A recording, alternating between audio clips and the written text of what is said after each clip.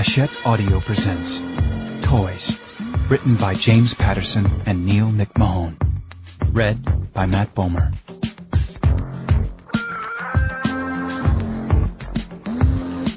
Dedication. For Kim, my partner in crimes of passion. N.M. Extinction. Many species have become extinct because of human destruction of their natural environments. Indeed, current rates of human-induced extinctions are estimated to be about 1,000 times greater than past natural rates of extinction, leading some scientists to call modern times the sixth mass extinction. Encyclopedia Britannica. Toy. A material object for children or others to play with, often an imitation of some familiar object. A plaything. Also, something contrived for amusement rather than for practical use. The Oxford English Dictionary. Prologue. 7-4 Day. I will not forget this moment for as long as I live, which, in truth, might not be that long anyway. I pop the ominous disc labeled 7-4 Day into the player and sit back on the dusty, threadbare couch in my parents' cluttered fallout shelter at our beloved lake house in the North Country. I figured that something titled 7-4 Day can't be good news. And it isn't. Wham! No slow reveal, no fade in. There are just bodies everywhere. Human beings are slumped in car seats, collapsed on sidewalks, lying on the floor in front of the counter at a once popular fast food restaurant called McDonald's. Next comes a classroom in which high school students and their teacher are just lying, pale and bloated, at their desks. A construction worker is dead in a cherry picker, and it is possible that his eyes have actually popped from his face. A postman is sprawled on a porch, the mail still held dutifully in his hands. A tow-headed girl is dead on her bicycle at the bottom of a roadside culvert, and this finally brings tears to my eyes. It's as if some master switch has been thrown, turning off their hearts and brains just as they went about their daily lives. Not everyone's dead, though. In one indelible scene, elevator doors are pried open and a screaming, traumatized businesswoman emerges. At least 7 corpses of business types are visible behind her. There is some hope, at least. A few hundred survivors are gathered at midfield in a baseball stadium, possibly in New Chicago. The camera pans around. Horrible. The pitcher is dead on the mound, his face buried in dust. There are uniformed bodies at the bases, in the outfield, in the dugouts. The stands are filled with 50,000 forever silent fans. I'm lightheaded and ill as I sit on my parents' couch and watch all this. I've been forgetting to breathe, actually. My skin is clammy and cold. Now I view a snapped-off flagpole displayed against an urban skyline. A skyline of blackened, broken, and smoking buildings. They're like teeth in a jawbone that somebody has pulled from a funeral pyre. I'm beginning to suspect that this footage must have been staged. But who could have made such a clever and horrifying film? How had they been able to pull off this hoax with such authenticity? And for what possible reason? Now there's street-level, hand-shot footage showing thousands of people coursing over bridges and along highways. They're carrying coolers, water bottles, blankets, small children, the infirm. There are furtive close-ups of military patrol vehicles at intervals along the way. Checkpoints. Tall, broad-shouldered government soldiers with mirror-faced helmets and automatic weapons attempt to bring order to this incomprehensible chaos. The film's final scenes are of earth-moving machines and the enormous trenches they've made. These trenches are as wide and deep as strip mines. Bulldozers are standing by to help refill them, their scoops loaded with the uncountable dead. The video ends and I sit in the dark, lost in shock, horror, and total confusion. Is it some sick joke? A staged Holocaust? Am I supposed to believe that some hideous plague has been hidden from history? When did it happen? Why have I never seen anything like it before? Why has no one ever seen or heard about this? There are no answers to my questions. How could there be?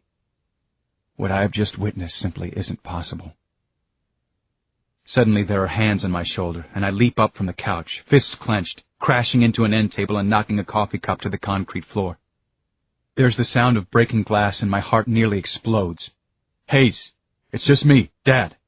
Hayes, it's me. Down, boy. Of course, it was just my father putting his hands on my shoulders, meaning to comfort me. Still, I can't quite give him a pass for this. It is his shelter, and his damned film, in his hands. What was that? I demand to know. Tell me. Please, explain it. That film, he says. That, Hayes, is the truth. That's what really happened on 7-4 day. They almost killed off the entire human race. What you learned in grade school, everything you read at university, is just a cruel hoax. Book 1. Fall from Grace. Chapter 1. 48 hours earlier, a mere 2 days before I watched the 7-4 day film at my parents' house. When I arrived at President Hughes Jacklin's inauguration party that night in the year 2061, I was flying high, happier and more self-satisfied than I had ever been. I couldn't have dreamed I would end up losing everything I cared about. My home, my job, my 2 darling daughters, Chloe and April, and my beautiful wife, Elizabeth, who was there by my side. In the catastrophic whirlwind of those next horrible days, it would seem as if my world had been turned upside down, and any part of my personality that wasn't securely bolted in place had fallen into the void. And what was left was what I guess you'd call the essential Hayes Baker. Well, if you brought the old me and the new me to a party, I guarantee nobody would accuse us of a family resemblance. Elizabeth and I arrived at the presidential estate at around 8:30, delivered in high style by our artificially intelligent Daimler SX 5500 limo. This wasn't our usual car, of course. A cheery, top-of-the-line I. Jeeves butler helped us out onto the resplendent, putting green short grass of the front lawn.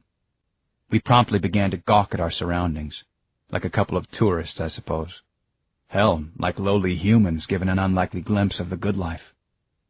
Even now I remember that the warm night air was sweet with the fragrance of thousands of roses, gardenias, and other genetically enhanced flowering plants in the president's gardens, all programmed to bloom tonight. What a botanical miracle it was, though a bit show-offy, I'd say. This is absolutely incredible, Hayes. Dazzling. Inspiring, Elizabeth gushed, her gorgeous eyes shining with excitement. We really do run the world, don't we? By we, Elizabeth wasn't talking about just herself and me. She was speaking of our broader identity as ruling elites, the upper echelon of civilized society for the past 2 decades. Most elites were attractive, of course, but Elizabeth, with her violet hair set off by ivory skin and an almost decadent silver silk gown, well, she sparkled like a diamond dropped into a pile of wood chips. You're going to knock 'em dead, Jinxie, I said, winking, as always. Flattery, she said, winking back, will get you everywhere. Jinxie was my favorite nickname for her. It stemmed from the fact that she'd come into this world on a Friday the 13th, but there wasn't a single thing unlucky about her, or our life together for that matter. I took her tastefully bejeweled hand in mine, inwardly thrilled that she was my wife. God, how I love this woman. How lucky I was to be with her, as husband, as father to our 2 daughters. Every head turned as we walked into the huge, high-ceilinged ballroom, and you'd have thought we were music or film stars from the bygone human era. But not everybody in the high society elite crowd was pleased to see Elizabeth and me. Well, hey, you can't make everyone happy.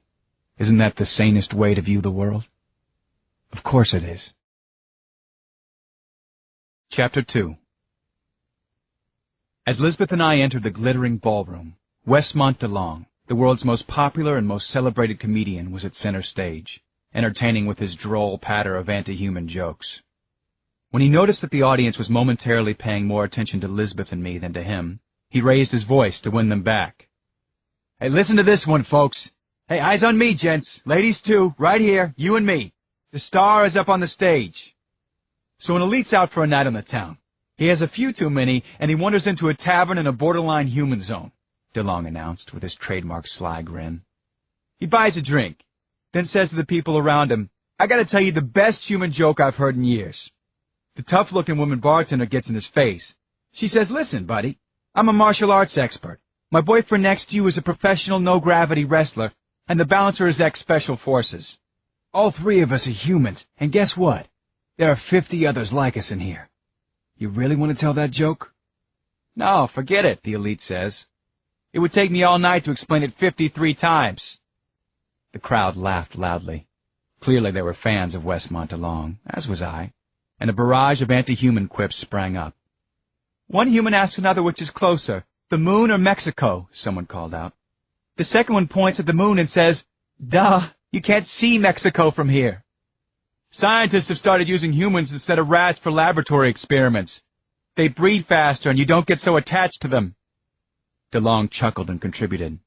Know what happens when humans don't pay their garbage bill? The company stops delivery. Come on, Hayes, your turn, said a voice behind me. Let's see that quick wit of yours in action. Dazzle us. The tall, athletic, and handsome man who'd spoken was none other than Jax Moore, the head of the Agency of Change where Lisbeth and I both worked. Moore was enjoying one of his trademark cigars, smokeless, odorless. Everyone around us went quiet and watched expectantly. Since the challenge came from our boss, I couldn't duck it, could I? So I smoothed the lapels in my tux, smiled, and told the best human joke that I could remember. Well, there's an office full of human workers. One human woman notices that her boss, who's also a woman, is leaving early just about every day, I said. So the worker decides she can get away with it too. That afternoon, she waits until the boss leaves, waits another 10 minutes, and then sneaks out herself. But when she gets home, she hears an awful commotion coming from her bedroom. She peeks in, and there's her boss in bed with her husband. I paused, just a beat. Pretty good timing, I was sure. She hurries back to work. Well, I'm not going to try that again, she tells her coworkers. I almost got caught. The room echoed with genuine laughter, and Westmont DeLong's face reddened. His double chin sagged as well. Lisbeth managed to look appropriately blasé, like she'd heard it all before, but she shot me a surreptitious wink that said, Way to go, Hayes. Not bad, Hayes, Moore said. Okay, if you can spare a minute or two away from the limelight, the president wants to see you both. The president? Lisbeth didn't look blasé at that news. Neither of us had ever met President Jacklin before. This was a huge honor, of course. We don't usually give interviews without an appointment, but we'll make an exception in this case, I said. I'm sure the president will be flattered, Jax Moore said wryly. And Hayes, no more jokes, not even human ones. Chapter 3. My, the president wants to meet us, Lisbeth whispered in my ear as we followed Jax Moore farther into the mansion. Of course he does, I said with a grin. Actually, Lisbeth and I were considered stars at that particular moment in time. We just returned from New Vegas, where we had saved countless lives while arresting a gang of moderately clever human bank robbers who had been terrorizing the West. Anyway, Jax Moore whisked us through 8-foot-tall carved oak doors that led to the mansion's private living area. Well-concealed scanners examined every pore of our bodies as we walked to the entrance of the president's Oval Office, which was modeled after the famous original in the now-sunken city of Washington, D.C. I was immediately reminded that humans had created some good things in the past, such as this fine neoclassic style of architecture. But they'd also severely ravaged the planet, hadn't they? A couple decades ago, the first generation of elites had barely managed to save it from total destruction. Washington, D.C. was one of many cities on the casualty list, along with most of the low-lying eastern seaboard, including New York City, Boston, and Philadelphia, all of which had been swallowed up long ago by the rising oceans. When we stepped into the Oval Office, President Hughes Jacklin was standing in front of a full-length mirror, fumbling with his cravat. At his side was his faithful bodyguard and supposed lover, a behemoth named Devlin. Seeing us, the president let the tie go and strode across the room to greet Lisbeth and me as if we were old friends. He was a hugely impressive man, classically educated, firm-jawed and broad-shouldered, and his thick, dark hair was just beginning to gray at the temples. "My dear, the sun is down and it's still as bright as day around you," he said to Lisbeth, kissing her perfect cheeks, one, then the other. Mr. President," Lisbeth stammered ever so slightly. "I'm speechless. Almost, anyway." "What you are is incredibly charming," countered the president. He turned to me and gave a firm handshake. "Hayes Baker, this is a great pleasure. You're beautiful, too. Look, I'm late for my own party. We'll have time to get better acquainted later. But I want you to know I've followed your careers at the agency closely, and I'm a big fan. That operation in Vegas was pure genius. Efficient and effective. Just what I like." "We're proud to help, Mr. President," Elizabeth said, actually blushing a little now. "Then would you help me out with this thing?" He flapped the loose ends of his cravat with good-humored exasperation. "I never could get the hang of it, or the significance of ties, damn them." "I could do that," said Devlin, but the president waved the bodybuilding bodyguard away. "Lisbeth," he said, exposing his throat to her, "let's see how you would garrote a world leader." Chapter 4. "It would be my pleasure, sir." Lisbeth laughed like an impressionable schoolgirl and took over. As her nimble fingers arranged the president's tie into an expert knot, he gave us a conspiratorial nod. Off to the side, Devlin was grimacing and fidgeting, and I hoped we hadn't made an enemy of the giant bodyguard. "I will tell you this much about my future plans," the president said. "My best people have developed a program to, well, let's just say, complete the work of making our world a safer, cleaner place with respect to the human strain. We'll be launching it soon. In days, actually." Lisbeth and I had heard rumors that a sweeping human containment initiative had been taking shape. It was hard not to be relieved. The foolhardy and dangerous humans had only themselves to blame. They had blown their chance to make the world a better place. It was undeniable that they had accomplished quite the opposite. "I'm counting on you both for important help with the launch of the human cleanup. Meantime, you're the best we have at holding the gross and undesirable elements in check. Please keep up the good work. Bigger, better things are coming for you two. For all elites, actually." He checked himself in the mirror. "Come to think of it, humans are responsible for ties." President Jacklin smiled. Then he said goodbye with effusive warmth. He was obviously an expert at it, perhaps aided by the prototype Cyrano 3000 implant he was rumored to have. I'd only read about the device, but what I knew was that it was surgically attached to a person's inner ear and could offer guidance through any social interaction. The amazing appliance had wireless access to a database of pre-tested social cues, pertinent information about whatever person you were talking to, and other useful facts, names, quotes, and quips that might fit a given situation. The irony? A human had also invented it. Jacksmore took my elbow, then Lisbeth's, and walked us back to the oak doors. He lit up another of his cigars and puffed contentedly. "Not a word about this. There can be no security leaks. Check with me first thing tomorrow," he said. "I have classified information we need to discuss. The president specifically asked for you two on the human problem. You're both beautiful," Moore closed, giving us an icy grin that could have frozen vegetables. I doubted he'd undergone a Cyrano 3000 implant, or even heard of it. After the doors closed, Lisbeth took my arm and said, "One of the best nights of our lives, don't you think?" She'd handled the president with perfect poise and charm, but she was also clearly starstruck after meeting the great man in person. To be honest, so was I. I just didn't let on. "Definitely in the top 100 or so," I teased her. "Really?" she said archly. "You'll have to remind me of the others, such as—" "How about the night when we met? Michigan Avenue, New Chicago?" She laughed. "Well, that might be in the top 100. "I guess I asked for that," I said as we exchanged a kiss that I'm sure caused a whistle or two in the president's security camera control room.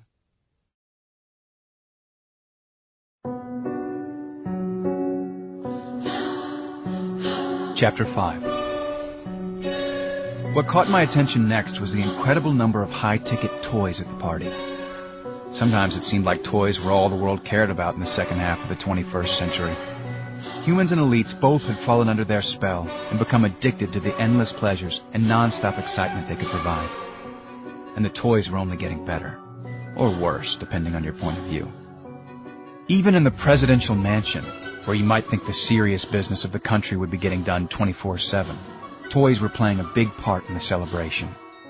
Wide-eyed, deep-pocketed guests were crowded around a display, where employees from Toys Corporation were giving demos of some of the choicier items in the forthcoming but thus far unreleased, catalog. As Lisbeth and I re-entered the ballroom, we were surrounded by a menagerie of cloned, genetically tamed animals. Birds of paradise, Galapagos tortoises, enormous butterflies, pygmy hippos. And then we almost got knocked over by a beautiful woman in a gold gown and matching high heels, who was laughing while riding on a thick-maned lion. "Oops, sorry," she said breathlessly as she raced by. Then she called over her shoulder to Lisbeth. "You've got to try this, Liz. You've never felt such muscles." "Now that's certainly not true," Lisbeth whispered as her hand delicately grazed my upper leg. "My beauty." Other women were draping defanged cobras and wondrously patterned tropical vipers around their necks like mink stoles, and one demented man showed off by thrusting his head into the jaws of a docile baby Tyrannosaurus rex. I almost wished the toy would take a bite. While Lisbeth admired the fauna, elite and otherwise, I stepped up to a bank of SimStims, the hugely popular and addictive simulators that offered a variety of different experiences, all so intensely real that it was illegal to sell SimStim machines to anyone with a heart condition. You could choose from any number of simulations. Have passionate sex with a movie or government star, for example, rock out on stage surrounded by a vast audience of screaming fans, or fight for your life in the heat of combat. I slipped on a mood helmet at one of the simulators and scanned the on-screen menu. The range of choices was staggering. Moorish harem, Eye of a Hurricane experience, pagan barbarities, tennis versus the pro, pig out, no calories, death experience, a final 60 seconds, visit your former lives. Movie buff that I am, I picked the general heading of Great Moments in Cinema. I barely glimpsed the words, "This program has been edited for your enhanced pleasure." And then I was there. Bogey in Casablanca. I gazed into the liquid blue eyes of Ingrid Bergman sitting across from me. Then I raised my whiskey glass to touch hers. "Here's looking at you, kid," I said, losing myself in her answering smile. Then the door of the noisy cafe burst open, and a toad-like little man ran in, looking around in panic. The great human character actor Peter Lorre had arrived. "Reek, you have to help me," he gasped in a heavy accent, thrusting a sheaf of papers at me. "Hide these." I strode to the piano as he rushed out the back door, and I had just managed to shove the papers under the lid when gunshots sounded in the street outside. Suddenly, jackbooted soldiers stormed in. My heart raced, and I felt myself instinctively backing away toward the bar. There was a Luger right there under the counter. This was amazing. I was living Bogey's part in the film masterpiece. And then, surprise of surprises. Chapter 6. I found myself staring at the menu screen, a little miffed at the next message. Presented by Toys Corporation, it blinked in stark black and white. "We hope you'll come back soon." Great, I sighed. Well, it did say Great Moments in Cinema, didn't it? Lisbeth was watching me with folded arms and raised eyebrows as I removed the mood helmet. "Have a good time?" she asked and started to grin mischievously. "A little short-lived," I said, wondering if any of the other programs were full-length. Maybe next time I'd get into something like a Viking raid, or maybe visit that Moorish harem. Actually, I was quite a student of human history. I never would have turned the government back over to them. But if one thing's true about the Homo sapiens, it's that they almost never let you down in the drama department. I mean, the scandals, the 3 world wars, the artistic movements, games, literature, films, and the music. I adored Mozart, but also Bob Dylan and Edith Piaf. I took Lisbeth's hand and we strolled back toward the center of the great hall. "Let's take a look at those dolls. I want to see if they're suitable for April and Chloe," she said. "They're absolutely begging for them, Hayes." "They have more than enough toys already," I said, but quickly relented. "All right, Jinx. I can't say no to them." Lisbeth pointed at a demonstration of the season's hottest new items, Jessica and Jacob dolls, beautiful miniature androids that looked and acted perfectly lifelike. Kids everywhere, including our own 2 daughters, were causing parents to line up around the block to purchase them at toy stores all over the country.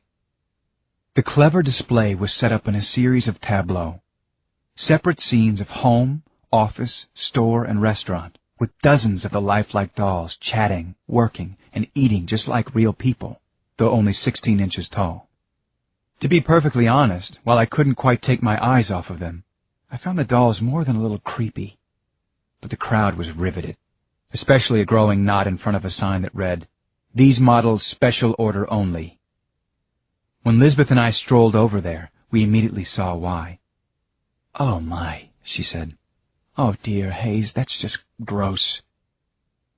Underneath the sign was a doll-sized bed, where Jake and Jessie and the Buff were thrashing around in primal delight. I mean, those two were really going at it. "I guess we can scratch the special orders off our list," Lisbeth said. "They really can do everything.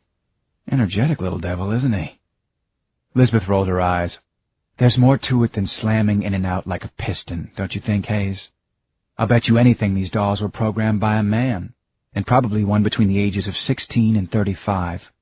They should let a woman redo the code if they really want them to sell." "Thinking about volunteering?" I said. Biocircuitry was Lisbeth's specialty. She was one of the foremost experts at the Agency of Change. "And what would you do differently, dear heart? Have all the Jacobs look like me?" Her lips brushed my ear. "That's not such a terrible idea, Hayes." "Say, I'm thinking this party has served its official purpose for us," she murmured. "What do you say we go home? Maybe play some games of our own." "Coming through," I said, taking her hand and leading her off the crowded floor.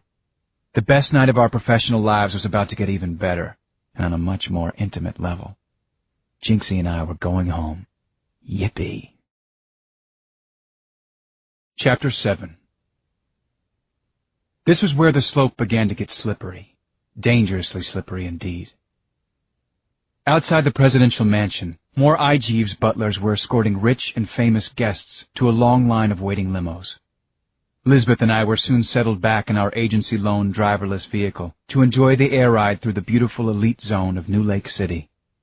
Glittering, 100-story buildings stretched out before us for miles, with impossibly fast-moving flying cars, trucks, and buses streaking between them. As Jinxie had said earlier, we really do run the world. In truth, we elites had saved the planet, so why not? Off toward the outskirts of the high-rises, you could see the dark gaps of the human slums. Sad stuff, even if you despised the humans. But maybe the president's plan would fix that once and for all. The humans had proved they couldn't be trusted under any circumstances. Lisbeth and I snuggled together like giddy teenagers inside the limo, whetting our appetites for later on. She kept making jokes about how beautiful I was. "I want you to try the new Rapture pill, Hayes. 2-minute orgasms."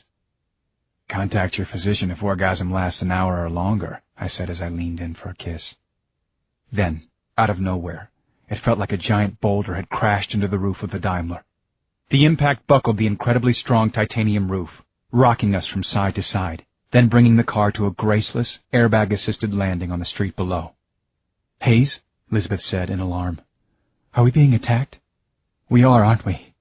How dare they? At first I could see nothing outside the smashed-open windows, but I definitely heard yelling and pounding feet. 5, 6, 7 people coming toward us, fast. Even as I ordered the limo to disengage our safety restraints, I could smell their foul body odor. Humans. Damn them. They must have crashed another vehicle on top of ours and forced us down, and they were now moving in for the kill. Robbery, of course. Possibly rape. For both of us. Like all elites, I thoroughly distrusted humans. They were terminally lazy and stupid, and their flesh reeked of the greasy food they gobbled. The popular elite term for them was skunks, although they were a bit more like hyenas, or wild dogs in terms of the lives they led. Violence, deceit, and opportunism ruled their petty days and nights, just as it had through most of history. Hell, they had even written books about it, from Horace and Homer to Thomas Friedman and Stieg Larsson. As agents of change, Lisbeth and I were dedicated to bringing fairness and justice to their barbaric ways and making them pay for their crimes. Enact this outrageous. Entering a restricted access area and actually attacking elites made these vandals candidates for the harshest penalty there was: slow death. I could see now that they were an ugly bunch, even for humans. Grim-faced and menacing, armed with knives and scalpel-sharp box cutters, plus a few old-fashioned handguns. My threat assessment sensors instantly ranked their strength from lowest to highest. 3 of them, I noted immediately, had biotech upgrades, enhanced musculature, joints, and reflexes. It wasn't commonplace, but it was possible through bioengineering to augment a human to nearly elite levels of power and conditioning. "Shall we?" I asked Lisbeth. Besides being a doctor of engineering and possessing a genius-level IQ, my beautiful wife was a deadly hand-to-hand fighter. Besides being a doctor of history, I was also. "I wish I'd worn sensible shoes," Lisbeth said, as she glanced at her party pumps and grimaced.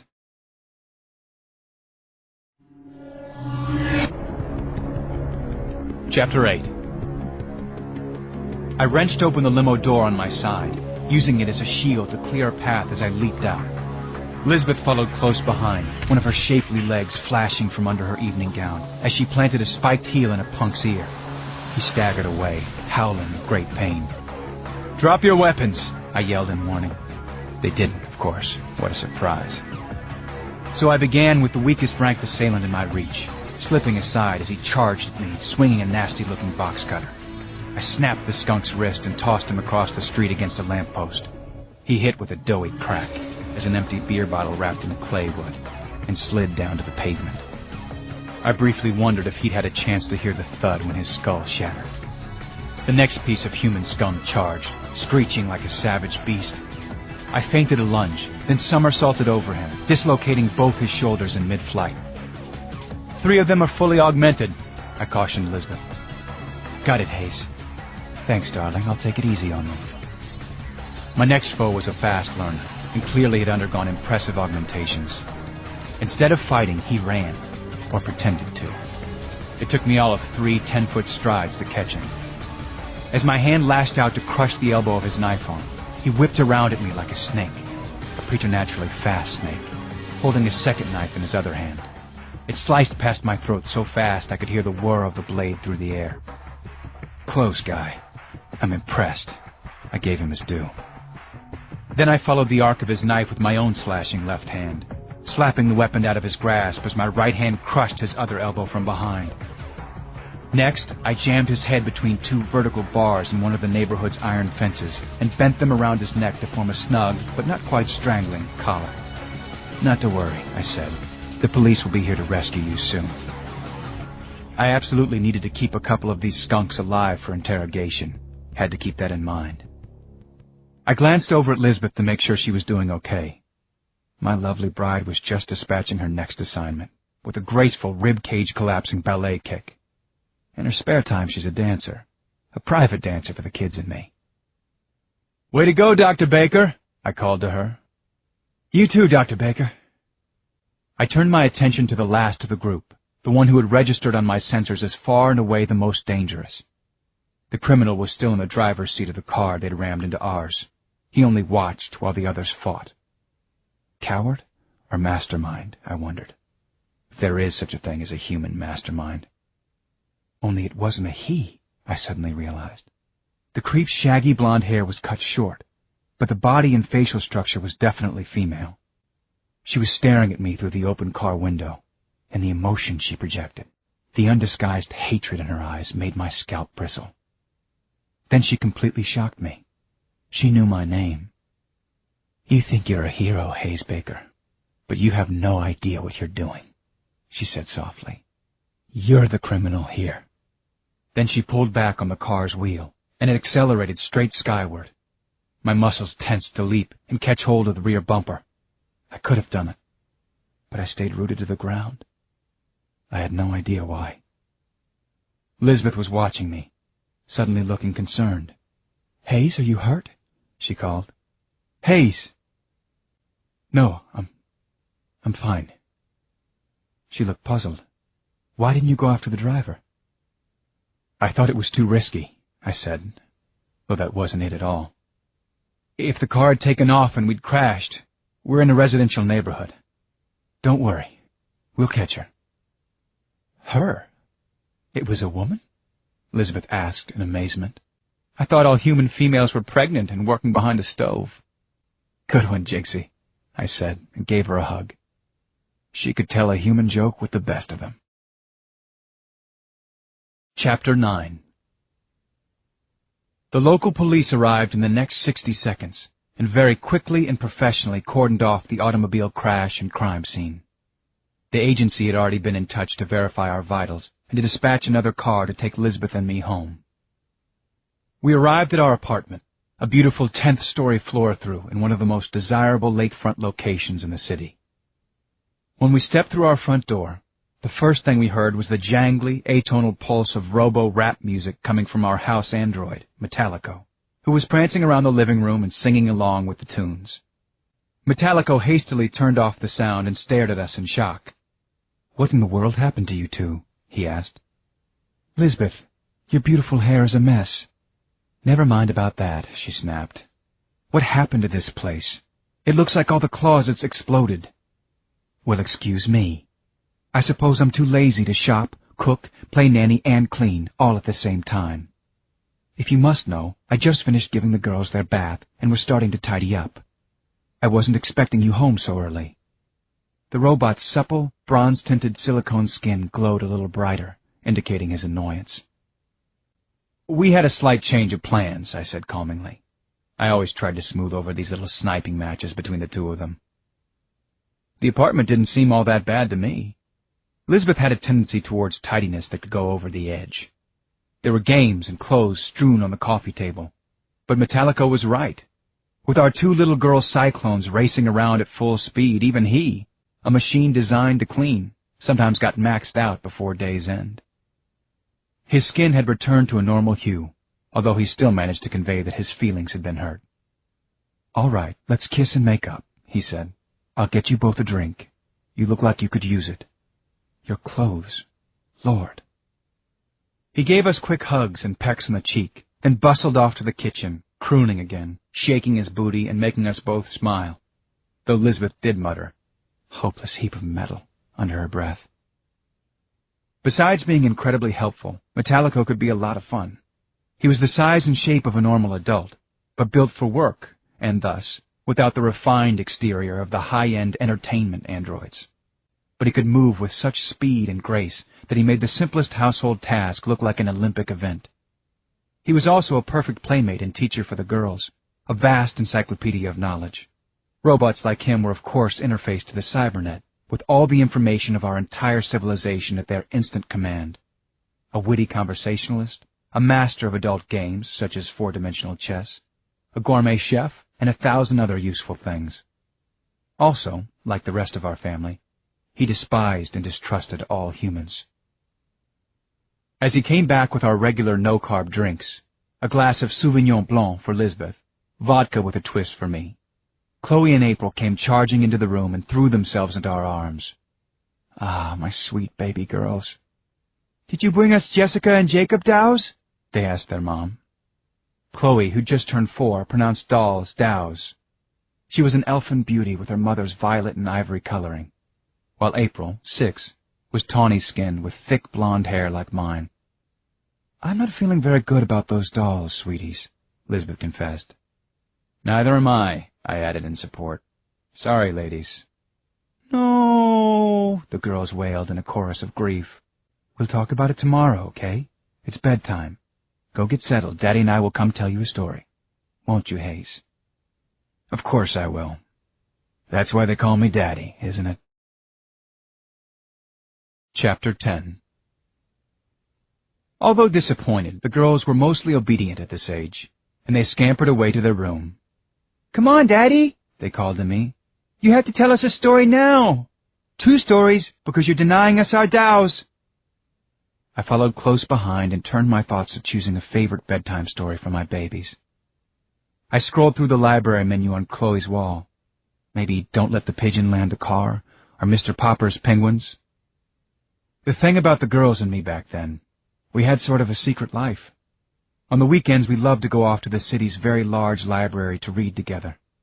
We listened to Mozart on earphones on the way there, then settled in to read Charles Dickens aloud. The point, if there has to be a point to everything, is that you can hate humans, but nobody should hate Mozart or Charles Dickens or J.K. Rowling. As I was reminiscing about our little secret times together, my earring phone chirped. 3 quick beeps signaled an agency emergency of some sort. "Damn," I muttered. "This can't be happening." "Daddy!" April said with a frown. "You just said a forbidden word." I wasn't supposed to curse. The caller turned out to be Owen McGill, my partner at the Agency of Change and a longtime friend, probably my best friend. Other than Lisbeth, that is. "Grab your boots, Hayes," McGill said. "There's been an ugly incident at the toys store in Barronville, a Tony elite suburb at the northern edge of New Lake City, about 20 miles away. They want you here right now. It's homicides, plural." Me? Now? I already had my ugly incident for the night. Lisbeth and I were attacked by skunks. Besides, I'm supposed to be off. "Sorry, buddy. Jax Moore specifically requested you. I want Hayes Baker on this. That's what he said." I exhaled. All right. I'm on my way." So much for reading bedtime stories, a romantic interlude with my wife, or even getting to taste my vodka with a twist of lemon. What a letdown. And what a shit night this was turning out to be. I hadn't even had time to take off my tux jacket before I was heading off to face, well, whatever was so important that Jax Moore had requested me at the crime scene. Homicides, plural. Chapter 11. Our apartment building's super-fast express elevator whisked me up to the rooftop garage, and I jumped into my own car. A teardrop-shaped sports pod just big enough to comfortably fit me and a passenger, although the touch of a button would extend it rearward, enabling it to carry as many as 4 others. As the hatch slid shut, the instrument panel lights blinked a message. "Ready when you are, Dr. Baker." "Toy store, Barronville, max speed," I said. Usually, I operated the vehicle myself, but right now I needed a break, even, as it would have to be in this case, a very short one. "Roger that, Dr. Baker," replied the interactive pilot's crisp voice. Suddenly, the sports pod shot straight upward, then forward, pressing me firmly back into the custom seats. These superlight pods were among the fastest models available, capable of doing 0 to 60 in 2 seconds flat, maneuvering in the air like a hummingbird, and cruising comfortably at 300 miles per hour, even on a surface road. "Airspace clearance is set. Estimated flight time, 4 minutes and 23 seconds, said a different voice, female, and as familiar as an old friend. "Would you care for a drink? Entertainment of any kind? Sensory stimulation?" This was Elle, the artificially intelligent attendant. I hadn't named the pilot. Our relationship was more businesslike, but Elle deserved a name. "How about some Bach?" I said. "Please, Elle. That would be terrific. Just what I need." "If I might make a suggestion, the Brandenburg number 6, Allegro, would just about fit our flight parameters." "Perfect." "Perhaps with a multi-sense track?" she said. "Something light, yes." Elle didn't have a full body, just a pair of slender robotic arms, but they functioned with a precise efficiency that could be spellbinding. She slipped the car's mood helmet onto my head, and I relaxed with the classical music. Another of the very good things that humans had given the world. How bizarre was that? Actually, to be fair, humans were still making a few worthwhile contributions to the world. We elites weren't numerous enough to fill every role in our society, so we had to concentrate on managing the vital ones. Government, medical, military, law enforcement, telecommunications, media. Consequently, well-trained and strictly supervised humans were still manning the orchestras, bands, and studio sessions that we required. Humans also had many necessary subservient roles, especially those involving cleaning and waste collection. But I believed it was elite technology that really took classical music to the next level. When the Brandenburg began, I wasn't just listening. I was experiencing with all my senses. Drifting along a pure, clear river, with the scent of lilacs in spring wafting through the air. Trees along the banks thrust their strong trunks up from the earth, while their branches reached like slender, red-tipped fingers to caress the sky. Rich, ripe fruit of all varieties hang within easy reach, and alluring nymph-like shapes frolic in the water around me, waving at me to come join them in their play. The exquisite concerto ended with its last, very memorable, drawn-out chord. "We're here, Dr. Baker," Elle said in the quietest whisper. "Toy store, Barronville." Damn. I could have used a little more Bach.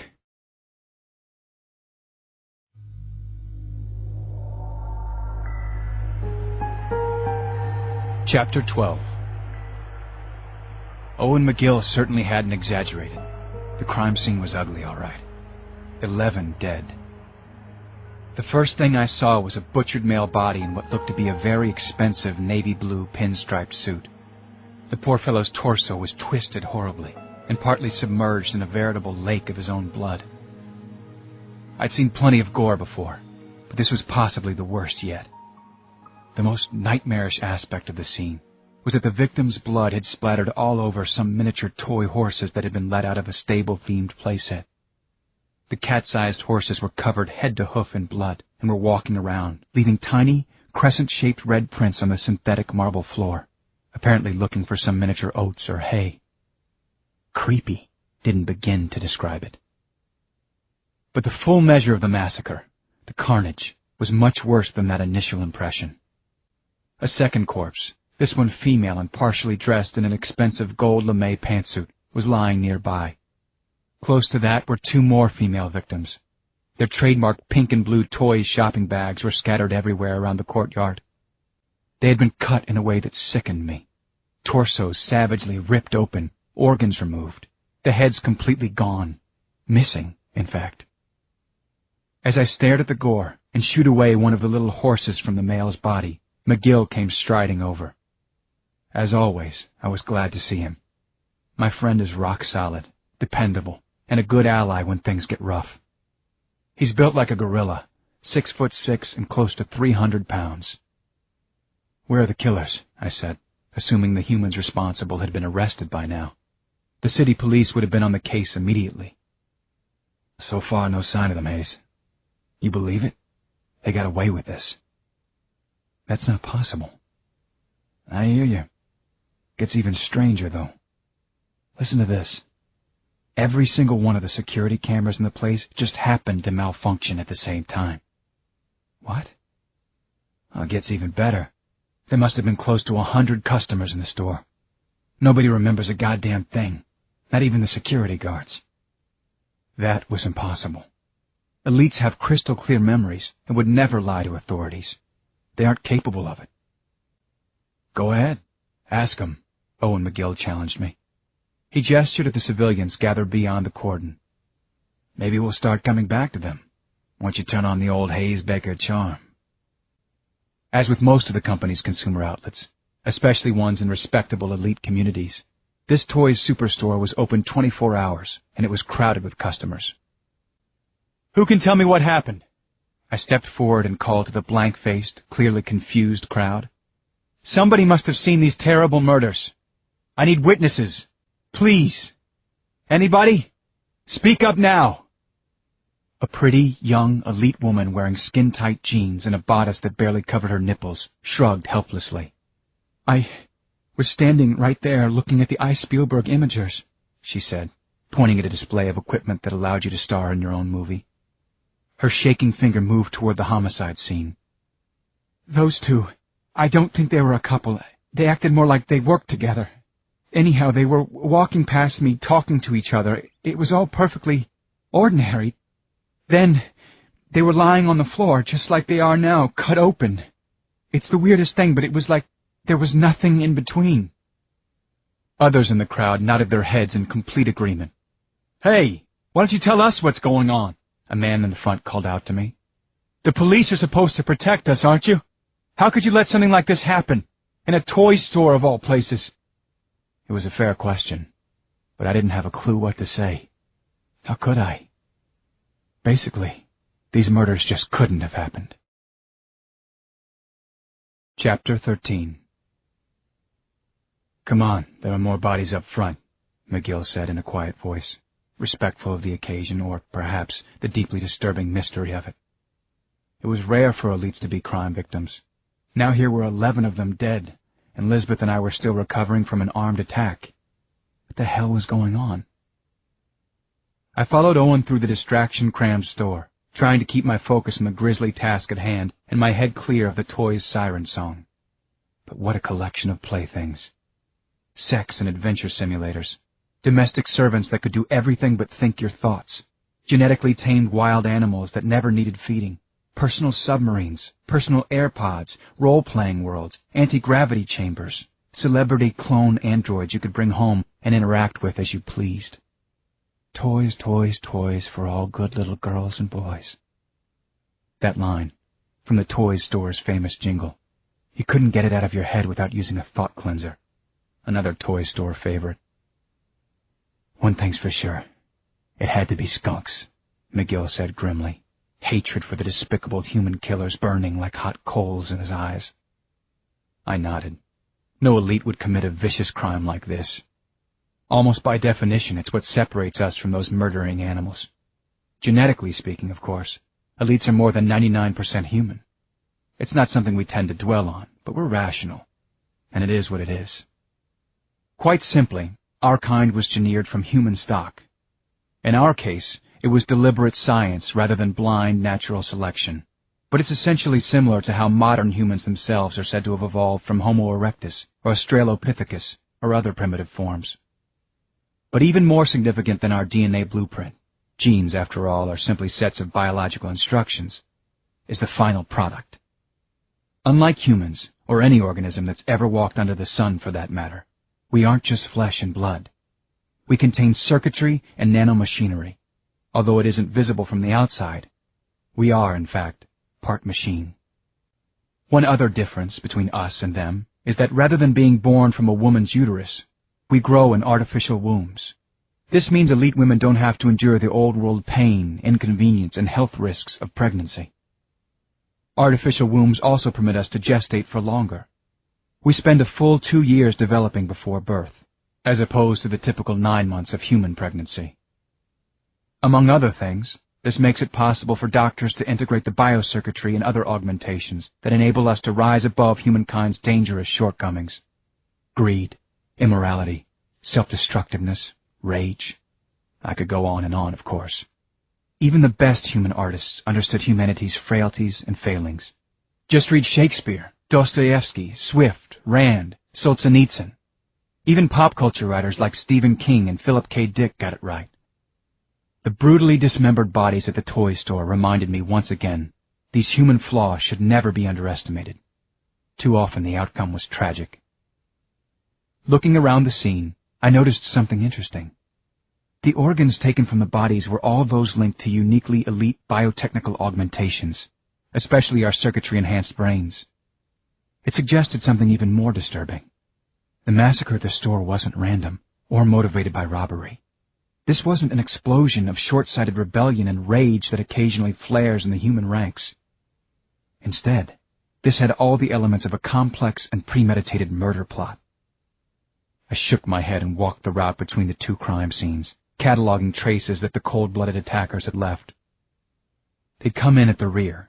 The blood of the first corpses I'd seen was more congealed than the others, and they'd moved fast to execute their daring plan.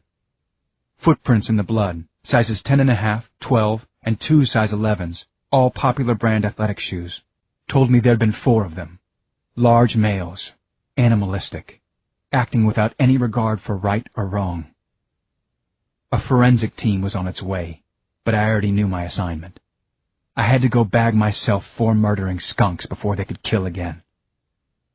The toys' premier items on display tonight were, of course, Jessica and Jacob dolls.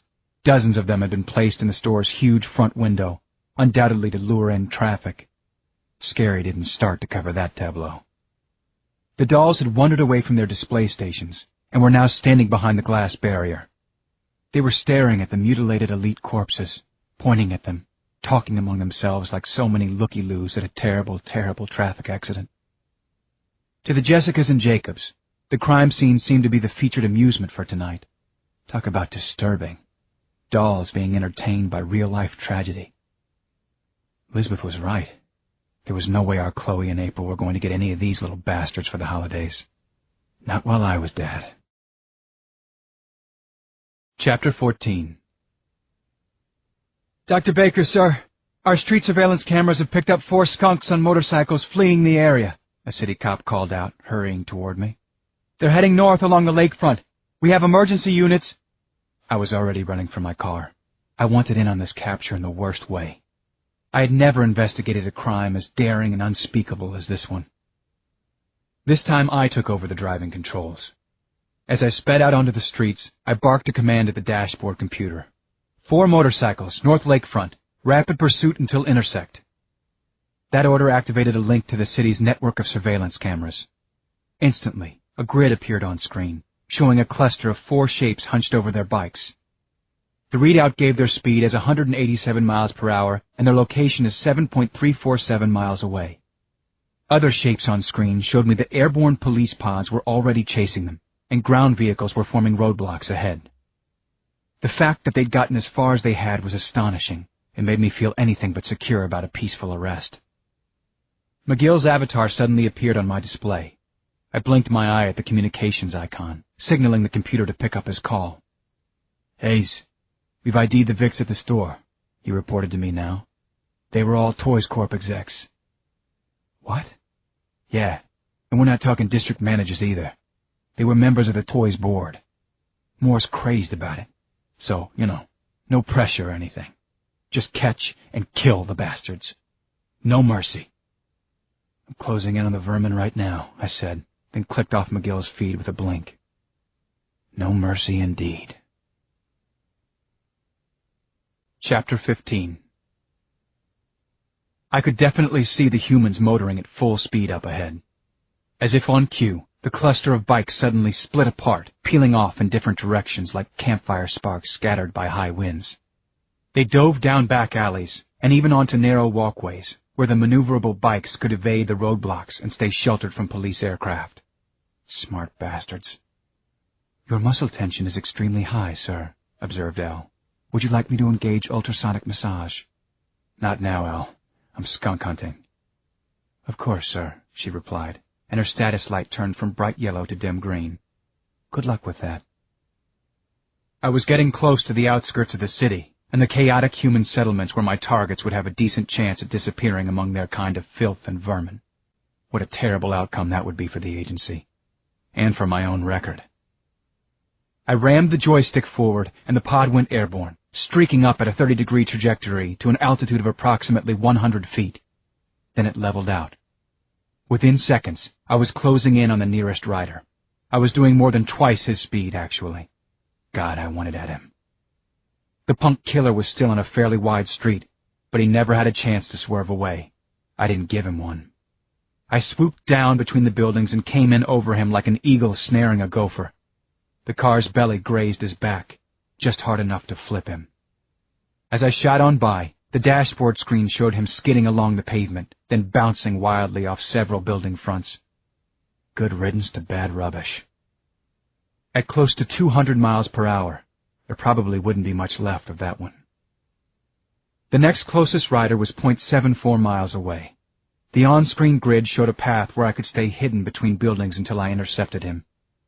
I dropped the sports pod back down onto the street and peeled out on a stretch of smooth concrete pavement.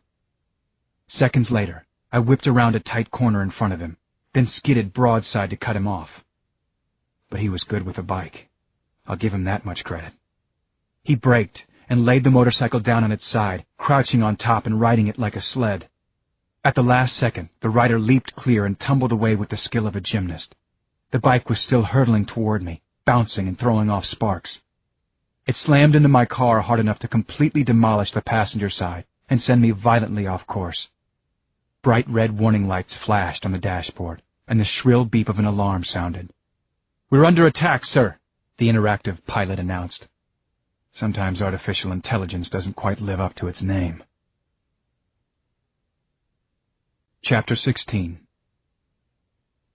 "No immediate danger to personnel on board," chirped the pilot computer as the pod righted itself and avoided what would have been a most unpleasant and possibly deadly impact with the front of a tinny-looking warehouse. "Damage to vehicle will not impair operation." "No problem, then," I muttered. I swung the pod around in a tight arc and zeroed in on the running human. With a touch, I sent off a heat-seeking tracer round from my front gun port. The skunk vanished in an explosion of red vapor. Sayonara, you pitiful sack of crap. I was going to have to show some restraint from here on, though. Just like before, I needed to take at least one of these killers alive to be interrogated at headquarters. That was my only mission now, to find out why 11 elites had been murdered and eviscerated. As I closed in behind the next target, he banked suddenly into a sharp right turn. In fact, he leaned the bike almost horizontally, then brought it back out and whipped it into a dark alley. This one was very good, a superior athlete and rider. The gap was too narrow for my car, but I had another idea. He wouldn't be breaking any motorbike speed limits on these narrow, twisty side streets after all. So I screeched to a halt. "Take over," I snapped to the pilot, popping open the hatch and vaulting out. "Be careful, Hayes," Elle called after me. How about that? She'd never used my first name before. Should that make me extra cautious? Was I in worse danger than I thought? Chapter 17. I hit the ground running, and I mean running very fast. I estimated the fleeing rider's distance at 37 yards, and his bike's speed at 41 miles per hour. I could more than match that on foot. The alley was an unlit black hole of warm, heavy stench that fouled my nostrils, but my night vision picked out every detail, right down to the sweat beading on the skunk's neck, just below his crimson and black helmet. Within 3 seconds, I'd reached my top foot speed of nearly 50. By now, I was using 10-yard strides. It was almost like flying, my feet barely touching down before I was gone again. I realized now that I was fully in the human slum as I stretched to dodge a pile of sludgy food scraps covered in maggots and a micro-syringe and bloody bandages from a hypermeth junkie. Then I whirled up in a horizontal twist, bounded off the side of a building, and barely cleared a row of overflowing dumpsters. These humans were absolutely disgusting. I almost screamed with the sheer, glorious power of the chase. My muscles tensed and sprang like flexing steel bands. The wind rushed past my ears and through my hair, and my teeth clenched in anticipation as I closed the gap on the fleeing killer, hopefully the gang's leader. A few more seconds and he'd be mine. My captive, mine to interrogate. Then, just as I leaped at him, the son of a bitch yanked his front wheel completely off the ground and bounced up onto a stack of rotting containers. What in hell? He used the containers like a springboard to hop over the waist-high wall of an old-style parking garage. I sailed on past, landed with both heels digging in, spun around, and dove back into the garage after him. It was so low-ceilinged and full of pilasters and parked vehicles that my own agility was impaired. I couldn't jump, only run in a crouch over the car tops. Thump, thump, thump, thump, thump. He'd started pulling away from me again, racing furiously up the circling ramp. By the time I got to the ramp myself, he'd already reached the 3rd level. He would find himself trapped on the roof, 10 stories up. But what if a getaway pod was waiting for him there? This was some impressive skunk. I flew past the ramp, back outside to a corner of the garage, and used every ounce of my strength to spring up 20 feet or so and grab a 3rd-story ledge. Then I swung my feet up under me and leaped another 2 levels, bounding along the sheer concrete face like a jungle spider chasing an ant. No human could do that, and not many elites either. But I wanted this killer badly. He kept on climbing, and he couldn't see me. Probably thought I'd given up. We got to the roof at nearly the same instant. Big surprise, my smelly friend. Just me and you and the twinkling stars up here. This time there was no low ceiling to slow me down. The bike burst into sight up the ramp, moving so fast it actually left the floor in a long, arcing jump. I caught the bastard at its midpoint, slamming into the rider like a cannonball. We landed, twisting and skidding, with my forearm locked around his throat so tight it cracked apart the chin guard of his helmet. But damn if this bastard didn't manage to hang on to the throttle and keep going, racing straight for the outer ledge. I clung to his back, choking him and wrestling to dump the bike and flip it over, to flip him. My weight tipped us some and started a sliding broadside, but the wheels hit a parking curb and we flipped almost straight up into the air. We were still going so fast, the momentum shot us right out over the ledge. Then we were plunging downward, 10 stories to the pavement below. There, in all probability, we would both die. Chapter 18. The next few seconds were the longest of my life. I was truly flying, twisting and turning in blissful weightlessness, helpless yet absolutely free. But a harsh, hate-filled noise interrupted the thought, pushing it away and sucking me back to. The motorcycle rider was trying to twist himself around so that he could land on top of me. Maybe I'd absorb enough impact for him to survive the fall. Not going to happen, I would have yelled, if there'd been enough time to form the words. But I did hook my leg tightly behind his. Then I threw my shoulders back and away from him, causing our tangled bodies to shift in the ever louder, whistling, now screaming, air. For those few seconds, I had been watching the pavement below. Now I saw everything at once. Bricks, glass, the side of a building blurring like the view out a train window as it plunges into a tunnel. The stinging air was pulling, ripping at my hair, my clothes, my lips, my eyelids. And then, the murderer's skunk hit the ground first. I smashed into his body like a pile of lumber, landing on a sack of rotten fruit. And then, nothing at all. Short circuit. Death? I had no idea.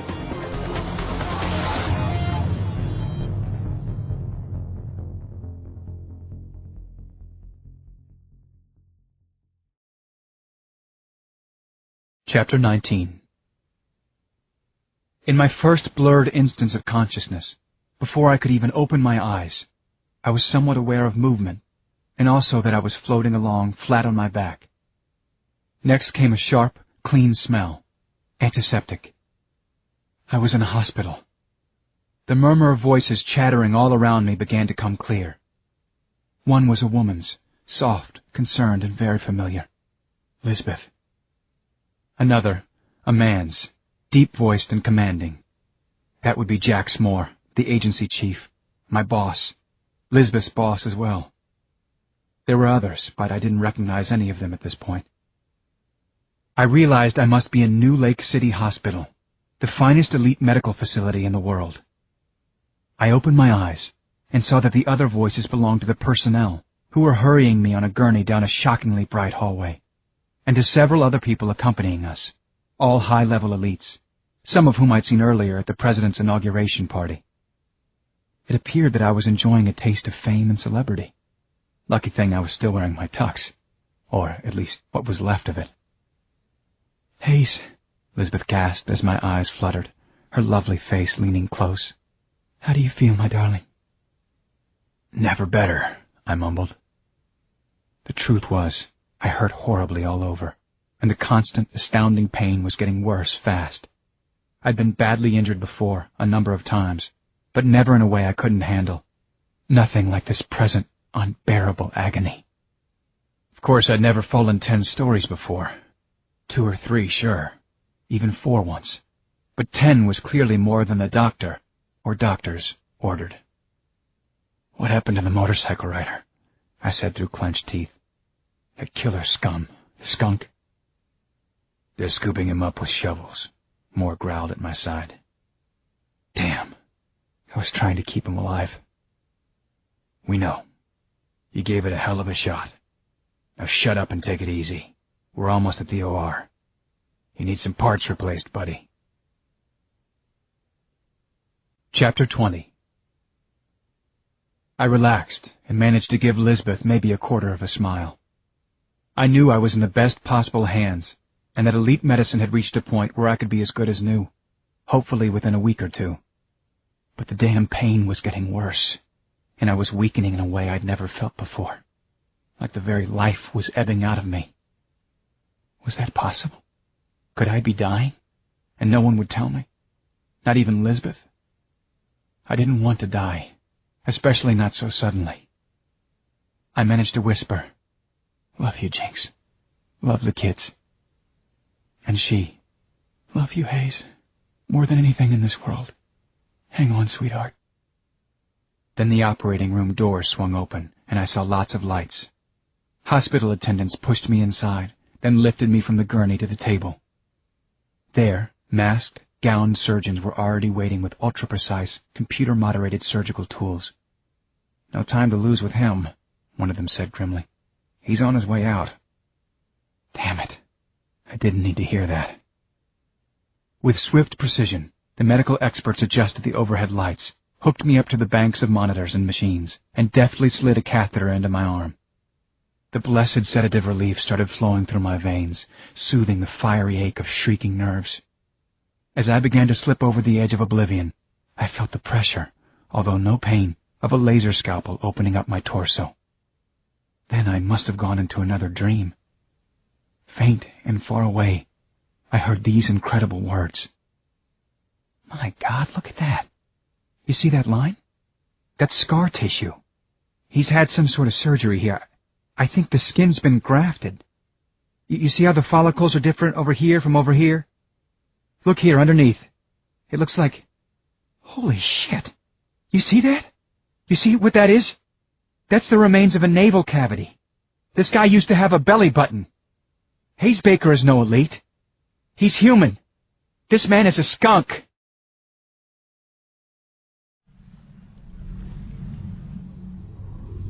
Book 2. The Secret Life of Skunks. Chapter 21. I was being chased by commandos and trained wildcats. If the cats got to me first, I'd be torn to pieces.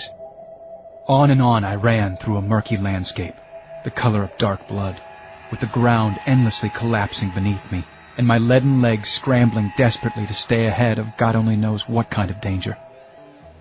The strength I had always depended on was gone. I was weak, helpless, someone who didn't matter anymore, someone who couldn't fight back. Shadowy terrors clutched at me, and everywhere I turned, hateful faces loomed close, screeching those awful words I imagined I'd heard. He's human. The worst thing by far was the terrible shame of the words. This man is a skunk. I could feel the wildcats now, so close, and hear the sound they made, like a high-pitched drill. Chapter 22. I had no idea how long my horrible fugue state lasted, but I finally woke soaked in my own sweat. I must have been thrashing terribly because the bedding was twisted around me like restraints. Then I realized it wasn't bedding at all. It was restraints. I was being held captive for some insane reason that I couldn't comprehend. Did someone think I might harm myself? Why would I do that? Faces above me blurred in and out, from dream to reality, until they solidified, glaring down. Not wildcats. One was my partner, Owen McGill, and the other my boss, Jax Moore. Except there was no mistaking them for old friends now. For the first time, I noticed how cold-eyed and thin-lipped Jax Moore's handsome face was, and how McGill's macho, chiseled jaw could have a brutal, almost mechanical look to it. Elites could certainly appear that way, more machine than man. Well, well, our traitorous skunk's awake, Moore said, wrinkling his nose as if I were awful he'd accidentally stepped in. How are you feeling, Hayes? We haven't given you anything for the pain. Why should we? McGill glowered with outright hatred. When I think of how I fucking trusted you all these years, the deceit you showed is astonishing. He leaned close, and then Owen McGill spat in my face. That ended any remaining hope that I might still be dreaming. The sentiment hurt and the spit shamed, but it also pissed me off, big time. What the hell are you saying? I yelled, struggling to break free. Have you both gone crazy? There's nobody crazy here, Moore said grimly. Just two honest cops, and a dirty traitor who will soon be facing the slow death. I'll say it again, are you crazy? I'm the best agent you've ever had. How could I be human? How could that possibly make sense to either of you? Somebody's tricked us. This is a setup. I don't know who you're working with, skunk, but we're going to find out in a hurry. You sick bastard. Lisbeth! I raised my voice suddenly. Where was she? Were they holding her too? What have you done with my wife? And my girls? Moore very coolly replied. Lisbeth and the poor girls are in a safe place. She fainted in my arms when she found out the truth. Then she went home and tried to scrub her skin off because she had touched you. And your daughters? They'll have to go to a new school to try and escape the stigma and shame. Didn't you ever think about what this would do to them? What kind of monster are you? Moore stared coldly at me while his words sank in. My wife, my beloved partner in life. She was going along with this? And what would happen to April and Chloe? I didn't want them hurt by vicious accusations against me, no matter how ridiculous and untrue. I don't know how you managed to pull this extensive masquerade off, Baker, but we're going to find out, Moore continued his rant. The doctors want to watch you one more night to make sure you're strong enough for a full interrogation. Then you're coming with us. And believe me, you're going to tell us everything you ever did, from the minute you were born. Having said that, Moore lit up one of his famous cigars, his victory cigars. And if you make it through the interrogation, you can guess what's coming next, McGill sneered. A very slow death. It could take years. That's when McGill reared back and punched me hard in the face. The sudden pain made me feel like my skull had been split. That'll have to do for now, he growled. There's plenty more where that came from. Trust me on it. I can't wait to break every bone in your body, skunk. They turned and stalked out of the room, leaving me rigid with horror, my face aching. I'd seen humans interrogated by elite experts, reduced to lumps of screaming, gibbering flesh. But that was nothing compared to what McGill promised would come next. Slow death. A fatal interrogation technique first used by humans during their brutal terrorist wars, and later perfected by elites. I heard Jacksmore bark at some subordinate agents out in the hall. No mistakes. Keep a close eye on him. He may be human, but he's a slick, dangerous son of a bitch. Remember, he's had augmentations. Probably why he was able to fool us for so long. My head was pounding with so many questions. I had to be an elite. No human could do the things I could. Augmentations couldn't possibly cover it. I mean, if humans could be made to perform like top elites, then why had it never happened before? Even the way my body was healing, didn't that prove something? I was sore, incredibly sore, even in places I hadn't known existed. But everything worked, including my adrenal glands. I felt like a river gone wild with spring rains. But I shoved all that to the back of my brain. The only thing that mattered right now was getting out of here. But how could I? The agency believed I was a traitor. I tested the restraints. A metal-enforced jacket bound my upper body and held my arms tightly across my chest. Shackles pinned my wrists and ankles to the bed frame. They were too strong, even for me. The world's strongest human, right? Right. Chapter 23. This was the finest hospital in the world, and long ago I had learned this axiom from my mother and father. Greatest strength is also greatest weakness. How could I work with that? There had to be a way out of this. But what was it? What could I do now? Greatest strength is greatest weakness, I repeated over and over in my head. Late that night, the highly sensitive cardio monitor near my bed let out a sudden bleep. The steady rhythmic line on the screen jumped along with the sound. A second later it bleeped again, then started into a rapid-fire alarm pattern, while the line leaped in erratic peaks. A guard stepped into the room, his face hard and wary, not a shred of sympathy. "What's going on here?" he barked. "My heart," I gasped. "Racing like crazy, won't stop.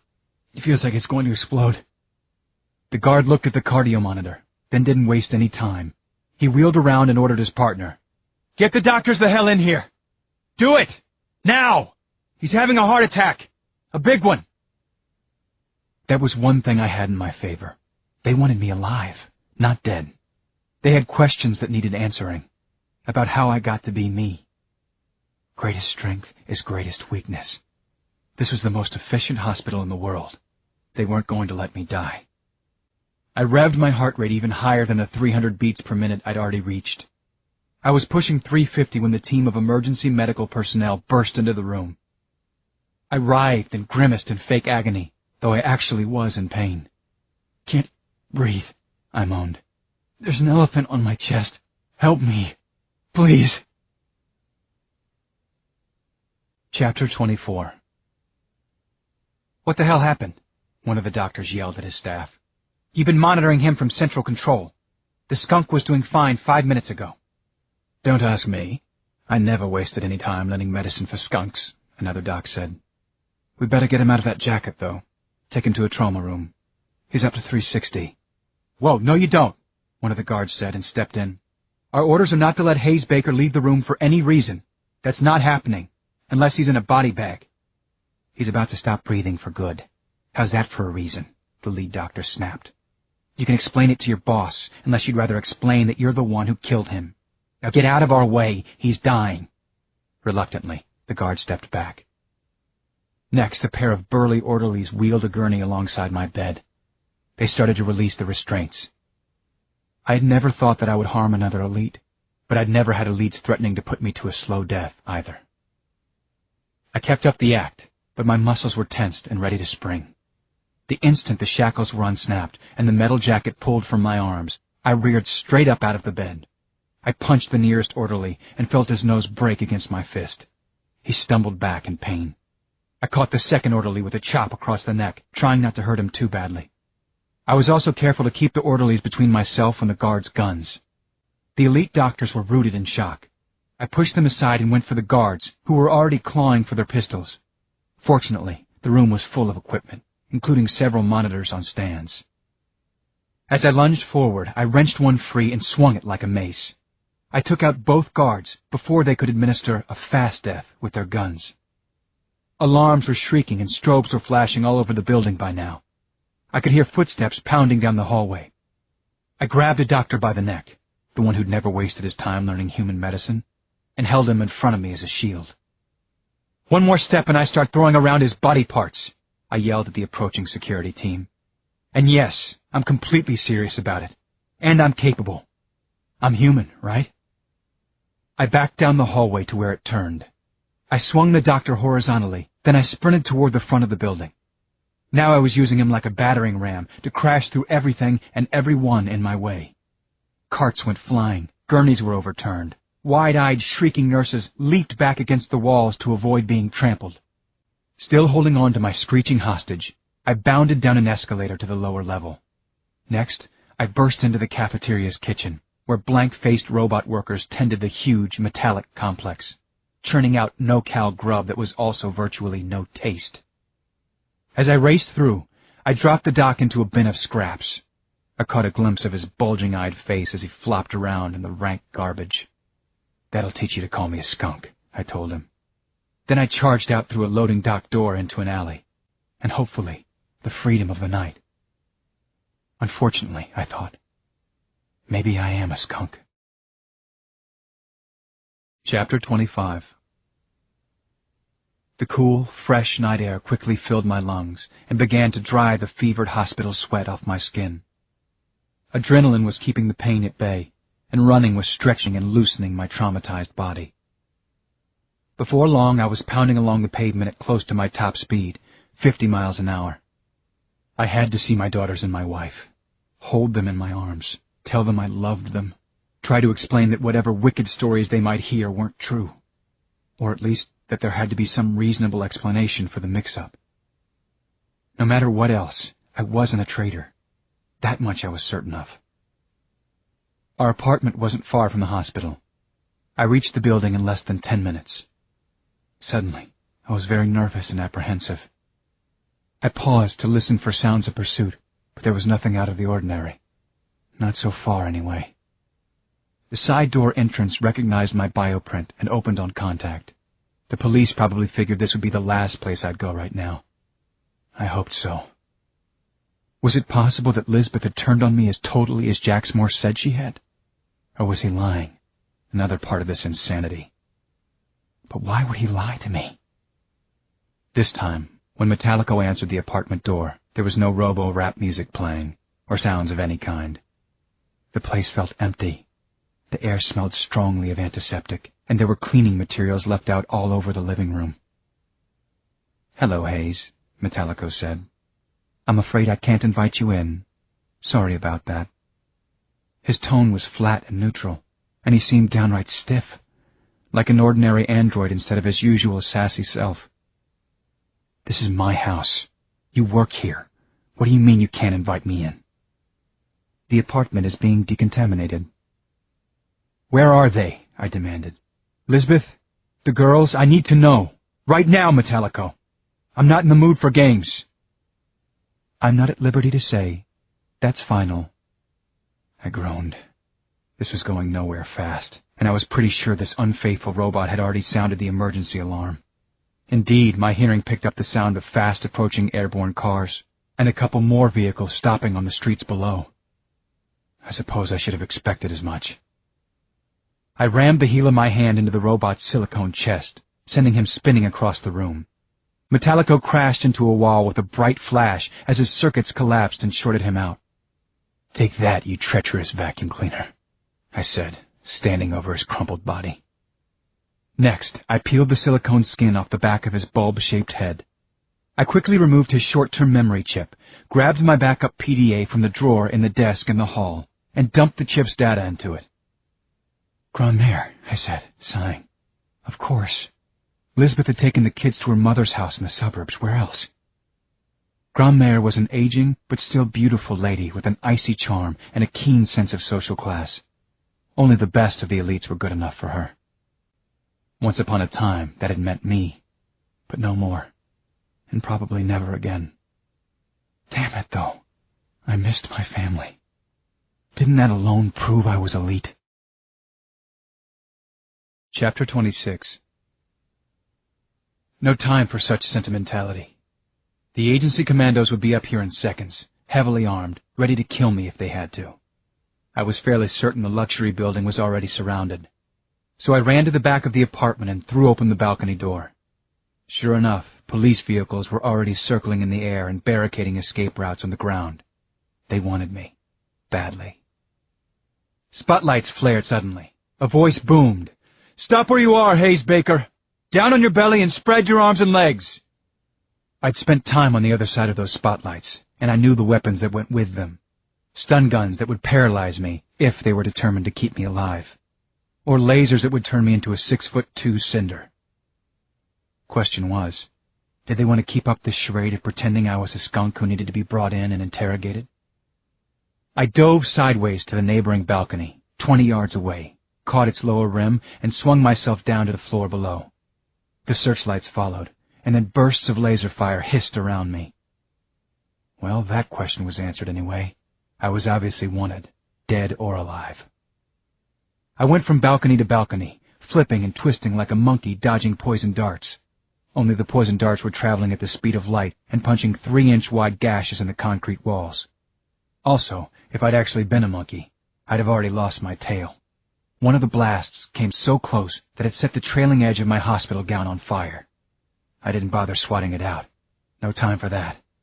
Instead, I plunged headfirst toward the dark, roiling surface of the lake below. A blitz of searchlights and laser flashes followed me, but I somehow sliced into the cold water. One good thing to be said for a 110-foot dive from a high-rise into a North American lake in the early summer. The freezing cold water quickly takes your attention away from the sting of slamming into the lake's surface.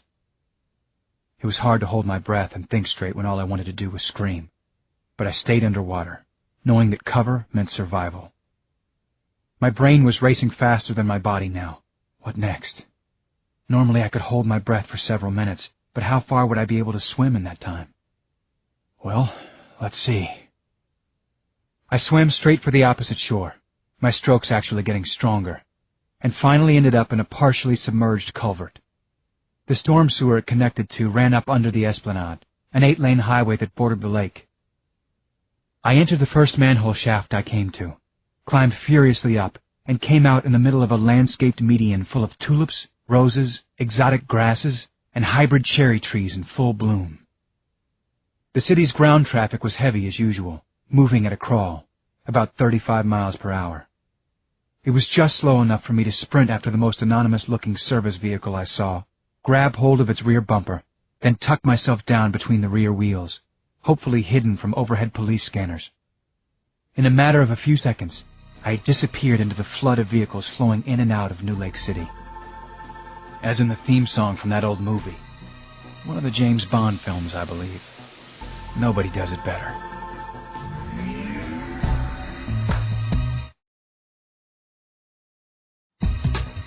Chapter 27. Still playing the superhero in my head. It just might help me survive. I jumped off the service vehicle as it slowed for its destination. a distribution center on the edges of an infamous human slum on the south side of town. I smelled the humans before I actually saw one. No wonder they were called skunks. Humans aren't the most fashion-savvy creatures on the planet, but even so, I figured I would stand out in my singed hospital gown. To avoid attracting too much attention, I stayed in alleyways and shadows, scouting for food, shelter, and yes, clothes to replace the Johnny. It was a depressingly poor and bombed-out area of town, and there weren't a lot of inviting spaces around. Mostly it was a long row of metal-sided buildings, shuttered loading docks, and gritty, litter-strewed sidewalks. I'd gone maybe a half-mile in the direction of what looked to be a human neighborhood, when I rounded a corner and saw a group of jeering betas, named so by elite sociologists because they behaved like lawless young male wolves, living lives of opportunistic violence on the edge of the pack. The dangerous human thugs were armed with knives and clubs, and were clearly not on their way to help out at an area soup kitchen. They'd surrounded a girl. She couldn't have been much more than 16 years old, and she looked very pregnant. As they shoved her back and forth, her pale, tattered skirt billowed up around her waist. She was screaming at the top of her voice, "No, my baby!" It was against my agency training to put myself at risk for a human, but the girl was clearly in trouble. I had to help her if I possibly could. But could I? "Nice dress, man," said the lead beta as I approached the punks. His friends stopped molesting the girl long enough to size me up and then pull a couple of knives from their belts. "See anything you like?" I offered up a human-style wisecrack. "Maybe I do." "Watch it, pretty boy," said the leader, a bull-shouldered hulk with a scarred face and a broken nose. "Aren't you going to ask me to dance?" I said. "We'll dance with you, all right, till you're bleeding out of places you've never bleeded before." "Sounds like fun," I told him. "Will it hurt? I like pain." His buddies had stepped away from the terrified girl and were gathering around me now. The girl took off running down a nearby alleyway. Not even so much as a thank you. "Yeah," the lead trog went on, clearly pleased with himself. "Why don't we do some slam dancing? We stand in a circle like this, and you get slammed." "Or," I said, not to be outdone in my knowledge of retro-human dances, "we could break dance. You know, you try to lay a hand on me, and I break your ugly heads." His grin widened and then disappeared into an expression of stone-cold seriousness. "Kill him, boys. Rip him up." It so happened that I was already having a very bad day and had some serious aggression to work out. In fact, the hardest part would be checking my fury so that I didn't overdo it and end up coming out of this fight without any usable clothes from this rat pack. Of course, usable is a relative term. After I'd won the street fight in under a minute and stripped a couple of the skunks' semi-conscious bodies, I almost decided to stick with my hospital gown. Their pants, boots, shirts, and jackets smelled that bad. At first, I was convinced the clothes achieved what I wanted. They made me look and smell just like another beta. But as I buckled up my pants, I realized somebody wasn't entirely buying the costume. Footsteps were coming up behind me, lickety-split. Now what? I took a breath and got ready for another fight. It was just the young girl, though, and she was very pregnant indeed. Poor thing. Chapter 28. Normally I despised sentimentality, except when it came to Lisbeth and my girls. But I found that I couldn't help myself. Maybe my own recent circumstances were teaching me some compassion. I certainly hope not. The girl's teeth were broken and decayed, and her skin pockmarked by some childhood disease, probably treatable at the time. Sad to say, but hospitals and other medical care for the humans were substandard at best. It was a policy I didn't approve of, but the president had never asked my opinion on the subject. "Can't but believe you got 'em all," she stammered, with the slangy inflection of so many humans in these slums. "How'd you do it?" "Just dumb luck, I suppose. But I'm sure there are others lurking around. You should go someplace safe. Don't depend on me, girl." She laughed, exposing several more infected teeth. "Safe? In Beta Town? You're not from around here, are you?" "Yeah, I guess you could say that." "Come with me," she said. Going to storm hard soon. I got a place. She was right about the weather. The sultry air was thickening and held the promise of rain, and this was the time of year that flash floods were common. I was bone-tired, too.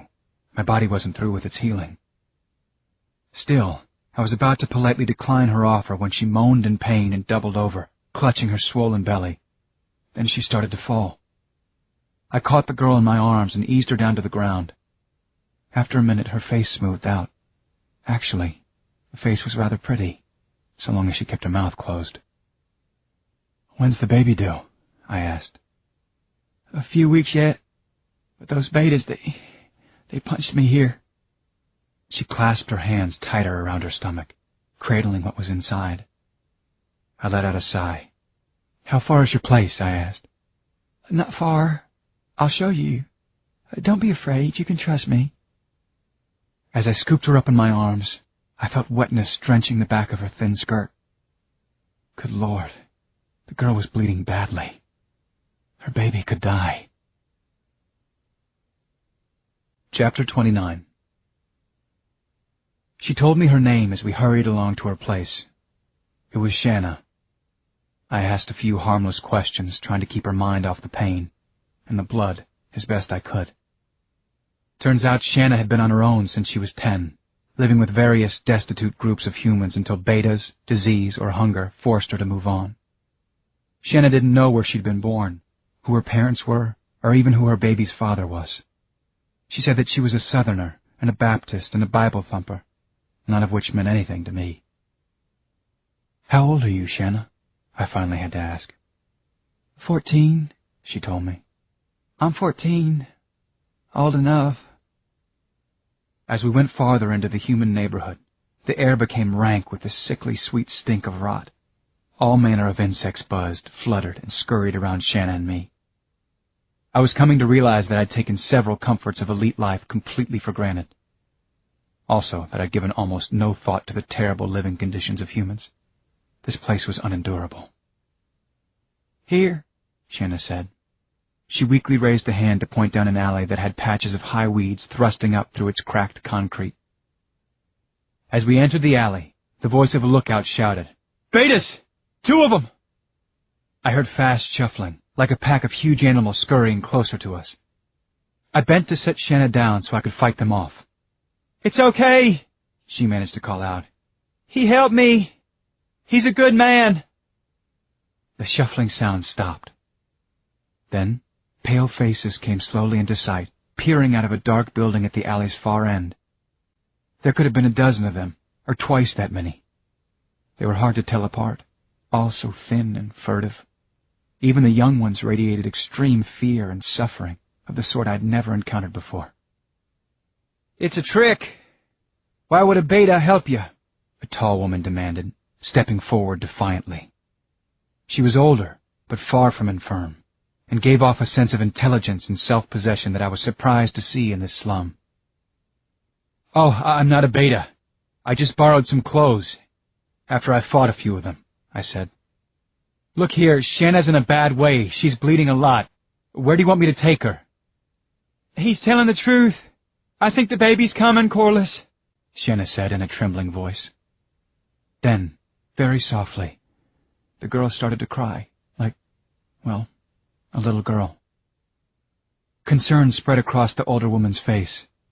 "This way," she said, and led us quickly into a small room in a run-down warehouse. There was a mattress of rags on the floor and a table covered with rancid food scraps. Human photographs were pinned on the walls.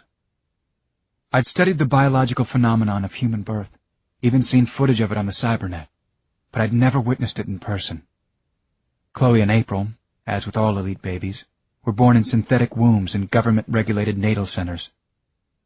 The difference was one of the most fundamental between humans and elites, or so I believed at the time.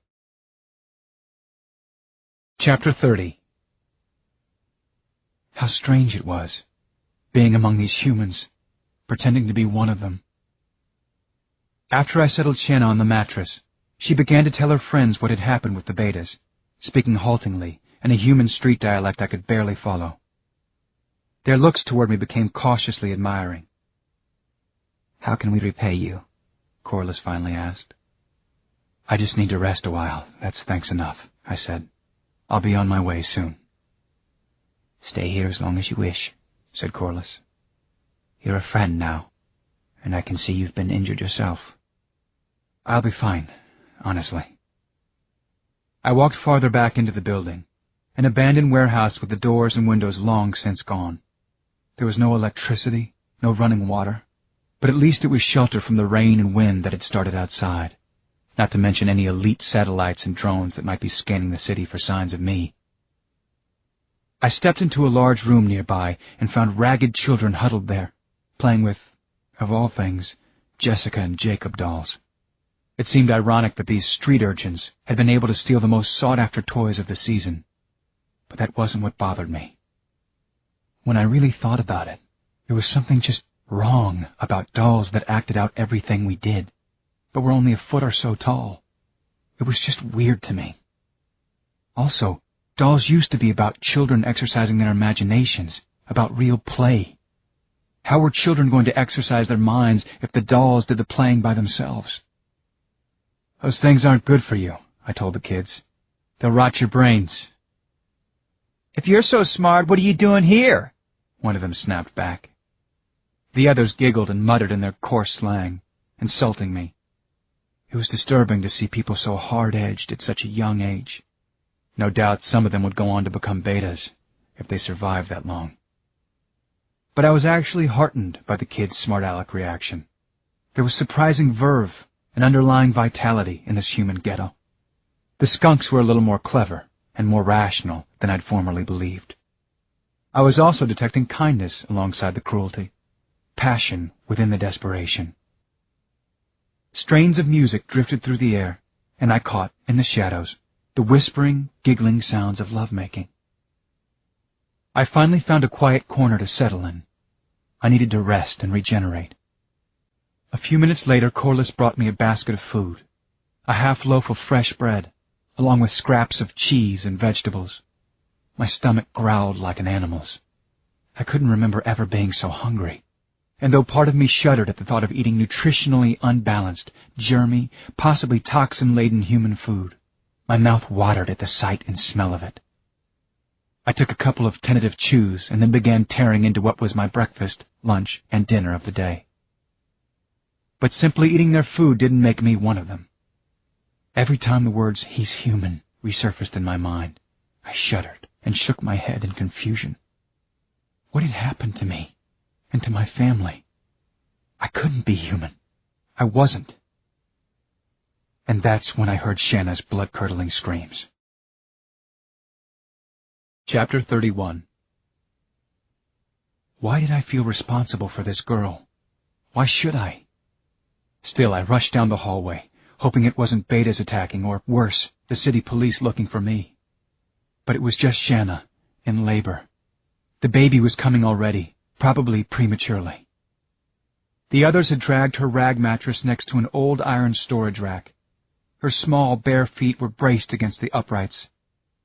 Some delivery room. Filthy, no proper instruments, no drugs to ease the girl's pain. Corliss, looking nervous and worried, was kneeling between Shanna's thighs. Good. We need someone strong, Corliss said as she saw me enter the room. Hold her hands. Then she added, Do you have a name? It's Hayes, I said. All right, Hayes. Hold this poor girl down. Hold her good. She's in for a world of pain. So I crouched behind Shanna's head and took hold of her. The girl's fingers tightened around my wrists, her nails digging in, drawing blood. And then she began to scream again, and to curse Corliss, then me, and finally, life itself. Corliss patiently soothed and coaxed the girl. You have to push like a madwoman, hun, she kept saying. I know how bad it hurts, but you have to push so hard. Come on. Push hard, dear. It'll be over soon, I promise. Push. You're lying. You're all liars. Assholes. On and on like that. Finally, though, the human baby's head started to appear. This was unbelievable to me. It almost seemed like a miracle. Push, Corliss urged. The baby's crowning. Push. You're almost there, I promise you, Shanna. I'm not lying this time. The girl's screams and grunts continued, until quite suddenly, a little boy, slick with blood, slipped out into Corliss's waiting hands. Corliss raised and examined the infant carefully, even lovingly. He was small, but seemed perfectly formed as he kicked his tiny feet and started to wail. Except for the blood and the umbilical cord running into his belly, he looked just like April and Chloe had when Lisbeth and I had first seen them, fresh from the incubator. Tiny, perfect, heart-stopping. I let go of Shanna's wrists and stood up. I was sweating, rattled worse than I'd ever been in the line of duty. My God, that was something. Helping in a human birth. I got another unexpected jolt when Corliss brought the baby's belly up close to her face and bit off the umbilical cord. Smiling, Corliss settled the tiny tyke on Shanna's breasts and kissed the new mom's forehead. "Congratulations, darling," she said. "You did so well. You were brave, and you were strong." There was no reason for me to stay any longer, and I started toward the room's exit. "Please stay," Shanna said. "You saved me. You saved the baby." I was startled, not just by her words, but by the intense feelings that rose up in me. I'd never cared about humans, far from it. But now it struck me that maybe I'd never considered their plight fairly. Why hadn't it seemed possible that there was more to them than what the cybernets said? Why had I been content to study and enjoy their colorful history, literature, art, their music especially, but dismiss humans themselves as self-destructive animals? Shanna's imploring eyes brought me back to the moment. "Look, I have to keep moving," I said. But I hesitated, realizing that I was about to make an insane promise. "I'll come back. I want to see your baby again." She nodded slowly, and so did Corliss. Then I did something truly amazing. I reached down and touched the baby's soft cheek. His eyes were still closed, but his little mouth smiled at me. "I have to go now," I said, "but thank you for letting me be part of this." Chapter 32. I'd finally figured out something useful. I knew what I had to do now and where I had to go if I wanted to solve the mystery that had suddenly become my life. It was so obvious. "I want to buy your car," I said. The man I was speaking to, a mid-level elite just about to climb into his sporty Mazda ZX740 AirPod, looked stunned. I probably could have broached the subject more subtly, but I was in a hurry. I was a man with a plan now. "Huh?" said the man. "I don't want to sell you my car." "Yes, you do. Now come on, I'm in a real bind here. Name your price." He glanced around quickly, a grasp of the situation slowly creeping across his face. After walking to the edge of the human slums where Shanna lived, I had hopped on public transit and ridden to a commuter suburb of the city, a place with resplendent green lawns, backyard wave pools, choreographed fountains, gold-plated driveway gates, and cozy commercial centers with boutiques, spas, high-end jewelers, and cafes that sold cups of organic coffee that cost more than the average human salary. A place, in short, where crime was almost unheard of. But the bottom line was that it was 6 o'clock in the morning, it was drizzling, there was not another soul in sight, and this poor guy was facing someone who looked like a human thug, and who was possibly crazy or high on wire. "I'm not selling you my car. You should leave this neighborhood. Now," he finally said. We were standing outside the only 24-hour establishment in the area, a convenience store. "Listen," I said, talking fast enough to keep him off balance. "This is the all-environments model, right? Works on-road, off-road, airborne, can safely dive to 1,000 meters underwater, gull-wing doors, ultrasonic massage seats, THX 6.3 holographic surround sound. What's the sticker price? Like $320? Tell you what, I don't have time to haggle." I rummaged in the pockets of the pants I'd taken off the Beta and came up with $7 and some change. "But I'm a little short of cash right now, so I guess I'll have to borrow some money from you, too." His mouth opened in complete disbelief, but then his face took on a cynical smirk. "This is some kind of joke, right? It has to be a joke. I stepped forward, gripped his lapels with one hand, and lifted him off his feet. No joke, I said. I'm sorry about this, but I need your car. My life depends on it. Chapter 33. I got in the ZX and quickly overrode the vehicle identification circuits and security beacons so that the car's computer wouldn't recognize me as an unauthorized driver. Sorry about this, I called to the poor guy outside. I will pay you back eventually. This really is life or death for me. The ZX took off in a streak while I settled back in the driver's seat. It flew like a dream and had all sorts of features I hadn't used before, like Level 2 priority traffic access, which let me cut right through the city's elaborate air traffic control patterns by steering me to the shortest routes available to non-emergency or police vehicles. A total elite VIP perk. I stopped at a high-end toy store along the way and came out wearing new clothes. Black jeans, a fitted t-shirt, a leather jacket, wraparound shades to hide my face. I had also downloaded some tattoo art at the Toys Corp iTattoo booth. Like many elites, I went in for tattoo zone implants as a teen. One on the back of my neck, another on my right forearm. I can activate either to become visible or fade back to skin tone at a moment's notice. I also purchased an ultrasonic shaver and a tube of Elite Man follicle activation cream. One quick application, and you could instantly grow yourself a fashionable hint of stubble. Back in the car, I shaved my head, right to the scalp, and quickly gave myself a 5 o'clock shadow on the chin and cheeks. Then I activated the new tattoo art, a fist-sized tarantula on my forearm, a Harley-Davidson logo on the back of my neck. Now I looked nothing like the old Hayes Baker. I was just another of the wealthy, weekend warrior civilians you'd expect to see in the Barronville toy store, where 11 executives had recently been murdered. That was where I was headed now. I'd made up my mind. I needed one more look at the crime scene where my life had begun to be shattered. I needed to know why my life had been blown to pieces. There had to be clues I'd overlooked. Also, why had Jax Moore insisted on calling me there, even though it was well outside my area of operations? What had happened to make the in-store witnesses forget everything they'd seen? Hopefully I'd learn something soon, because there was the toy store, less than 100 yards straight ahead. The place where everything had gone all wrong for me, and for my family. Chapter 34. That last thought reminded me of the girls, and suddenly I had another idea, probably my most constructive one so far. Chloe and April both carried phones to school, and maybe, just maybe, I could talk to them now. I dialed Chloe's number first, then I couldn't believe it when I actually heard her voice come on the line. Thank God it was her. "This is Chloe Baker," she said. An odd first line, but it was definitely my baby. "This is your daddy." "Hello, Chloe Baker," I said. "Daddy, what happened to you? Mommy said you're in trouble.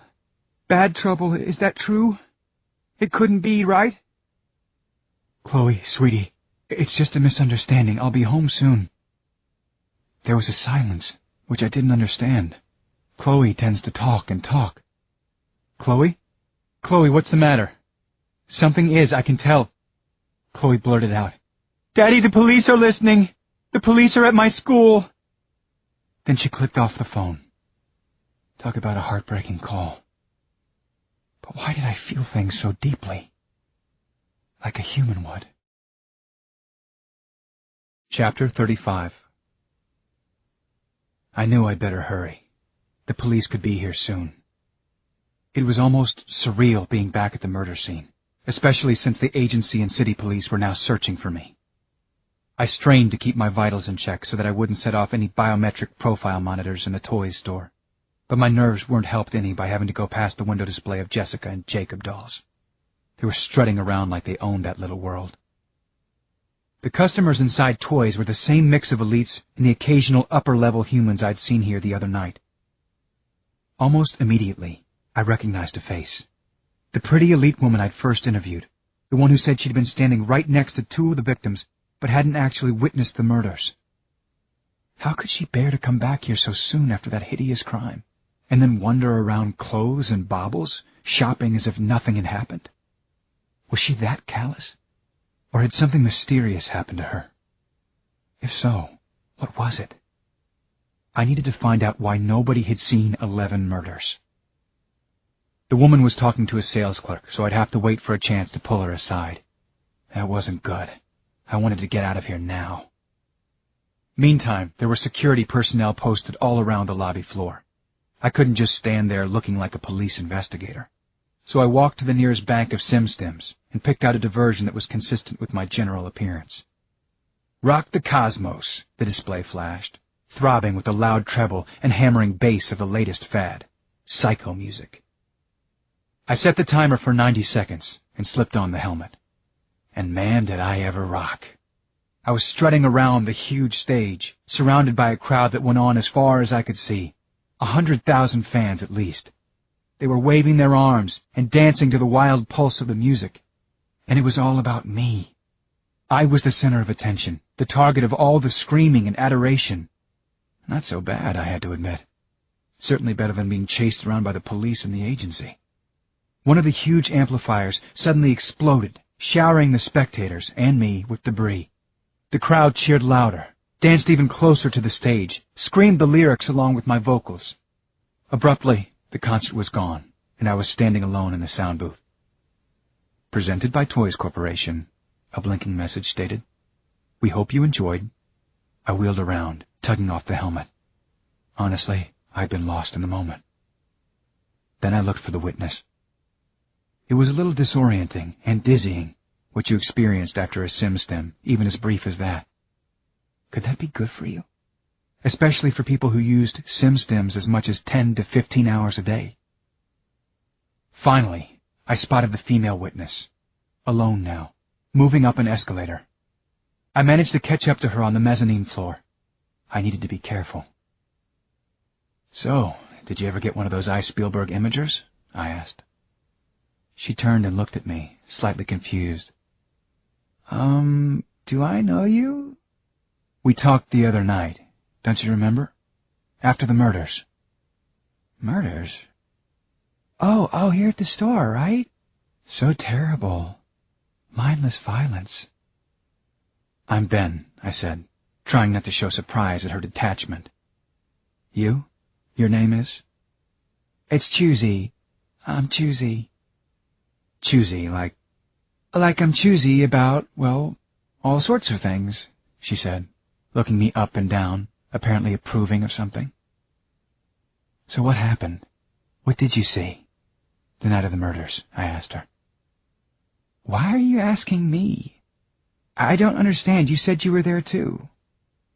"I know. That's the really strange part. I'm having trouble remembering any of it myself."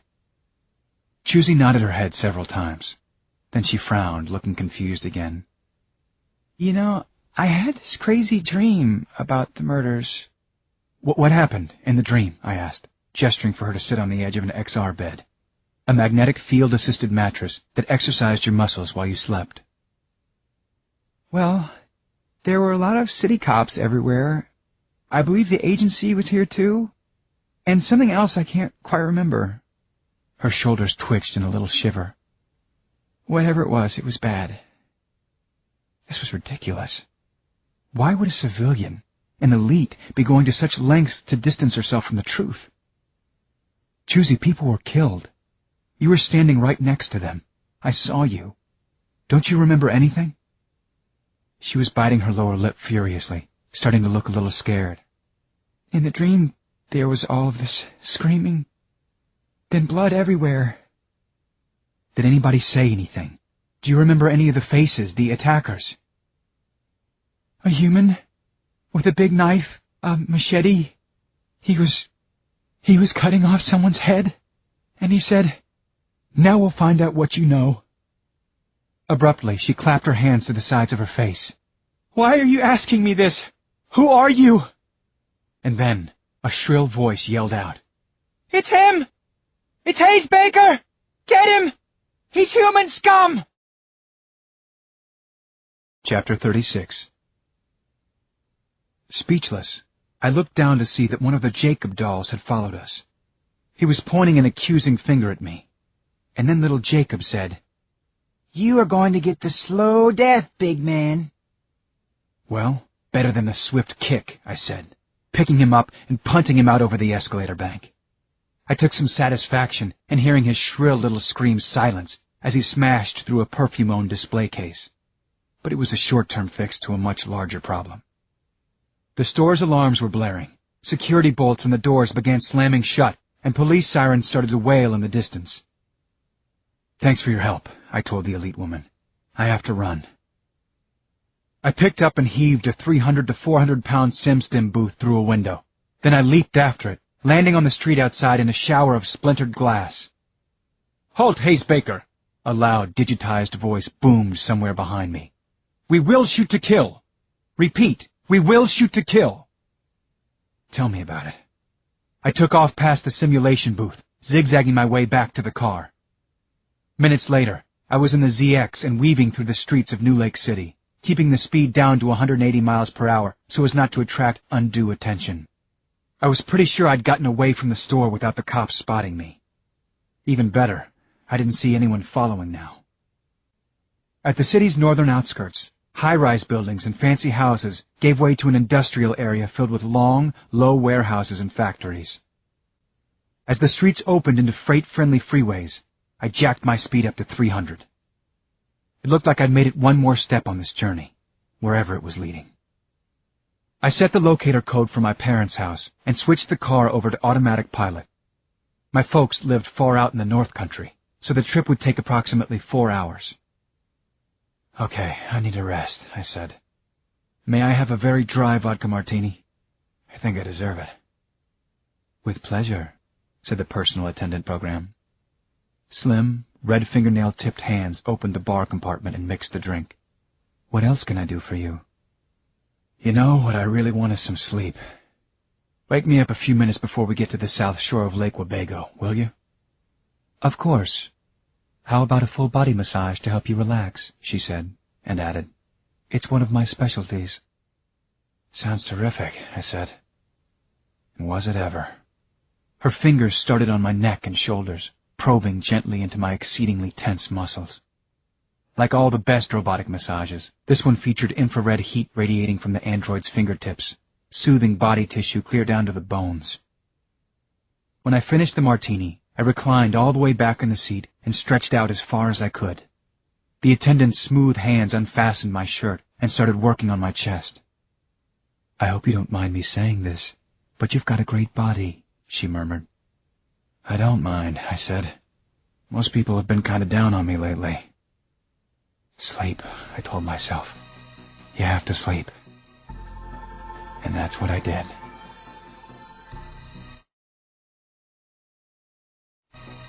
Chapter 37.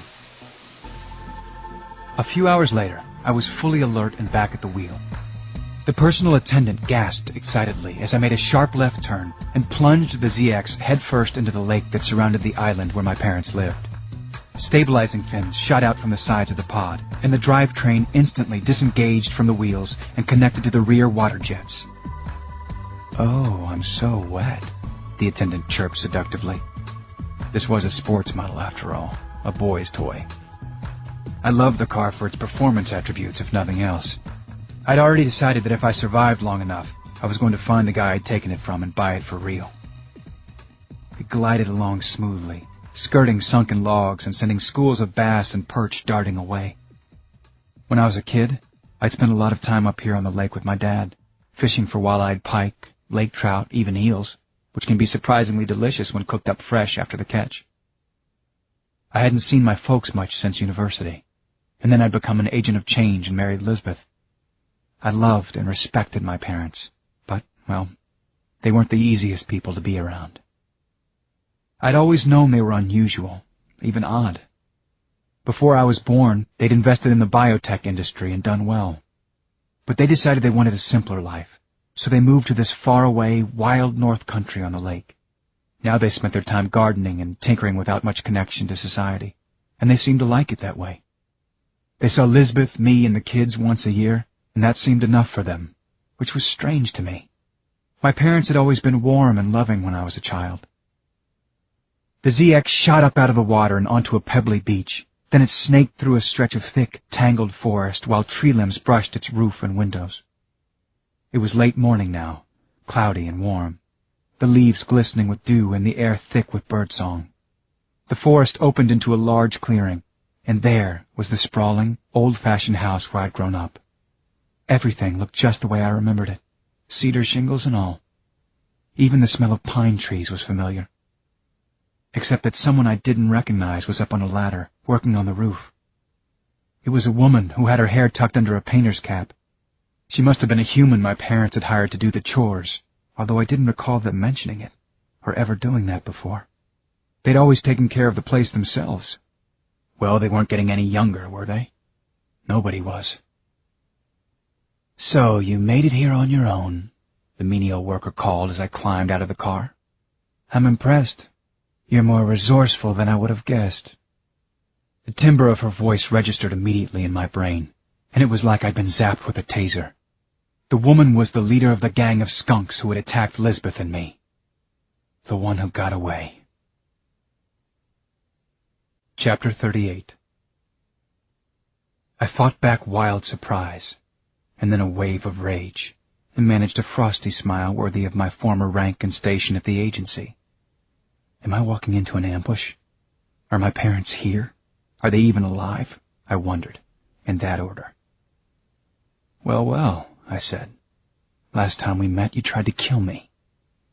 "If I'd tried," she said, putting down a hammer and removing leather work gloves, "you'd be dead." Was the woman deliberately trying to provoke me? Clearly she and whomever she was working for were a step ahead of me, maybe several steps. How was that even possible? "Where are my parents?" I asked, as I judged the height of the roof and got ready to leap up there, fight her, and kill her. "They'll be out in a minute to say hello to their favorite son. Calm down, Hayes. No need for you to come up here and try out your fancy commando moves on me." This time her condescending tone, as if she were soothing an upset child, was a little too much for my nerves. "Don't tell me to calm down. You're a common killer, a criminal and a skunk." "I guess by your standards I am. But by most other standards, you're the criminal. How many humans have you killed in your life, Hayes Baker?" she shot back. "Or have you lost count? And what does that say about you?" Just then the front door of the house swung open, and out came my mother. She hurried toward me with a welcoming smile and open arms. "Hayes, darling, it's so wonderful to see you. I'm so happy you're here." Mom was thinner and noticeably older than the last time I'd been here, but her eyes were more luminous than ever. She looked healthy and spry enough. "I see you've met Lucy," she said, gesturing up at the roof. But then her eyes were back on me, her favorite son. Of course, I was her only child. "What a sight you are," she said, looking me up and down, then clasping me again in her warm embrace. Ah, the feel of her, the scent of her skin, the sound of her voice. I really was home, wasn't I? She finally stepped back, taking hold of my hands and looking me over again. "But for heaven's sake, what happened to your beautiful hair?" I ran my hand over my bald head. "It's the new look in the city," I said. Then I asked, "Who is she, and why is she here?" My mother looked deep into my eyes, and then she said, "She's here because she's your sister."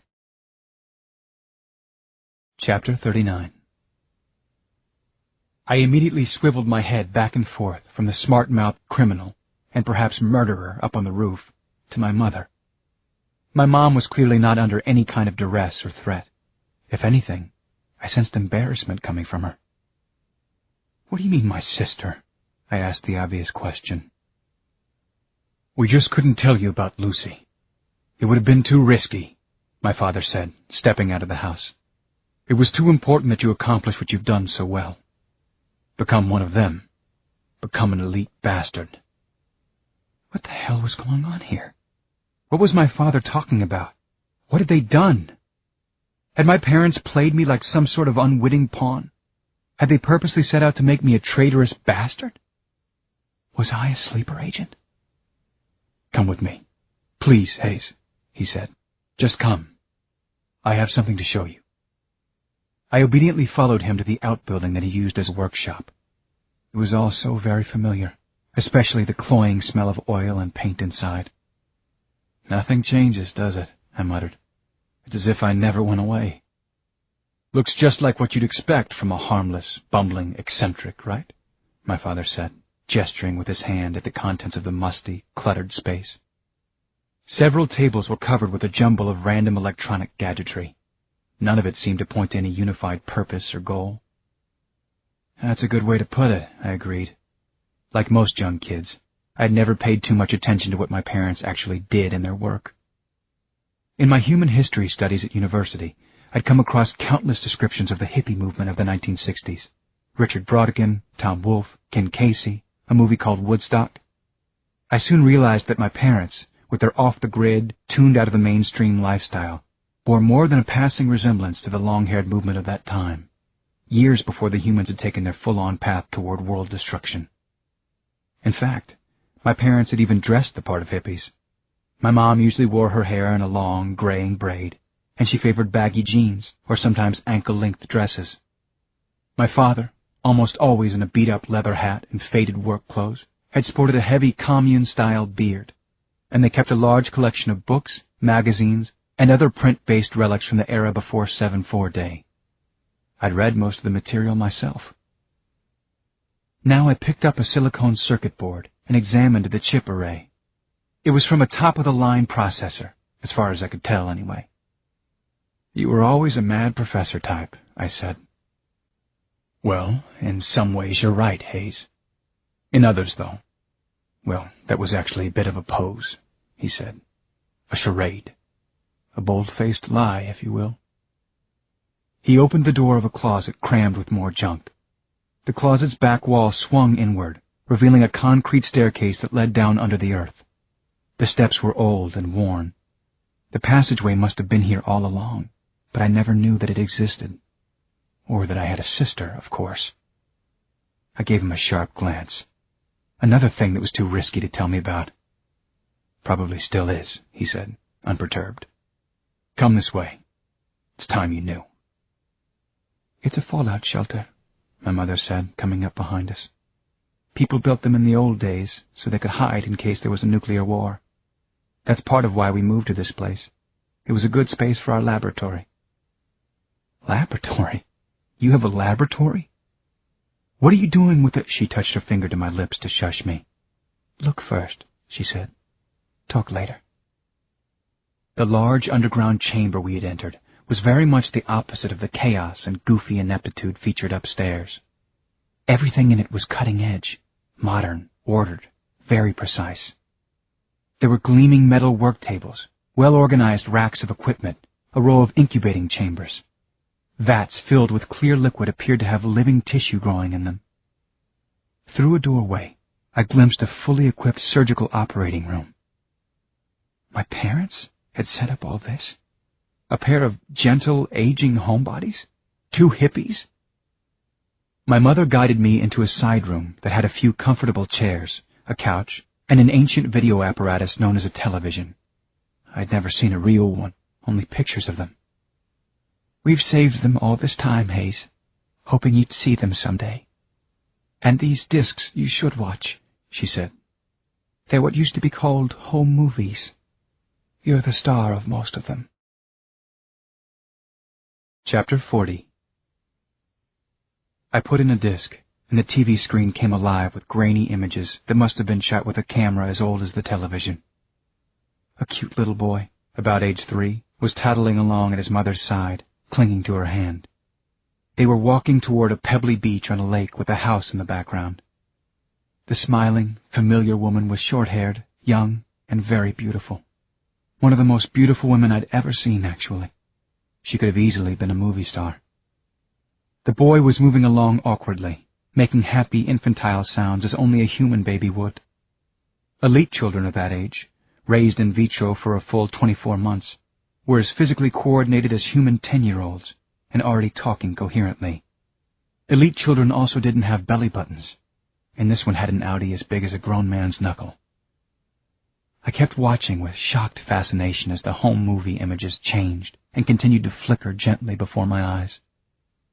The same little boy lay peacefully asleep in bed, with his tiny hands curled beside his face. Very cute. Very tender as well. Except, I realized suddenly, it wasn't a bed. It was the table in an operating room. The beautiful woman stood nearby, but this time she wasn't smiling. She had her hands to her face, with tears flowing through her fingers. The clean-shaven father, looking serious and concerned, embraced her, patted her back repeatedly. After a moment, she nodded against his shoulder. Then they both donned pale blue surgical gowns and masks. The images on the screen shifted again to another scene. There was the boy, maybe a year older, running across the lawn. Only now he was as swift and agile as a deer. The camera followed him as he raced through a forest obstacle course, making long swings from overhead handholds and leaping over walls. It was the very same kind of athletic training I'd received and excelled at when I'd first entered elite schools. The next images were of the boy and his father sitting in the living room of the house, in front of a comfortable fire, playing four-dimensional chess. The boy was winning the game, and winning easily. And then there was the same boy, age 5 now, swimming the butterfly stroke in the lake, really motoring. And now he was hauling himself out of the water onto the wooden planks of the dock as his father ran to him, holding a timepiece in his hand. The boy looked at the watch and began pumping his arm in the air as the father hugged him. The camera zoomed in and the boy beamed, a smile I recognized only too well. And now the camera panned back out, and the father reached down to pick up a towel so the boy could dry his preternaturally strong body, including his now navel-less torso. The television screen went blank after that. The tape was over. I just kept sitting there, too stunned to move or even talk. Those had been my parents, and I'd seen that boy before, in kindergarten pictures, in holiday and birthday stills. It was me, of course. Portrait of a skunk as a young man.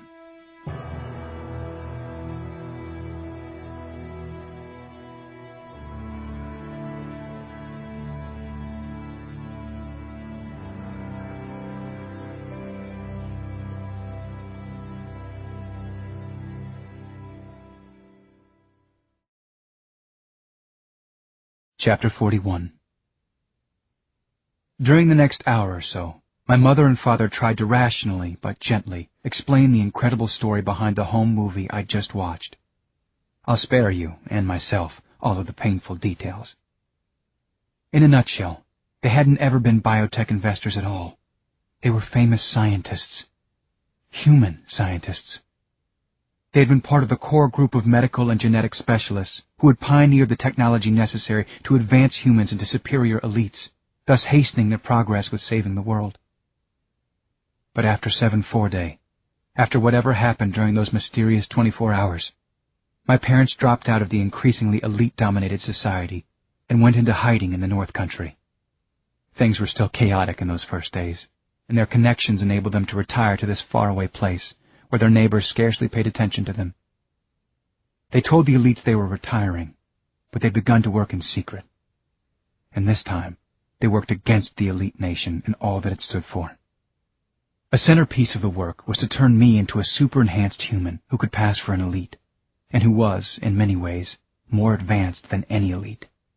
They had essentially risked my life and sanity by sending me to live with the elites as an undercover spy, without me having a clue about who or what I was. "I'm sure you could use some time alone to think about all this," Mom said, tears leaking from her eyes.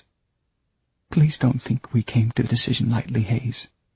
But we knew you'd make it, and we're so proud of you." She gave me a quick kiss on the cheek, and she and Dad, also teary, but trying his best to hide it, left me alone. But first my father handed me another disc in a box that was labeled 7-4 day. I figured that something called 7-4 day couldn't be good news. And it wasn't. Wham! No slow reveal, no fade in. There were bodies everywhere. Human bodies. That was the film that completely blew whatever was left of my mind and changed me forever. I watched the terrifying pictures of the first attempt at eliminating all humans. As I did, tears flowed freely from my eyes, and they just wouldn't stop. Chapter 42.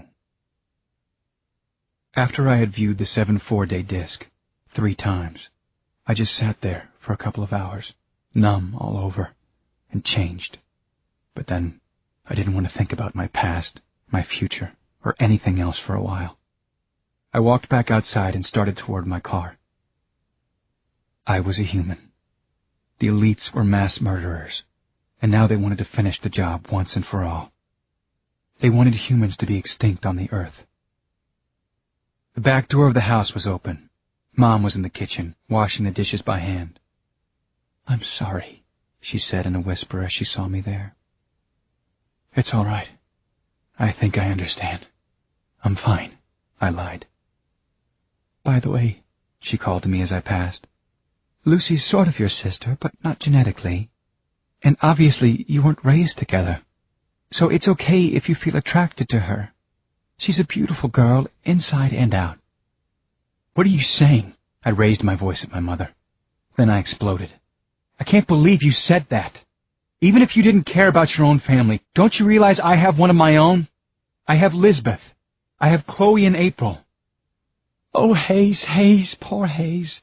Don't pay any attention to her," said a second mom, walking into the kitchen. This one was crying. "She's a mechanical clone. I had to make one. I just have too much to do around here. She's a great help, but she does say the most stupid things sometimes." As if to drive home the point. "And I hate to break it to you," said the clone, "but it's true what they told you in the elite hospital. Lisbeth isn't real eager to see you again. Of course, that tramp had already been sleeping with that bastard Moore." Mom put her hand over the clone's mouth and pushed her to the back of the kitchen, where she switched the chatty machine off. "What was that all about?" I demanded to know. "Is it true?" "Well, it can't have escaped your attention that Lisbeth is very ambitious," said my father, entering the kitchen from the living area. "Right. And so am I." "Well, let's just say she isn't exactly intent on staying by your side," said Mom.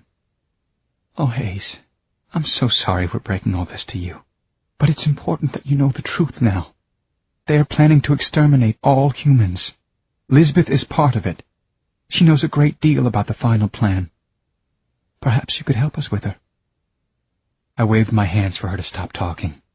I'd heard more than I could manage for right now. I needed to think, to have some space. So I walked away and hurried out to my car.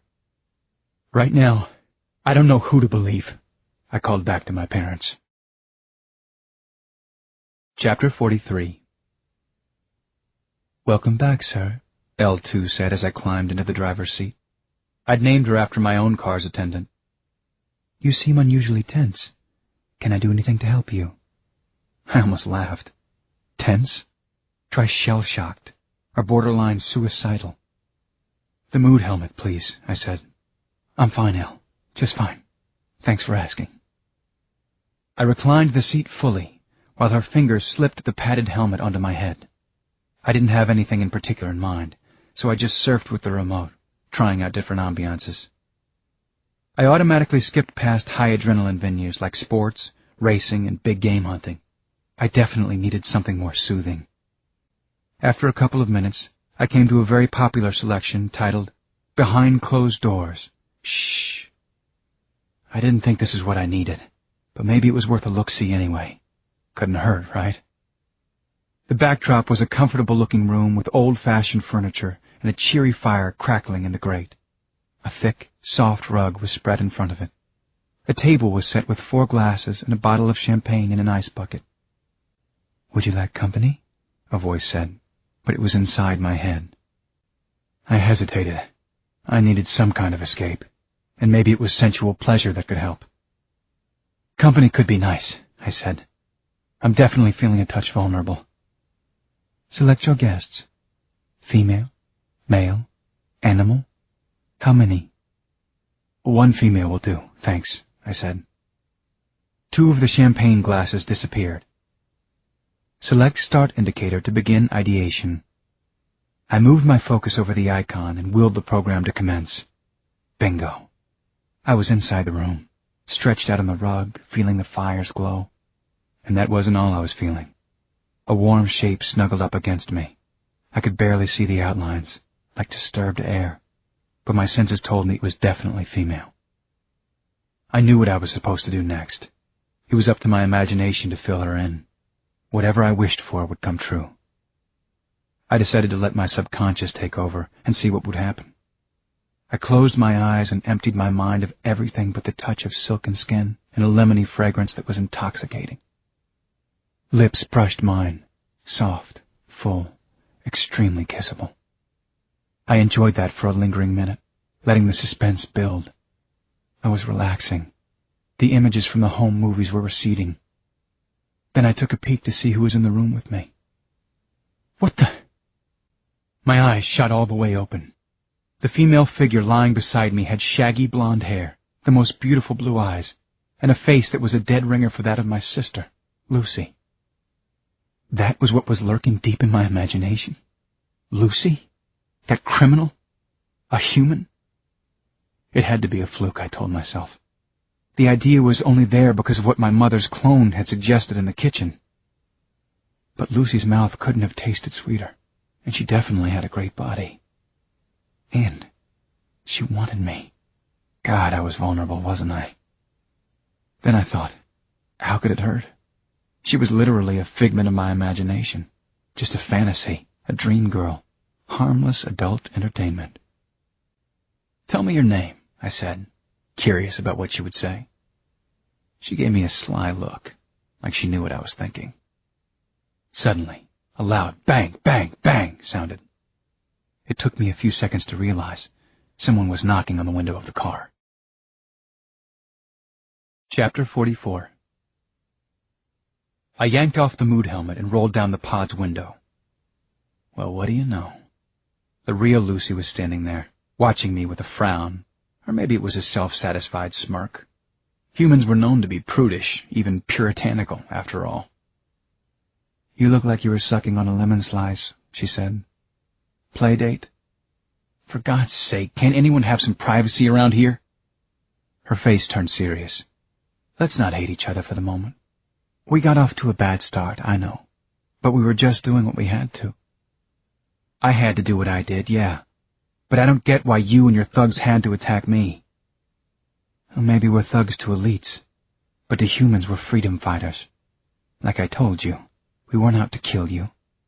We just needed to make it look that way. Our object was to bring you here. Well, here I am. My life is a total wasteland now. Happy? She sighed. Ecstatic. I'm on my way to go fishing. Want to come? Fishing? How crazy was that? But I did have a few questions for Lucy. So many questions I didn't know where to start. So I put away the mood helmet, climbed out of the car, and walked with her toward the beach. Don't take this as a compliment, but you know more about high-level elite operations than any other human in the world, Lucy said. That makes you extremely valuable to us. You've even been called the Savior. I snorted with amusement. I've just found out that everything I ever believed is a lie, and that my parents are the ones who started the lie.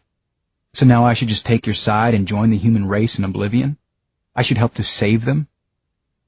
I certainly understand your feelings, Hayes, but you'd better believe they're getting ready to wipe us out, soon. That's right. I said us.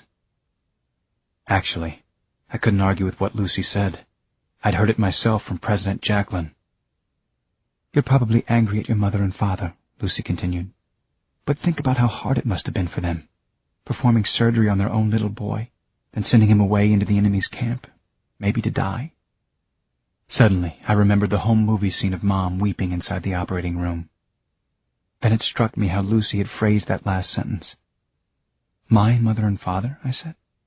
So it's true that you're not really my sister. My own parents were their best friends. My folks died when I was a baby, and they adopted me. But you and I do have a biological connection. Your mom and dad enhanced me surgically, just like they did for you, Beano. Our brains have implants from the same chipset, and some of our organ tissue is cloned from the same sources. You do the biology. Shaking my head in confusion, I stepped into the boathouse, which was filled with familiar old smells of fishy water and musty equipment, and started loading gear into the skiff. That's terrible, losing your parents so young, I said. Both at once? Some kind of accident? No. It was totally deliberate, she said. The elites declared them enemies of the state, and then executed them. Your friend Jack S'more did the job himself. Someday I'll cut off both his murdering hands, fry him in bacon grease, and eat them. Ah, I said. Well put. Chapter 45. Lucy sat perched in the bow of the skiff as I rowed out onto the clear, smooth waters of the bay. Even though she'd had a lifetime to absorb it, the pain of her parents' death still must have cut very deep. It certainly seemed that way. I was starting to understand humans better, and to feel something for them, other than contempt, that is. Finally, some unexplained things are starting to fall into place, I said. I couldn't figure out what my sensors were telling me that night. I was sure you weren't an elite, but I didn't know anything about humans being able to be enhanced to this degree. She nodded. Just to set the record straight, I'm more enhanced than you are. I came along later, and the technology was improved. Sorry, bro. I stopped rowing in mid-stroke. You've got to be joking. You are, aren't you? I'm simply stating a scientific fact. Not possible, I said, and dropped the oars back into the water. You think I can't compete with you? I didn't bother to answer. Remember, I've seen you in action, but you've never really seen my moves, she continued to taunt in a light-hearted way. I shrugged. I don't need to see your moves. I know what I'm capable of. Few, if any, elites can match me for strength, speed, problem-solving. Lucy put her fists on her hips. You're starting to make me very mad. I'll race you to the house. From here? I glanced around. We were about a mile from the beach. Why not? You can swim, can't you, Superman? I shook my head and grinned. I'll do my best. What are the stakes? Sheer satisfaction, and bragging rights, of course. She kicked off her sneakers, unbuttoned her shirt, and tossed it aside. Then she wriggled out of her jeans, leaving herself in a halter top and panties, which were turquoise blue and nicely revealing. I pulled off my boots and shirt and stood up. Are you going to leave your pants on? She said.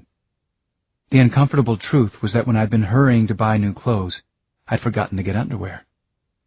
I'll take my chances. Whatever you say, hotshot. Quit staring at my legs, though. Sorry, but, there they are. Not for long. Ready? Anytime. How about now? We dove off the boat at the same instant, both with powerful arcing leaps that carried us a good 10 yards. But actually, Lucy hit the water at least a couple of feet ahead of me. I couldn't believe it. I stayed under for another 100 yards, aware of Lucy right beside me. She was slicing through the water like a seal. By the time we broke the surface, her lead had increased to half a body length, and those strong thighs of hers were churning along, next to my head. I attacked the remaining distance with ferocious strokes, moving faster than the fastest human could run. But by the time my toes found the sandy bottom, she was scampering up the beach, her turquoise behind twitching back and forth as if it were waving goodbye. That iced it. I was damned if I was going to let her outrun me, too. With the two of us bounding along like giant, insane grasshoppers, I poured on everything I had, springing after her in huge, stretching leaps, barely skimming the ground when I touched down. Each time, my longer legs gained a step on her, and as the house came into sight and loomed closer, the two of us were in a dead heat. I couldn't let her win, not twice in the same race. I landed on the porch an instant before Lucy did, but before I could declare any kind of victory, she turned and said, I let you win. The run. Then my sister disappeared inside the house.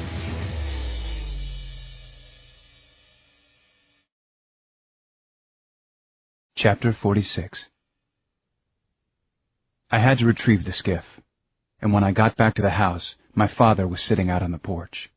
Just the sight of Dad there brought back the most powerful memories of past times at the lake. I'd like to chat, I told him. I really need to talk some things through. Like 7-4 day. Can't help you, he said, shaking his head. I'm a clone. Like Mom's, this one appeared to be an exact duplicate. with a beard, hat, and worn-out work clothes. Anticipating my next question, it said, "We take care of most of the chores and require no pay.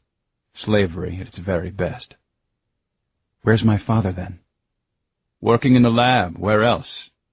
"Nice chatting with you, son." Shaking my head, but smiling at the slavery line, I walked down the stairway to the underground lab and found my father sitting in front of a bank of monitors that lined one wall. Some of them showed maps of different areas around the globe and contained colored clusters that looked like they represented populations. Others were flashing coded messages. "Feeling better?" Dad asked, swinging his chair around to face me. "Suppose I did agree to fight against the elites," I said. "Then what happens?" He pointed to the bank of monitors. "I'm in contact with resistance leaders around the world. We were just discussing you." "Around the world? What are you talking about now? There's nothing out there but savages." "That's what the elite leadership wants everybody to believe, Hayes. Things are actually much more organized on our side than they like to let on." So, more government lies. Supposedly, elites made up only about 5% of the world's population, but they controlled North America, and their military power kept the rest of the world cowed into submission. The official story was that other continents were crowded with humans, dirty and barbaric, and the only elites actually allowed to travel there were government and corporate insiders.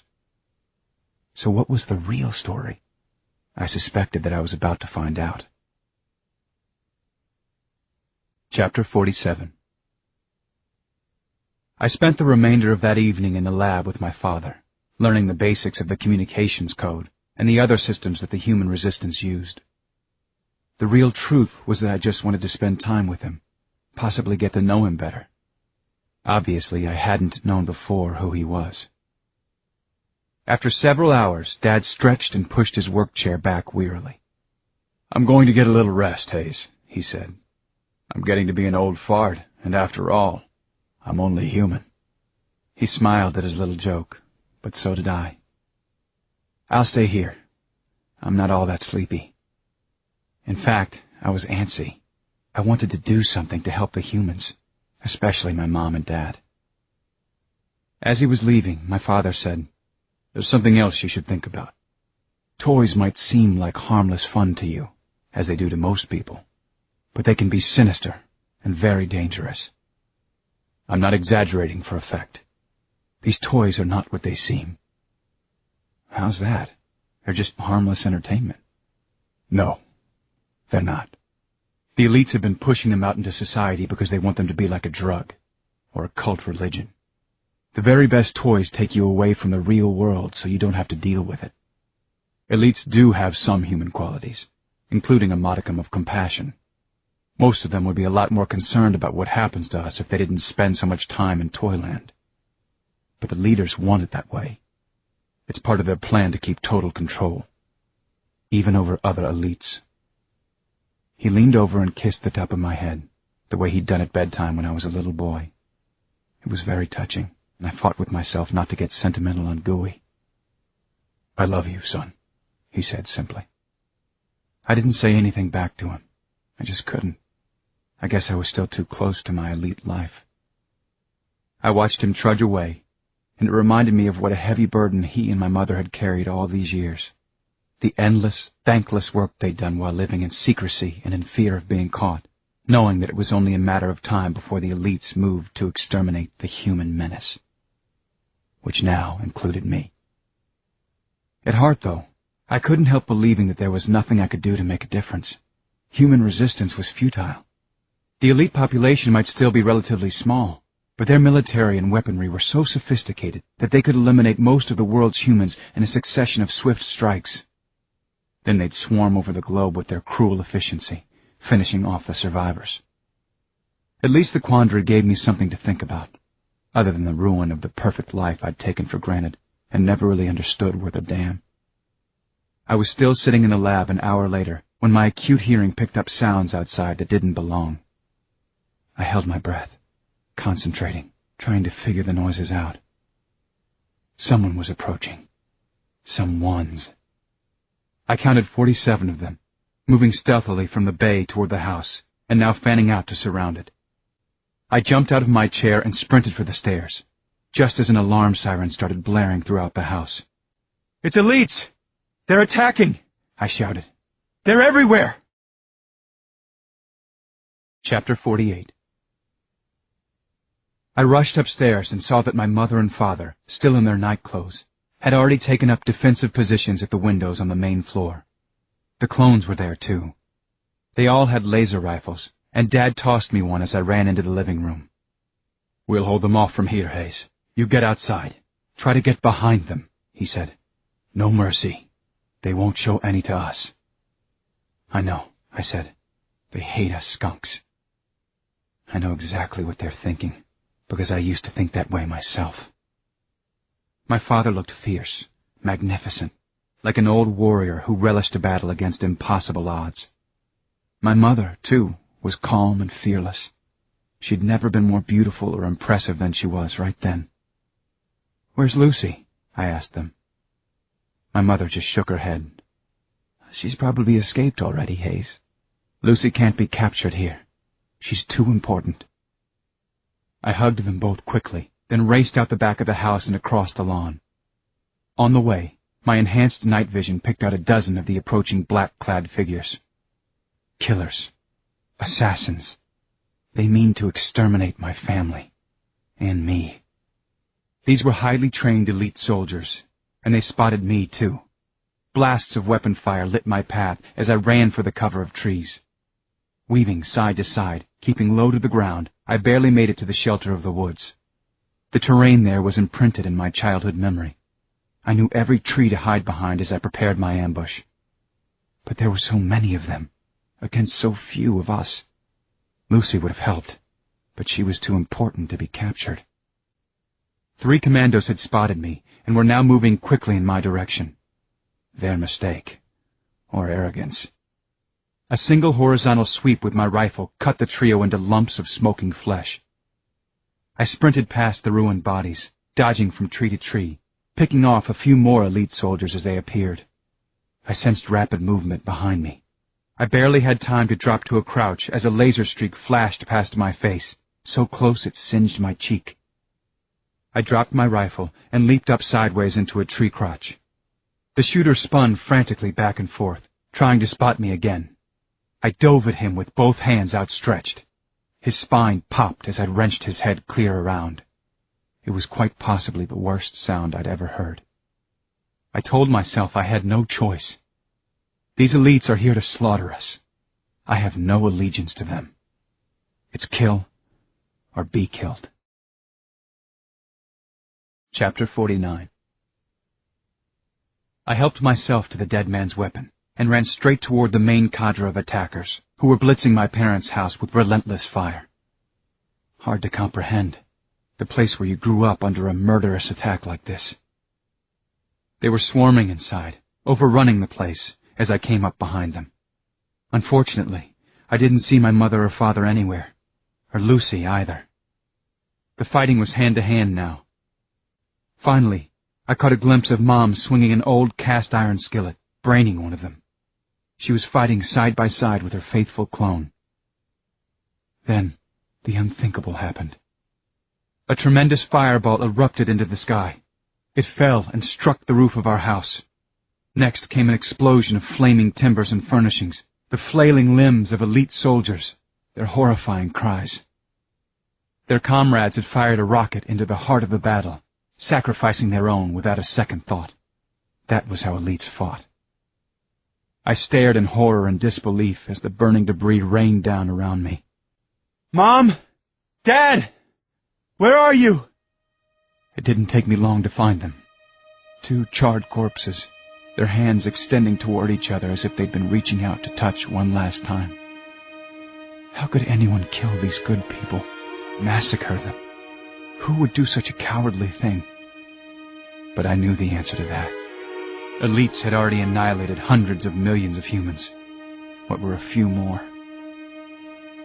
Standing there with my heart breaking, I whispered, "I love you, Dad.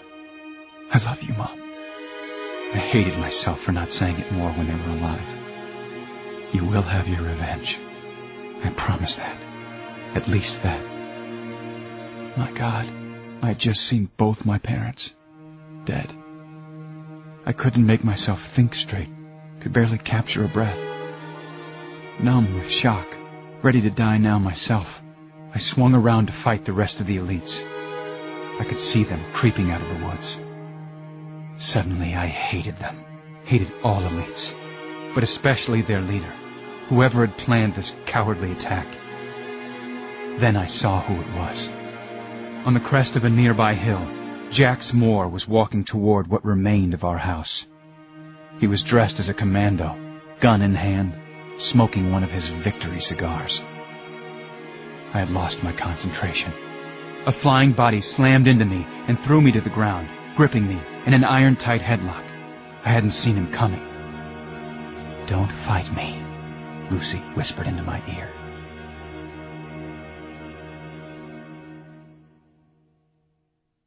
Chapter 50. "Jax Moore," I told her. "He's behind this." "Doesn't matter. Not now. This isn't the time or place, Hayes. Come with me."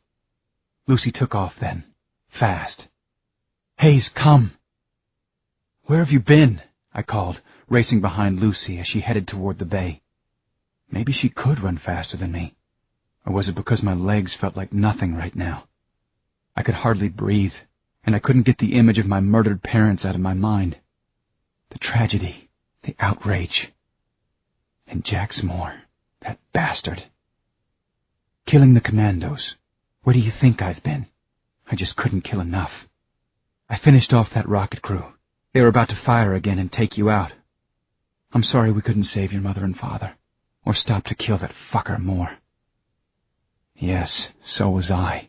And on top of everything else, now I owed Lucy my life. She must have had some kind of signaling device because, as we got close to the water, the gleaming black shape of a car came rising up out of a well-hidden underground chamber. It was the same style as my own car back in New Lake City, a no-nonsense model built for speed and maneuverability. "Let me drive," I said. I needed to drive very fast. I needed to stop seeing the faces of my parents, murdered. "You're in no shape, Hayes.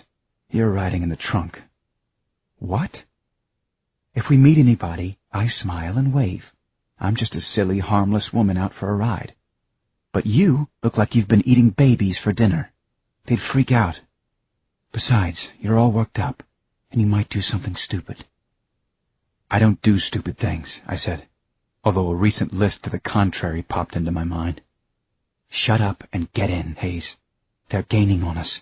We have seconds to get out of here. Seriously, Hayes. Come or stay here and die." Chapter 51. I cursed out loud, but then I jumped into the open trunk as Lucy slammed down the lid. A moment later, the car shot forward, skimmed the surface of the water for a minute, then landed under expert control on the opposite shore. Lucy's voice came through the alloy barrier. "Don't worry your pretty little head. I know these back roads cold, and I know exactly where we're going." "Where's that?" I called back from the trunk. "Don't leave me in the dark." "Canada." "No way." The Canadian border was at least 400 miles away. I struggled angrily to sit upright, but succeeded only in banging my head. "You expect me to stay in here for an hour and a half?" I yelled. "Longer than that, I'm afraid. Sorry.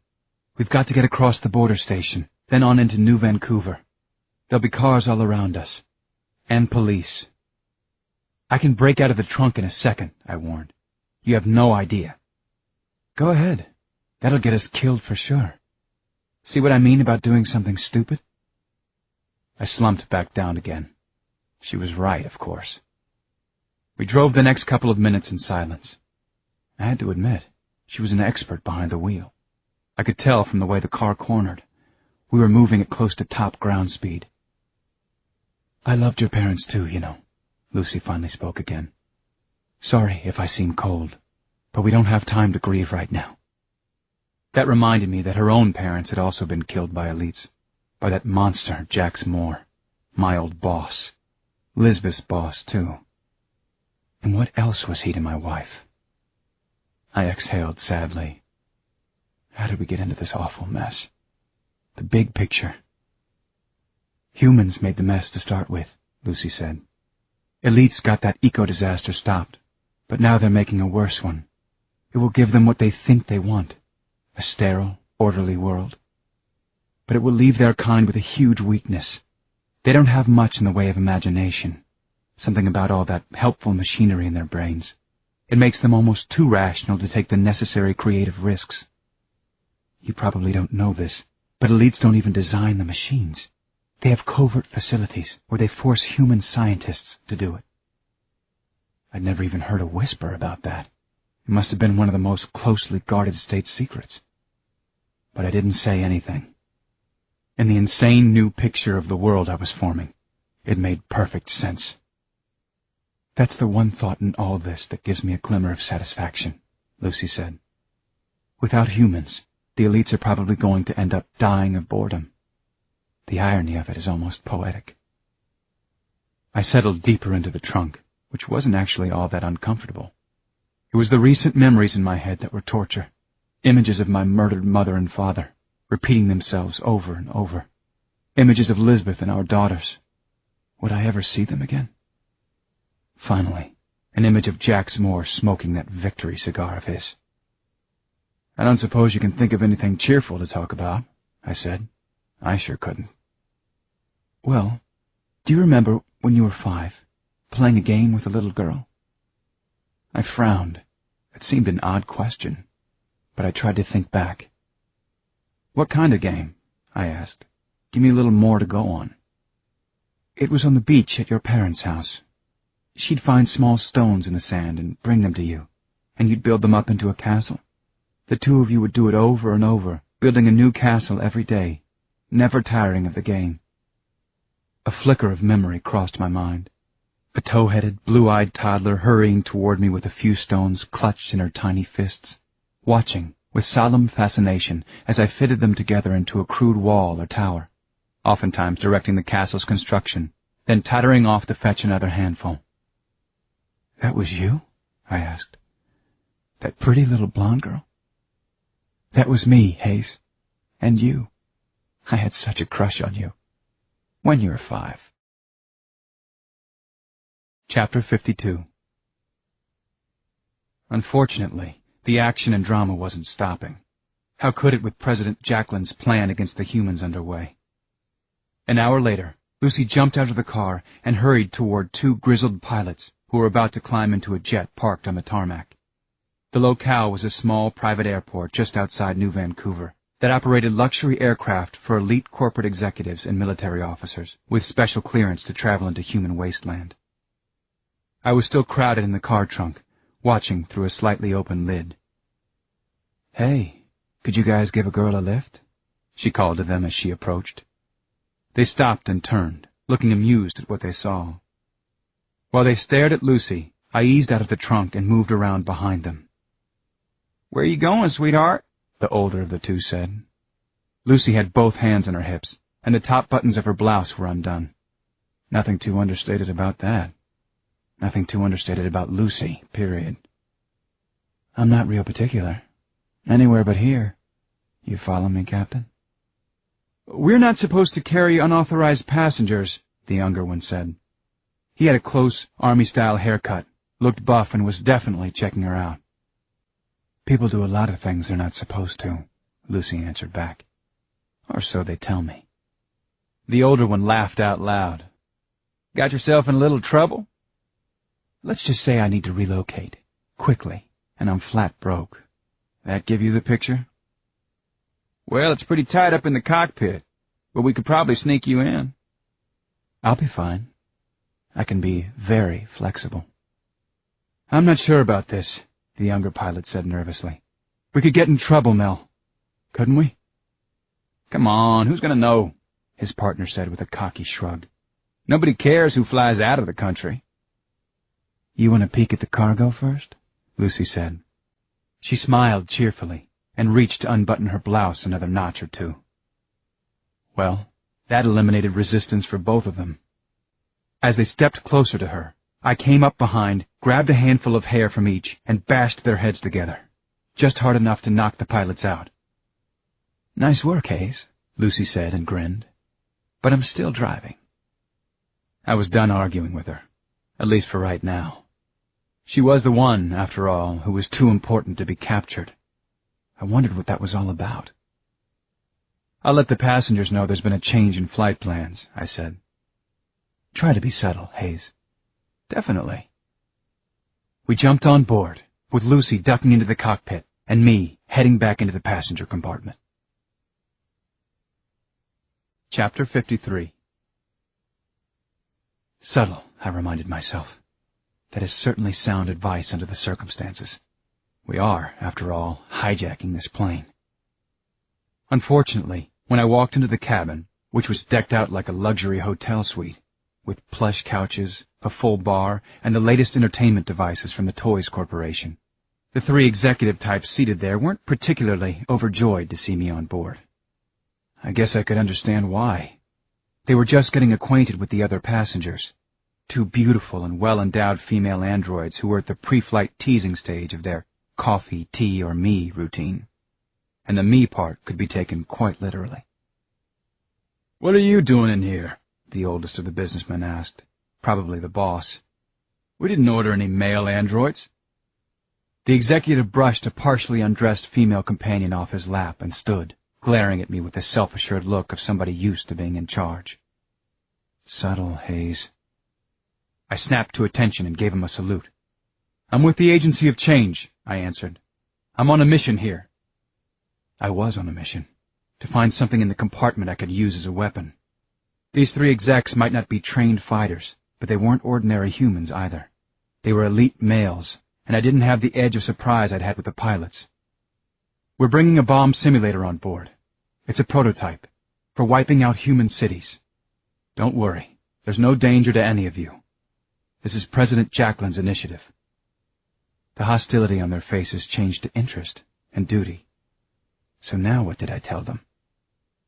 "The machine will be loaded on in just a minute," I said, as I sidestepped into a storage area that held metal canisters of fire retardant. I wrenched one of them from its rack. It would have to do. The plane had suddenly started forward in a smooth glide that, at first, was barely perceptible. The senior executive who'd first challenged me did it again. "The door's still open. And if the prototype's coming in, why are we moving?" he asked. "To give you a running start," I said, and spun around with the heavy canister, lashing it at his jaw. It connected with a ring that vibrated through my fingers all the way to my teeth. As he staggered away, I planted my boot in his chest and shoved him, flailing and yelping, out the open door to the tarmac below. Before I could recover my balance, the other two gents piled onto me. I could tell by the way they moved that they had military backgrounds. I was still clutching the canister in my hands, so I snapped the seal off the nozzle. I aimed it at them. Then I coated the men with a blast of gooey, greenish fire retardant. "What the hell?" one of them yelled. "I can't see!" They reeled away, crashing into each other, blinded for the moment. Next, I used the canister to bludgeon them out the door behind their bossy friend. Then I turned my attention to the two androids. "Ladies, I'm afraid you get off here, too." They were only too happy to oblige. "That's your idea of subtle?" I heard Lucy call from up front. "Now shut the damn door." Chapter 54. It took some wrestling to get the plane's door closed. Seconds later, though, we were off, streaking out across the vast expanse of the North Pacific, toward only Lucy knew precisely where and why. After a few hours of resting back in the cabin, I finally went up in the cockpit with her. "Now what happens?" I asked. "More trouble, I'm afraid. The radar shows an interceptor craft, and it's gaining on us. We've got maybe 10 minutes before it catches up. They really don't want you to get away, Hayes." "Maybe Lisbeth just wants me back." "No offense, but I doubt that very much. You are a human, Hayes. She's high elite, and I don't mean that as a compliment. The two of you are oil and water." She gazed at me calmly, but we both had an idea of what was coming next. The interceptor was a smart missile that would clamp onto our plane, cut a hole through the fuselage, and unleash a team of highly trained elite commandos inside. "We're going to have to bail out," she said. "You've used a Death Wish suit before, haven't you?" "Unfortunately, yes," I answered. Death Wish suit was a pejorative nickname for super-insulated silicone uniforms with jet propulsion packs and parachutes. They were designed for high-altitude bailouts, like this one would be. The jet packs would last an hour, keeping you aloft. Then you needed to pop the chute and hope for a pinpoint landing. "Come in here and put one on," she said. "I'm trying to contact friends in Russia who might help us, but it's going to be down to the wire." "Just the way I like it," I said. "You're such a liar." "Not me. Everybody else." Chapter 55. The attack came much faster than Lucy or I would have liked. With a harsh, grinding sound, the interceptor latched like a giant metal remora onto the outside of the jet. It rocked us sideways, but the elites apparently didn't want to knock us out of control and risk a crash. Maybe I was still usable to them, or to Lisbeth, or maybe Jax Moore wanted to kill me himself. I was snuggled up beside the rear cargo hatch controls, my body wedged tightly into a storage space, my feet braced against a wall. A laser saw from the interceptor, with a sharp hiss, had already started to cut into metal. A smoldering line appeared in our hull as the beam sliced through. In less than a minute, the cutout fell inward, and 2 well-built elite guards charged through, with 3 more right behind them. They were armed with assault rifles and wearing their own Death Wish suits, ready for anything. Well, not anything. I dropped the cargo hatch. Instantly, a ferocious wind sprang up inside the plane. The first 2 commandos were too shocked and surprised to grab hold of anything. The suction pulled them, flying through the cabin, then shot them out the hatch into the dark ether. The same could be said for just about everything else that wasn't fastened down tightly. Bottles from the bar flew past me like a hail of bullets, along with luggage, wads of plush upholstery, entire cabinets that had been torn from the walls. Then my luck turned bad again. Our luck, since Lucy was involved now, too. The cutout section of hull was wrenched off the floor and came spinning along with the rest of the debris, but it hit the hatch opening flat, blocking most of it. When the 3 remaining commandos got sucked toward the hatch, they slammed into the hull cutout instead. Not good for me. Suddenly, it was 3 against 1, and these guys were trained to maim, then kill. Of course, I tried to remind myself, so am I. I unwedged myself, pointed my feet at them, and let go of my grip. The wind shot me toward the latch like a human pile driver. This certainly should be interesting. If I survive. Chapter 56. Proving that I still had it, I slammed into 2 of the muscular commandos, a boot planted squarely in each man's chest. The force of our impact caved in the hull section, folding it in the middle. It blew out through the hatch, and we went with it, twisting into the air outside with gut-wrenching speed. I grabbed hold of the nearest commando's throat, then gave my jetpack a hard blast. The 2 of us broke free from the others and rocketed away, punching and kneeing each other viciously as we struggled for control of his rifle. His buddies were quick to follow, moving faster than I could with my unwilling passenger in tow. Flashing bursts of laser fire started hissing past us. I managed to spin the commando around and into a headlock with the rifle pinned against his throat. As best I could, I was using him as a shield. His buddies didn't hesitate for a second.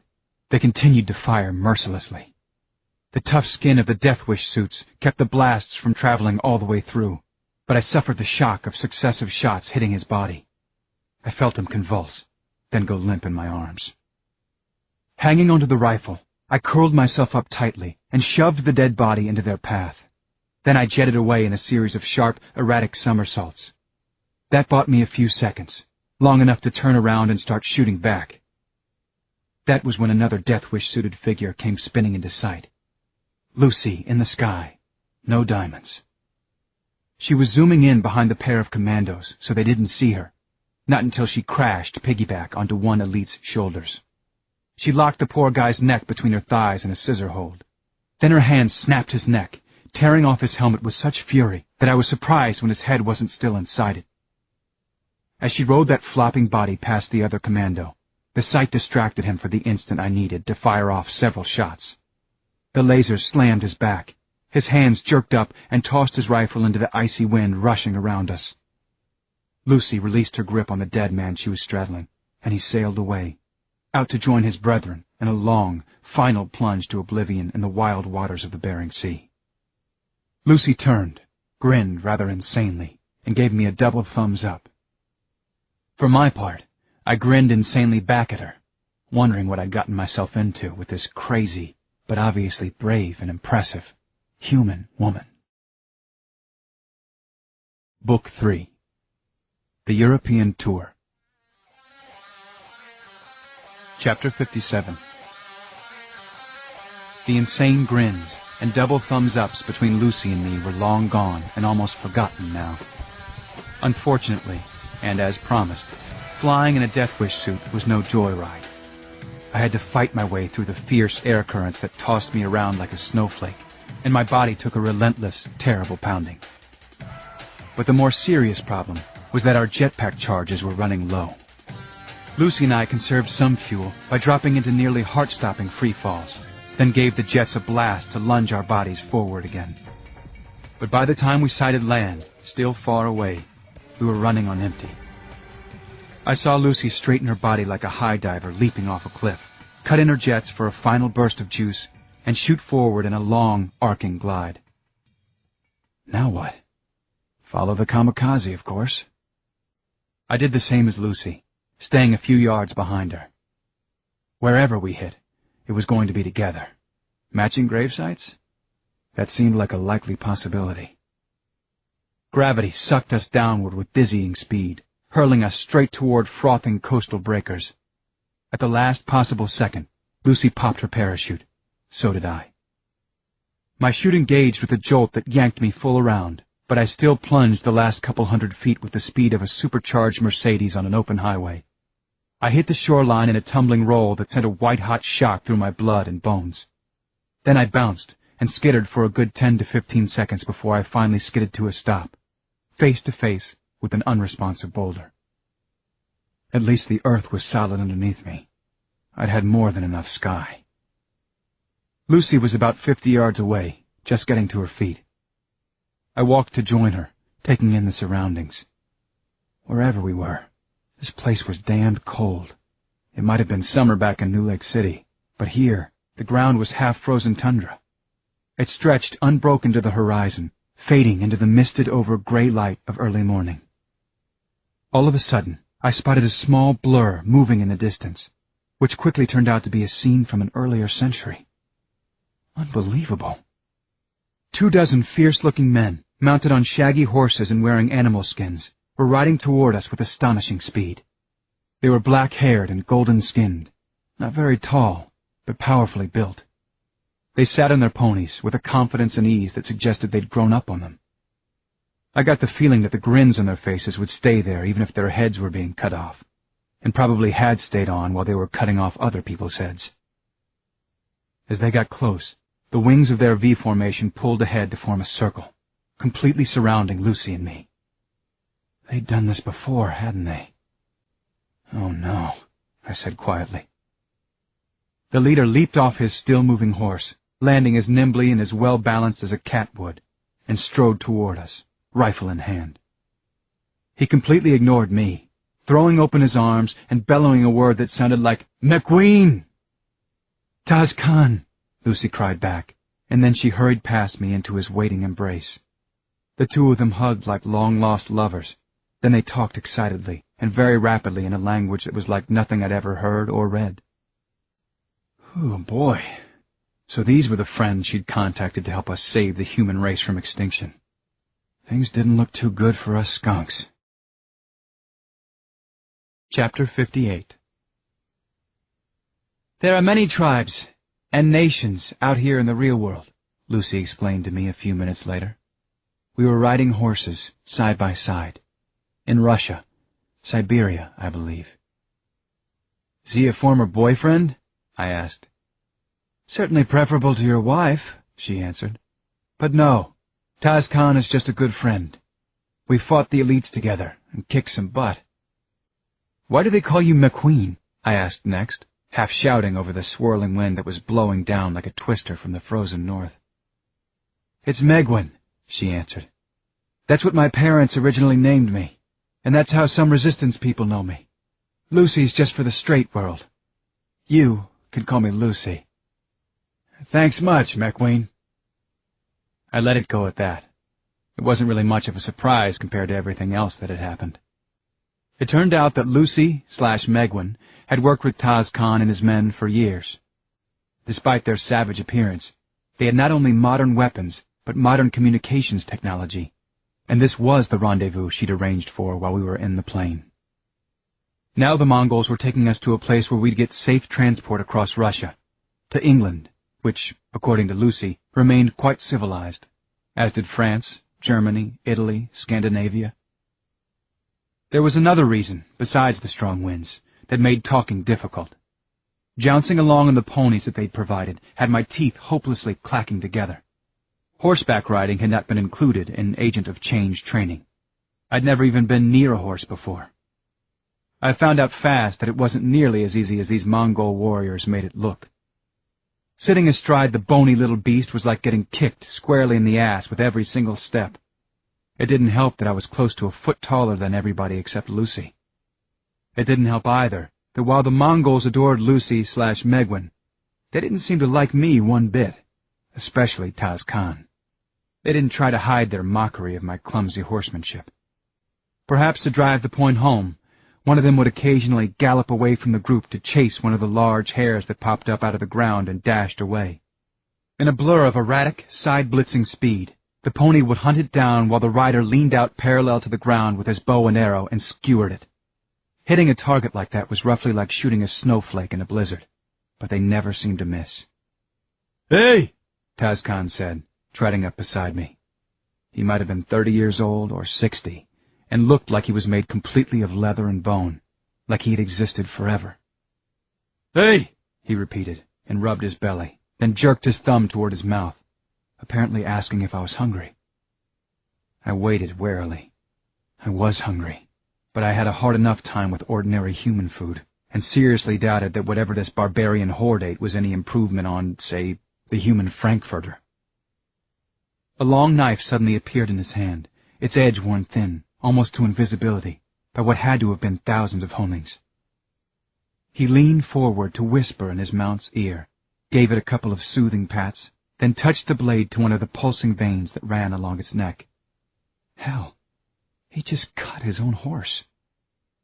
As blood welled out, Taz Khan clasped his mouth over the open cut and sucked in a long, leisurely drink. The pony never even flinched. Its vein was crisscrossed with neat scars, I now saw. These horses weren't just transportation. They were movable snack bars. When he finished, he smeared some kind of ointment around the nicked flap of the animal's skin and closed the wound. Quite the humanitarian, I was thinking. Then he surprised me with an offer of his knife. I did nothing but shake my head. Taz Khan spat contemptuously. Then he reined away from me and gave his knife to Lucy. She flashed me a grin that was as fierce as the men's. Then, without hesitation, she helped herself to a quaff of blood from the neck of her own mount. What a girl. Chapter 59. A ripple of cruel laughter broke from the riders, along with a chain of jeering comments, obviously at my expense. It grated worse than the jolting I was receiving from the pony. My patience was wearing as thin as the razor-sharp edge of Taz Khan's knife. "What are they saying?" I asked Lucy, who now rode beside me, possibly to keep an eye on me. "Translate for me, please." "Let's just say, in the kindest way, that you remind them of the scared rabbits they hunt." She seemed somewhat sympathetic, but mostly amused herself. That set me off even more. "All right," I said. "Then I'm the rabbit. Keep your eye on this rabbit." I swung my leg over the pony's back and slid down to the ground. What a relief it was to have solid earth under my feet again. Lucy's face turned puzzled, as well as concerned. "What are you doing, Hayes? Don't get yourself trampled now." "Tell them to hunt me," I said. "All of them at once. For real. No holding back." catch me if they can." Her eyes widened and actually showed some fear. "Hayes, no. They don't mean it personally. It's a cultural thing." But I cut her short with an upraised palm. "Cultural thing, my ass. It's a guy thing. They're questioning my, you know." Reluctantly, she spoke a few rushed sentences to the nomadic band, now watching me curiously. When she finished, their laughter chorused again, this time even louder and harsher. Taz Khan answered her back in his piggish language. "He says you must be smarter than he thought," Lucy translated, "to take refuge in the knowledge that their tribal law forbids them from killing a crazy man." I smiled tightly. "Tell him that if any of them can hit me, then I won't take away their cute little bows and arrows and break them over my knee." Lucy raised her eyes heavenward, but she swung back around to them and delivered the challenge. That really pissed them off. As their laughter turned to brutish scowls, I bounced around in a few goofy bunny hops, waggling my fingers above my head like ears. Then I took off, moving extremely fast in long leaps, but staying low to the ground. In the blink of an eye, I had a thundering herd of agile horses and murder-bent wild men hot on my little cotton bunny tail. The first several riders came in swiftly and close to the ground, and so did their arrows, registering on my vision as dark particles that instantaneously grew in length as they approached. I danced about a foot or so above them, letting them whir past under my feet. The Mongol horsemen slowed to a trot and dropped their bows in utter amazement, but also chagrin. Bunny Rabbit, 1. Mongolians, zip. The rest of the band tried a different tack, galloping around me in a half circle and firing their arrows all at once in a pattern, a grid several feet high and wide, with the shots spaced carefully inside it. If their plan worked, I would look like a frog that crash-landed into a thorn bush. This time, I leaped straight up into a somersault, twisting upside down and plucking a few of the arrows out of the air as they shot underneath me. Coming down, I hurled them back, whistling the darts right past the horsemen's ears. With exclamations of despair, they tossed their bows onto the refuse pile already started by their comrades. I'd nearly won them all over. Now, only one rider was left facing me, Taz Khan himself. For a few long seconds, we locked gazes. Then, without haste, he nocked an arrow, took careful aim, and unleashed it straight at my throat. I shifted aside just enough to take it in the hollow of my left shoulder. It punched clear through, protruding out my back. It also hurt like a son of a bitch. Lord, it stung. I sagged to my knees as Lucy came running up and put her arm around me. "Oh, Hayes, you fool! You complete idiot!" "I'm fine. Just like at the lake. I let them win." "Taz Khan's right. You're crazy," she then whispered angrily. "Tell them they won," I said. "And if they'll get this damn arrow out of me, they can drink as much of my blood as they want." Chapter 60. Well, it was a small price to pay. I heal quickly. But my Hayes the Rabbit act won the horse soldiers over. Even Taz Khan, it seemed. Toward evening, our merry band of Mongolians arrived at a small city, if you could call it that, a couple of square miles of gray streets and squat industrial buildings that rose up starkly out of the tundra. It was named Vlosk. Mainly, it was a transport depot to ship ore from nearby mines, probably to Moscow or St. Petersburg. Lucy had already arranged passage for us on one of the cargo rockets that made constant flights to North Seaports. Then we'd be taken straight away to England, where the human leaders we needed to meet were based, though Lucy told me there were also leadership councils in Berlin, Madrid, Stockholm, Tokyo, and Beijing. Of course, these were all cities that, according to elite history books, no longer existed. At any rate, Taz Khan's men obviously weren't comfortable with Vlosk, or probably even with buildings. They stopped well short of the outskirts. Khan rode on alone with Lucy and me, to where a classic Russian motor car was waiting to take us to our transport. I gave my pony an affectionate pat as I jumped down to the ground. I'd become fond of the little brute. It was tough, loyal, gave everything it had, and asked little in return. Taz Khan spoke a quick couple of sentences to Lucy, but his gaze was on me. "He asks how your shoulder feels," she told me. "Already better. I'm good," I said, rotating it easily. He'd taken the arrow out himself, then washed my wound and dressed it with the soothing balm they used on their horses. My own rapid healing powers had taken over from there. Looking rather somber, Taz Khan spoke again. "He says he knows you deliberately let his arrow hit you," Lucy said. "Tell him I mean no disrespect, but he's mistaken. His shot was so swift and sure that I barely managed to save my life." When she relayed this, his grin appeared, even as he spoke. Lucy kept on translating. "He says you're a bad liar, but he'd be proud to call you his brother." "The honor's mine," I said, and I actually meant it. "After this war is over, you must come visit him again," Lucy said. "He'll lend you his fattest wives to keep you warm at night and take you spear hunting for wolves." Now it was my turn to grin. "Sounds like a dream vacation. Tell him no way." Taz Khan clasped my forearm, leaned down from his horse to embrace Lucy, then rode off to rejoin his band, without a backward glance. "That is some kind of man," I said. "They all are." Lucy nodded sadly. "Exactly the kind of barbarian the elites can't wait to exterminate."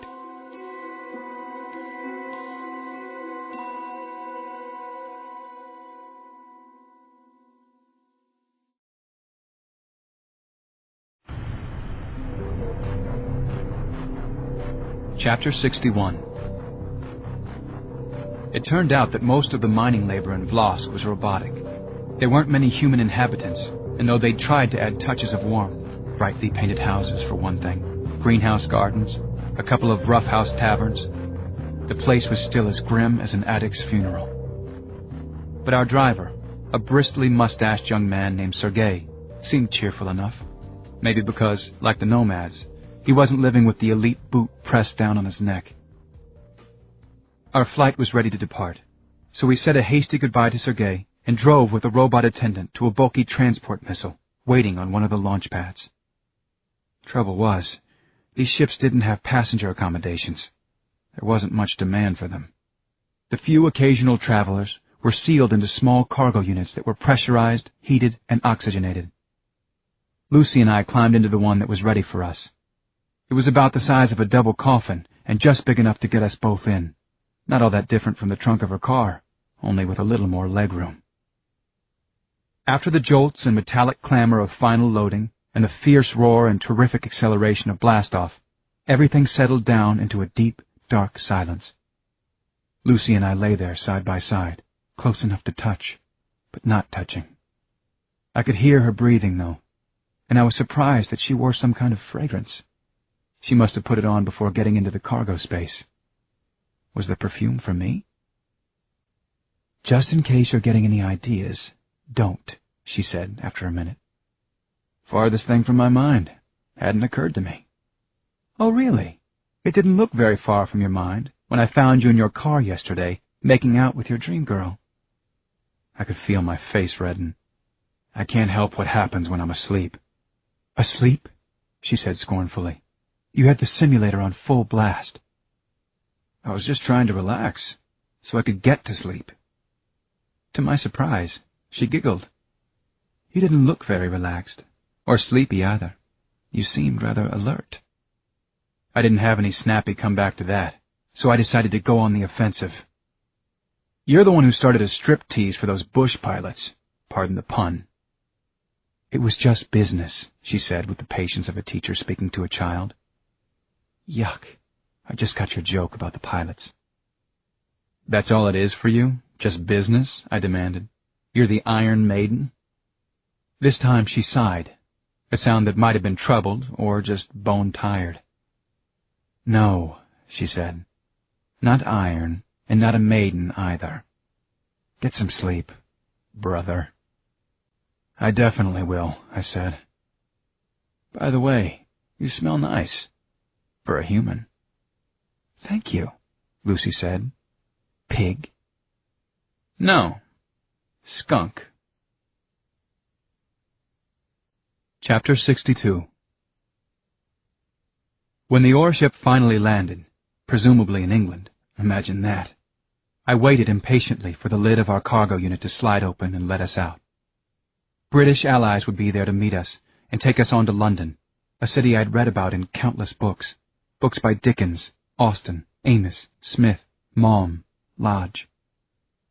I wasn't expecting to be greeted with tea and crumpets, but I certainly wasn't expecting what did happen.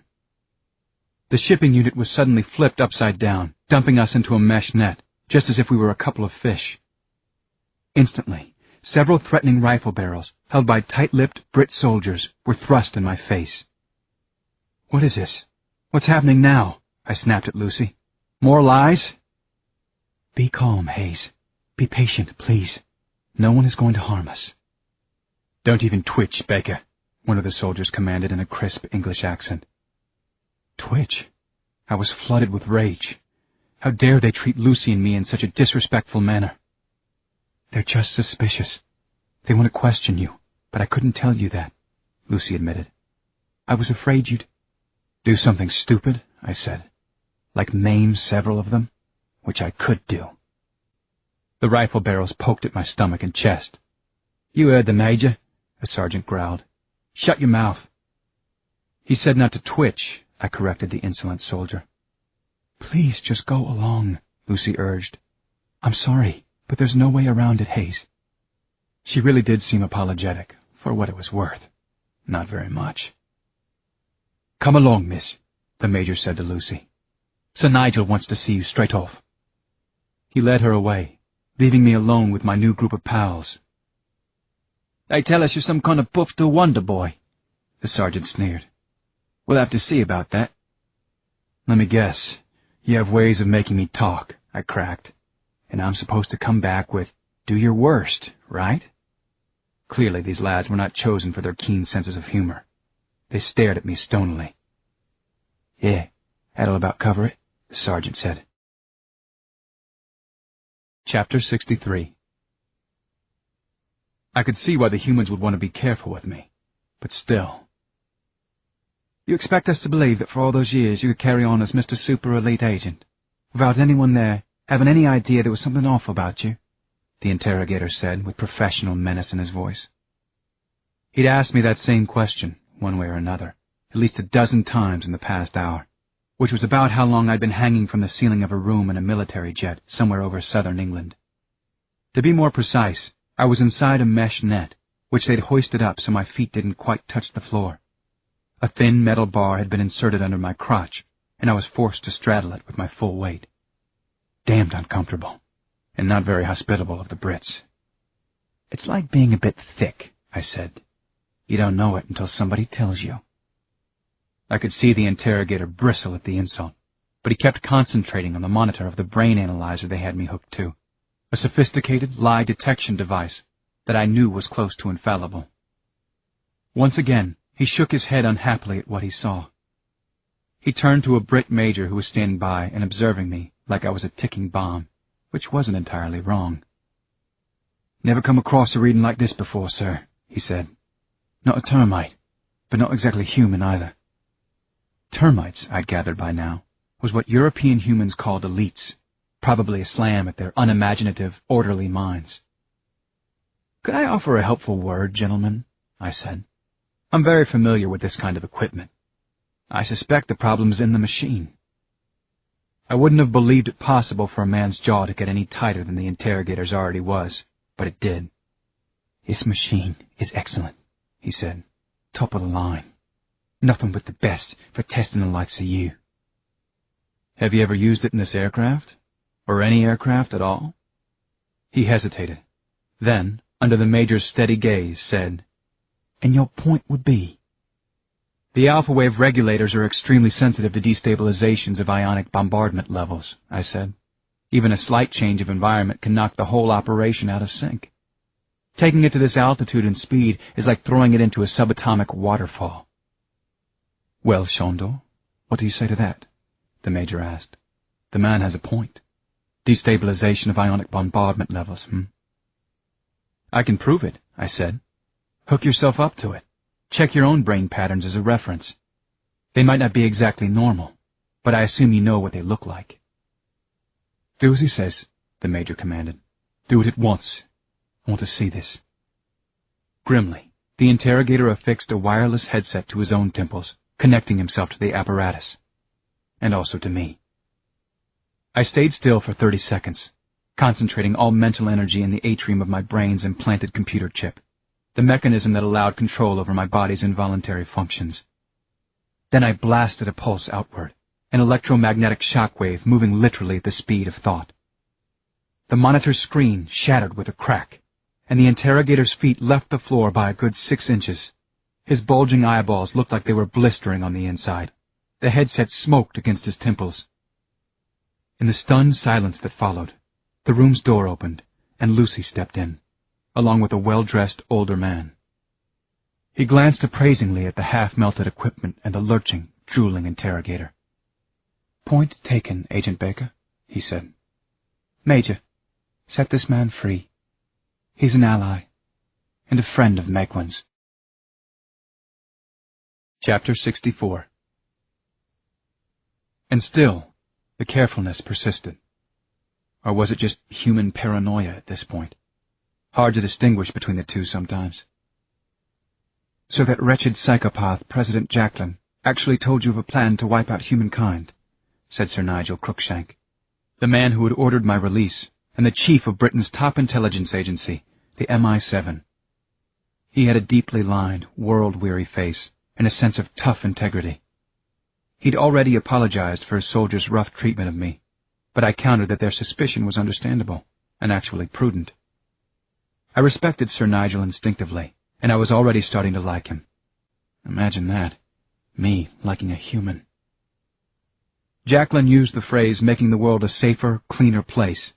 That's not what he meant, I said. But he gave no indication of how this would happen. Or when, Hayes. Actually, no. I assumed he was talking about a military attack. A big one. "I say," he said, pronouncing it somewhat like "I say." He walked to the rim of the ancient stone tower of Old Sarum, which we were standing atop, and leaned his forearms on the wall, gazing out over the wide expanse of Salisbury Plain. Lucy and I followed him. A team of armed guards followed us everywhere, although now, supposedly, they were here for our protection. "Are you thinking the plan is something different?"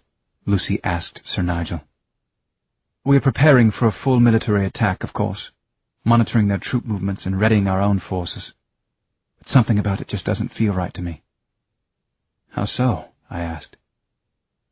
"Hard to explain, Hayes. I've spent long years going point-counterpoint against the elites. In older times, it was called a Cold War. Got to know their ways quite well.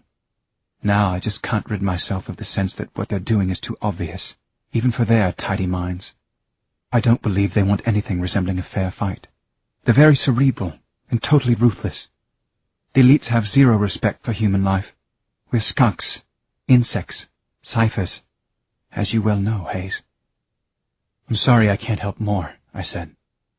"But I am here to do what I can." "It's fine, Hayes." "Well, have a good look round. That's why I brought you here." He waved a hand toward a military installation that was visible in the distance, a large complex of buildings, airfields, missile launchers. "That base there is our defensive nerve center. You'll get to know our best people, our best minds. I happen to think they're the world's best minds. Analytical, very creative, and most of all, compassionate. The human race has come a long way since 7-4 Day.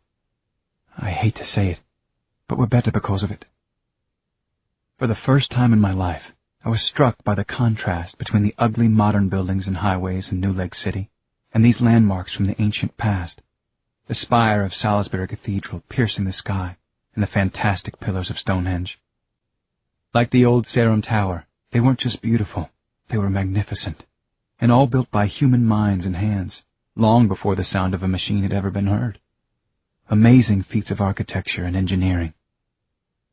With elites, newer and more efficient was always better, particularly with anything built before 7-4 Day. If they hadn't torn it down already, it was only because they hadn't gotten to it yet. Sir Nigel swung around to face me. "Hayes, I want to believe in you. in the way I believe in Lucy. So I'm setting aside my usual caution," he said. "I'll be blunt as to why, and it's not flattering. I simply feel that we've reached a point where my people have nothing to lose. But I must bring up one more seriously troubling issue." His eyes drilled into mine with a gaze that seemed older than the blunt stones we were standing on. This was the kind of lie detector test that no machine could match. Face to face, eye to eye. "Did you honestly have no idea that the chap you worked for, Jax Moore, was the driving force of the genocide on 7-4 Day?" he said. "That he personally planned and carried out the murder of millions of humans?" It was another jolt, but my armor of numbness was getting thicker all the time.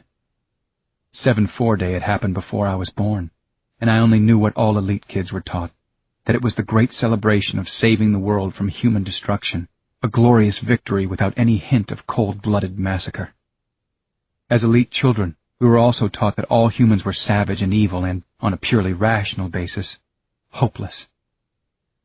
"I trusted Jax Moore for years, then found out the hard way that he's a lying snake," I said bitterly. "I never heard anything linking him and 7-4 Day, but I can believe it. I do believe it. Jax Moore led the attack when my mother and father were murdered." Not a muscle in Sir Nigel's face flickered, and his eyes stayed locked on mine like all-knowing magnets. "Then, of course, you also weren't aware that your charming wife, Lisbeth, was Jax Moore's main accomplice," he said. There was no amount of armor that could hold that shock off. I stared back at Sir Nigel, my mouth opening in disbelief. Is this some kind of trick?" I stammered. "Nothing of the sort. I couldn't be more serious." "But it's impossible. It can't be true. She isn't old enough, for one thing." "Quite easy to prove to you, I'm afraid. I have documented her actions myself. Lisbeth's much older than you think, Hayes. Much, much older. Decades older." What he saw in my face must have finally satisfied him, because he gave a grim little nod. "Right then," he said. "Let's get on to London. There are people waiting to meet you. You're seen as something of a savior there, lad. I sincerely hope that you are." Chapter 65. Well, I definitely knew that I wasn't a savior in any way, shape, or form. On the other hand, I've been wrong about so much lately, and maybe there were more secrets about myself I still needed to learn. At any rate, I was finally in London, and it was a gorgeous city, probably the most beautiful I'd ever visited. Clearly, it had the most history. "I could go for a stiff whiskey just now, perhaps a double," Sir Nigel muttered, as Lucy and I strode with him through a corridor in the famed Tower of London. I could have used a stiff drink myself.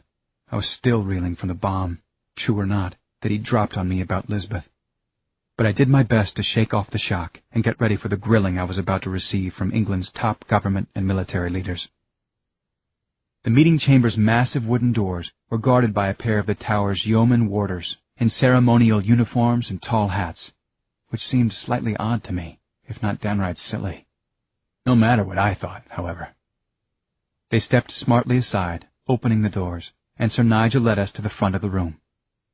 At least 100 people were waiting in there, and heavily armed soldiers were stationed all around the perimeter. "Savior," I thought. "I don't think so, ladies and gents. Just another human being under a death sentence." "You all know by now that Hayes Baker is the only human who has ever lived and operated as an elite agent of change," Sir Nigel announced brusquely. "That, and his extraordinary mental and physical abilities, make him of immense value to us. So let us waste no time." Suddenly, the huge doors swung open again, and 4 of the yeoman warders appeared. But now they crouched in combat position, leveling rifles they must have kept hidden in their baggy uniforms. Could this be possible? Clearly it was. "Elites!" Lucy screamed, with the loathing of a woman shrieking rats in a 4-star restaurant. The room instantly erupted in a spray of murderous gunfire. The British soldiers, taken by treacherous surprise, barely had time to swing their weapons into action before they were cut down in shameful numbers. The crowd of leaders, cursing and shouting, scrambled for cover where none was to be found. I slammed my shoulder into Lucy and Sir Nigel, sending us all skidding across the floor into an alcove. A nanosecond or less before the wall where we'd been standing exploded in a hailstorm of dust and plaster. "It's you they're after," Sir Nigel yelled. "For God's sake, run!" We can't afford to lose you. You're the most important person in this room. Run!" But there was no place to run to. The alcove was blind, without doors or windows, and the elites had us pinned in there with their blistering crossfire. Obeying Sir Nigel as best I could, I sprang up in a charge at the alcove's rear wall and crashed against it with all my strength. The old plaster was thick, but I punched on through to the next room and rammed straight into a row of standing suits of armor. The metalware went flying in all directions with a clatter, like a truckload of cymbals dumped off a high-rise building. Lucy was right behind me. "We have to jump," she panted, yanking me to my feet, pointing toward a row of arched windows. "Don't argue. Don't think about it." Just then, the elite's laser bursts hissed around us, spanging off the cascading armor and smashing glassed-in displays of ancient pikes and broadswords and such. "Yes, sir, ma'am," said I. Chapter 66. Savior? I don't think so. I doubted I could even save myself right now. And why should elites consider me so undesirable? Just because I knew some of their secrets? Or was it Lucy they were really after?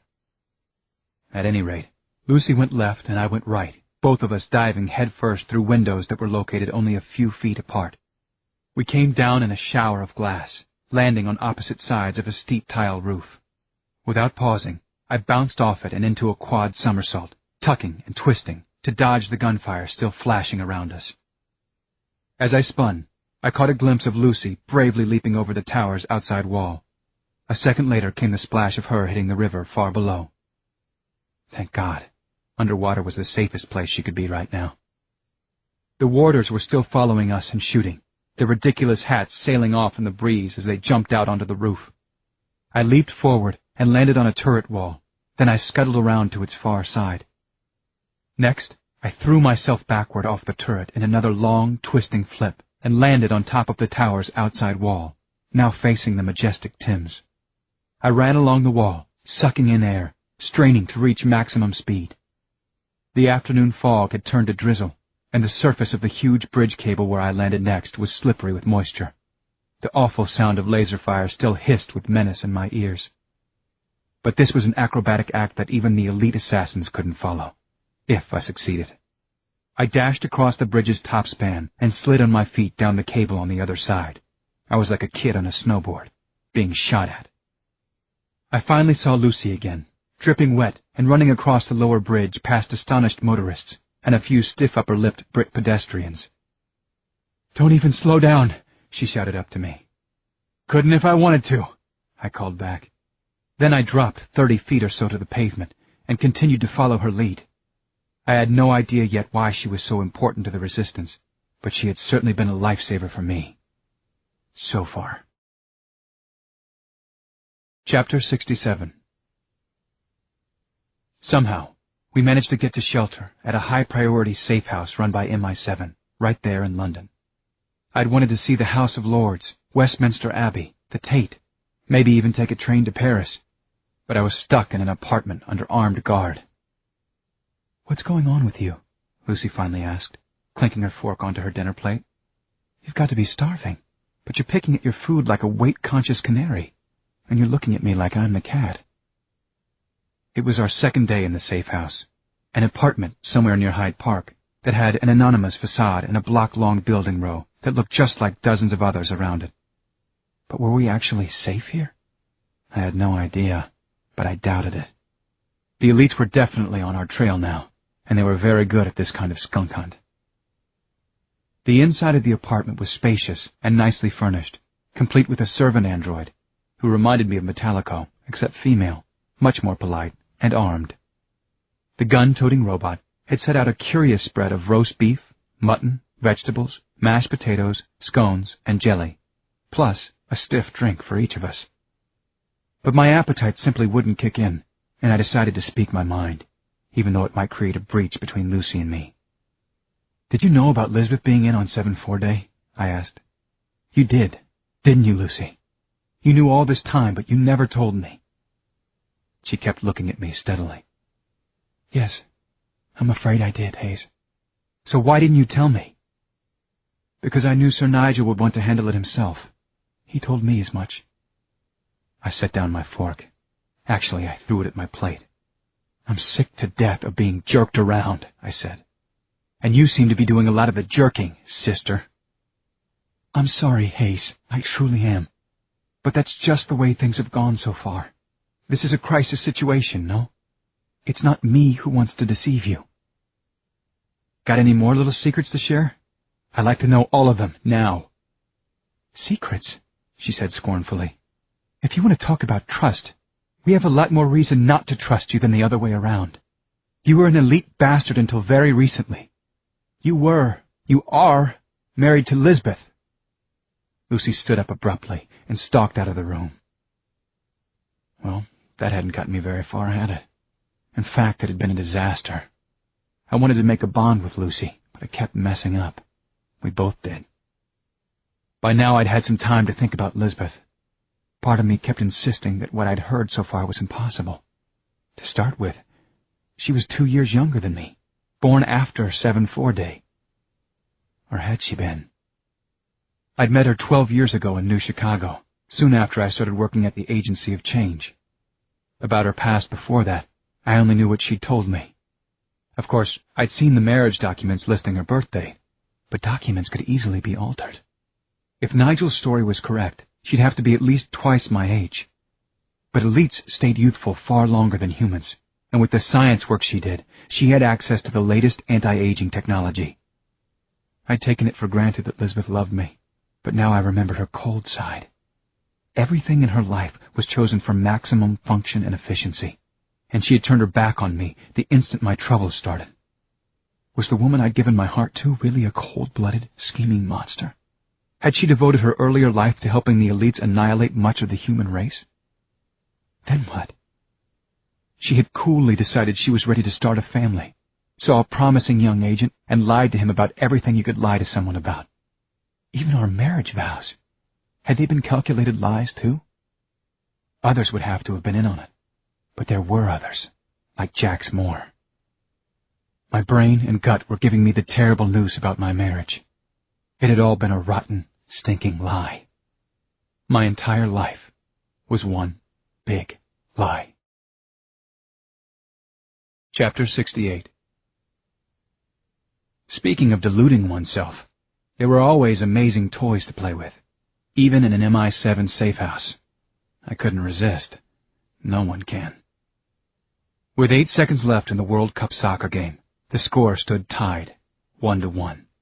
The earth trembled under my running feet from the stamping of the 100,000 screaming fans who packed the stadium. I booted the ball up in a high, looping pass and charged down the grassy field to receive it back, racing fiercely against the other team, the past year's World Cup champion from Italy. Twisting and feinting, I cut sharply in and out of the sprinting figures. Then someone slammed into my legs and knocked me rolling. One of the Italian players had blindsided me. The crowd's roar rose to a fury, and the ground shook like an earthquake. But the referee was acting like nothing had happened. I came up off the ground in a foot-first lunge. I saw the ball. It had reached the top of its arc and hung there for an instant like the sun.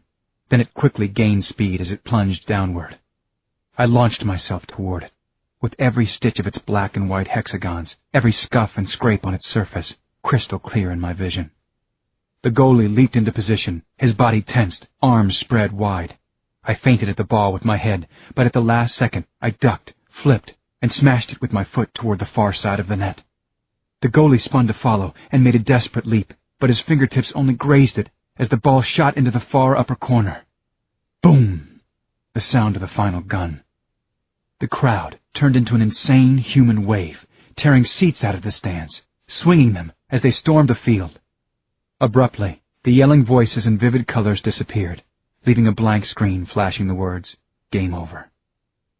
I tugged off my headset and sank back on the couch, panting, soaked with sweat. This was one mother of a simulator. Everything had seemed so real. Anyone who hid out here at the safe house had time on his hands, so MI7 made sure there was entertainment, Toys Corporation's latest products.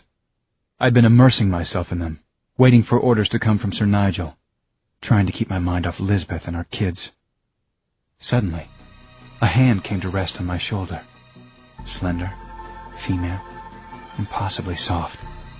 tony red nails, long ones. "Hi, Hayes," said the house android, Anna. "I came to see if I could get you anything.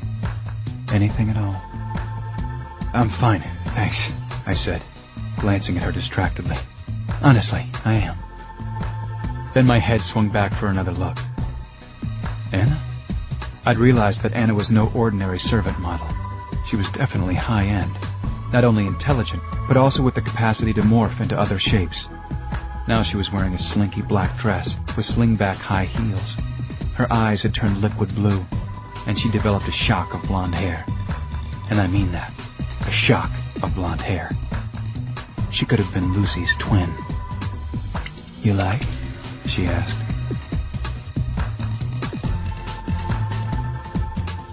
Chapter 69. "Besides, aren't you getting bored with those silly-billy simulated games?" Anna continued, plopping down beside me on the couch. She smelled terrific, too, with the same citrus fragrance Lucy wore sometimes, like in the cargo unit from Russia. She'd even adopted an excellent imitation of Lucy's voice. Now she kicked off her high heels and tucked her small feet under her shapely rear. "Anna, you might want to consider a different role model," I suggested. "If you say so, Hayes. But I'm programmed to be very observant. I pride myself on it." "What's that supposed to mean?" "Oh, come on.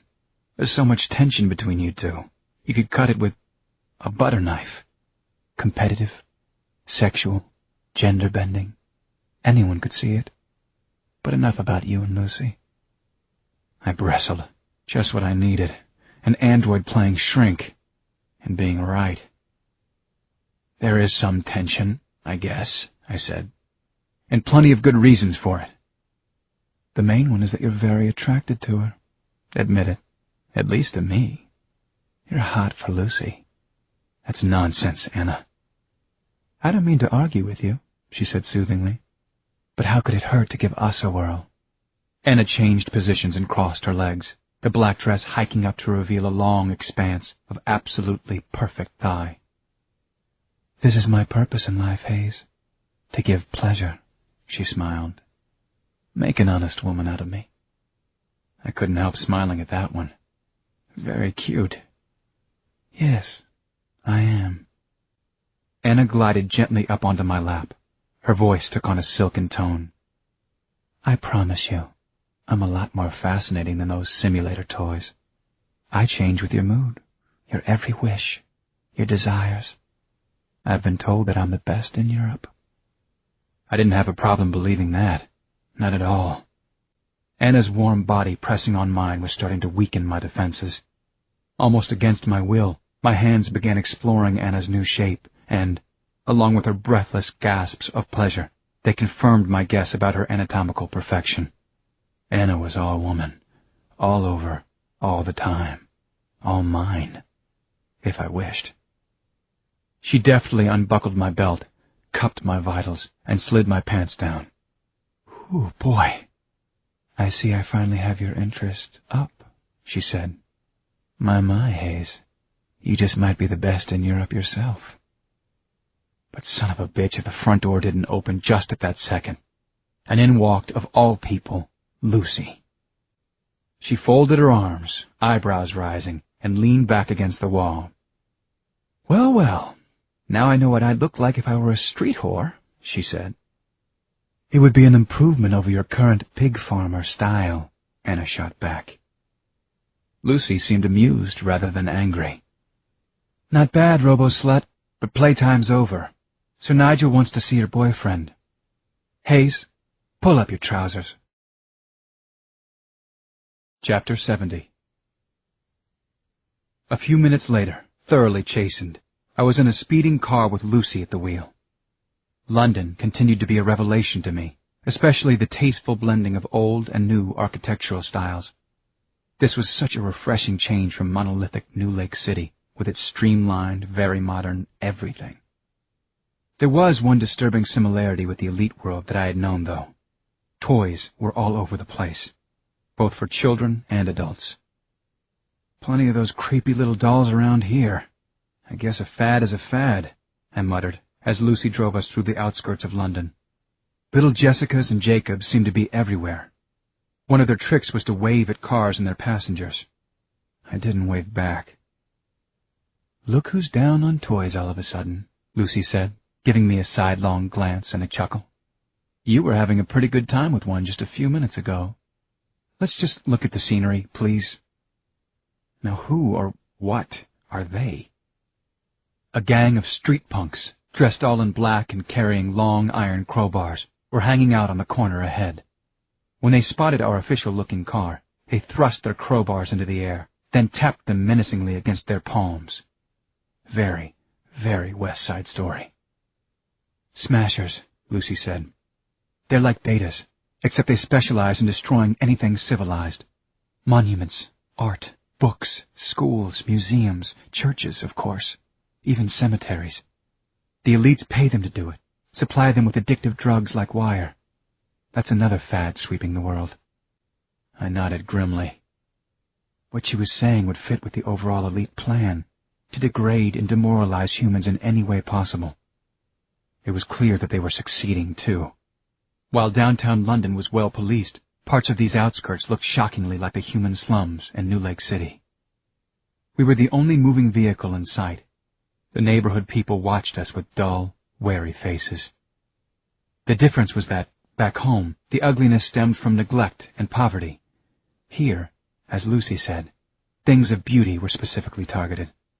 The stained glass windows of graceful old churches were bashed to splinters. Stone walls were ruined by painted scrawls. Park greens were ripped up by car tires. Statues lay toppled. Fountains and ponds were open sewers for waste and poisons. The smashers were always busy, earning their pay, having their fun. The punks on the corner were starting to yell at us now, a monotone, three-syllable chant.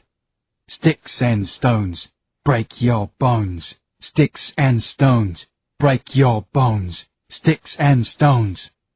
Let me guess, break your bones? "They like to work people over with those crowbars, then hang them on hooks to die," Lucy said. "Their idea of a good time." Suddenly, a bottle came flying toward the car provided to us. My impulse was to jump out and feed it back to the scum who'd thrown it. I was armed now. The MI7 had given me a couple of compact pistols.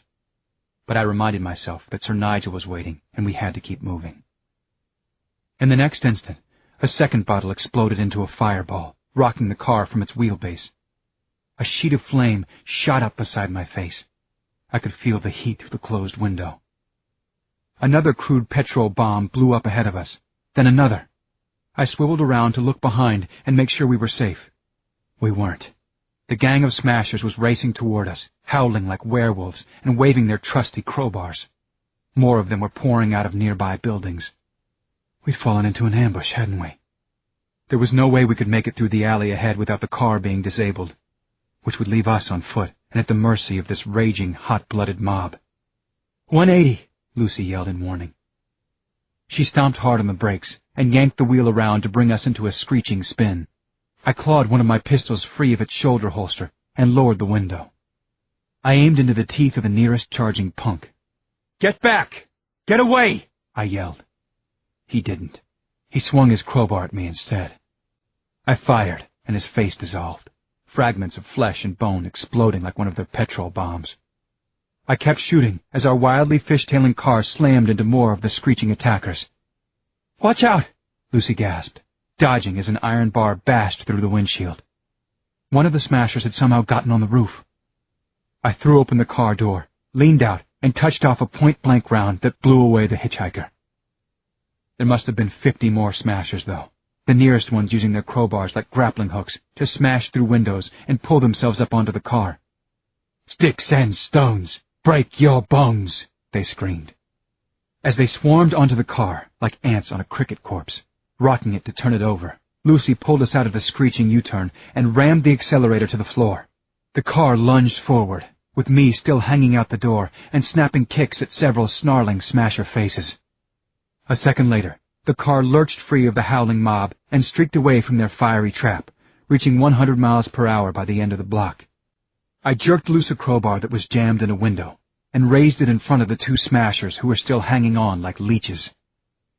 "You have one thing right," I yelled. Breaking bones is fun. They let go and tumbled away into the London fog. Chapter 71. I am afraid that the invasion by the elites, the premeditated annihilation, is almost upon us, Sir Nigel said. I've decided you two must continue your operations elsewhere. I'm sending you to a location in France. An emergency meeting is in progress there now. Nothing could be more important. Perhaps nothing in our history has ever been more important. The poor, maimed man was lying in a military hospital bed, and his speech was slow and labored, but still full of passion. During the Tower of London attack, Sir Nigel had been struck in the face and chest by laser fire. I had seen this kind of wound before. I knew he would die from it. Lucy touched his arm lightly, her face tense with concern. I'm so sorry for your pain, sir. It's my fault. I brought Hayes Baker to London. Nonsense! Nigel raised his voice with visible effort. It's essential that he's here with us. Hayes Baker may be our only chance to survive this terrible ordeal.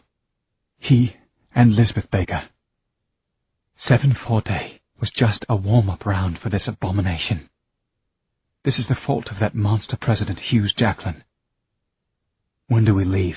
I said. That's the spirit. There's a stealth jet waiting for you now. You'll parachute into France. When you get to the World Summit meeting, pay special attention to the memory purge sessions. Remember, memory purge. Have there been any breakthroughs? Lucy asked anxiously. Sir Nigel. I know that our finest scientists are working on it, feverishly. Your recent contribution was a great help, he said to Lucy. I glanced at her. What contribution was that? Elite brains, Lucy said, as calmly as she'd say a box of chocolates. You remember those headless Toys Corporation executives in Barronville? I'd hardly thought about that in the turmoil of the past days, but Lucy's words brought back shocking images of the executives. This is a war, Sir Nigel reminded me. We are trying to stop a holocaust that could actually eliminate the human race. You must go to France first. Then move on across Europe. Italy, Germany, the Netherlands, Sweden, and Norway. Then on to Asia, if there's time. Sound the warning, loud and clear. He offered his hand. I clasped it gently, and Lucy leaned over to kiss his cheek. We suspected that this might be the last time she and I would ever see Sir Nigel Crookshank. Bonne chance, he whispered as we left. Chapter 72. The military stealth jet shot across the English Channel like a dark arrow cutting through the heart of the night. Lucy and I sat at the plane's rear, both of us silent, brooding. We had plenty to think about, trying to prepare ourselves for whatever might be coming next. Probably a world war. I have to make an important stop along the way, Lucy said, standing up abruptly. Sorry I didn't tell you before, Hayes. I nodded, though not completely following her. Where are we stopping? I asked. Then I saw that she was readying a parachute, and that the red jump light was starting to flash. I thought we were going to the southeast of France, I said. Even at the jet's terrific speed, we couldn't have made it there already. You are. I have some other business to take care of first. I'll catch up with you as soon as I can. Godspeed. If there could possibly be a God. What was that old song? God bless this mess? I always liked that sentiment. Goodbye, Hayes. I stared at her in complete disbelief. Wait a minute. You're just leaving me? There's no time to explain a couple 100 years of European history to you. But don't worry, Hayes. You'll be met at your drop zone. Met by who? The Eminence Grease of Interpol. The what? The who?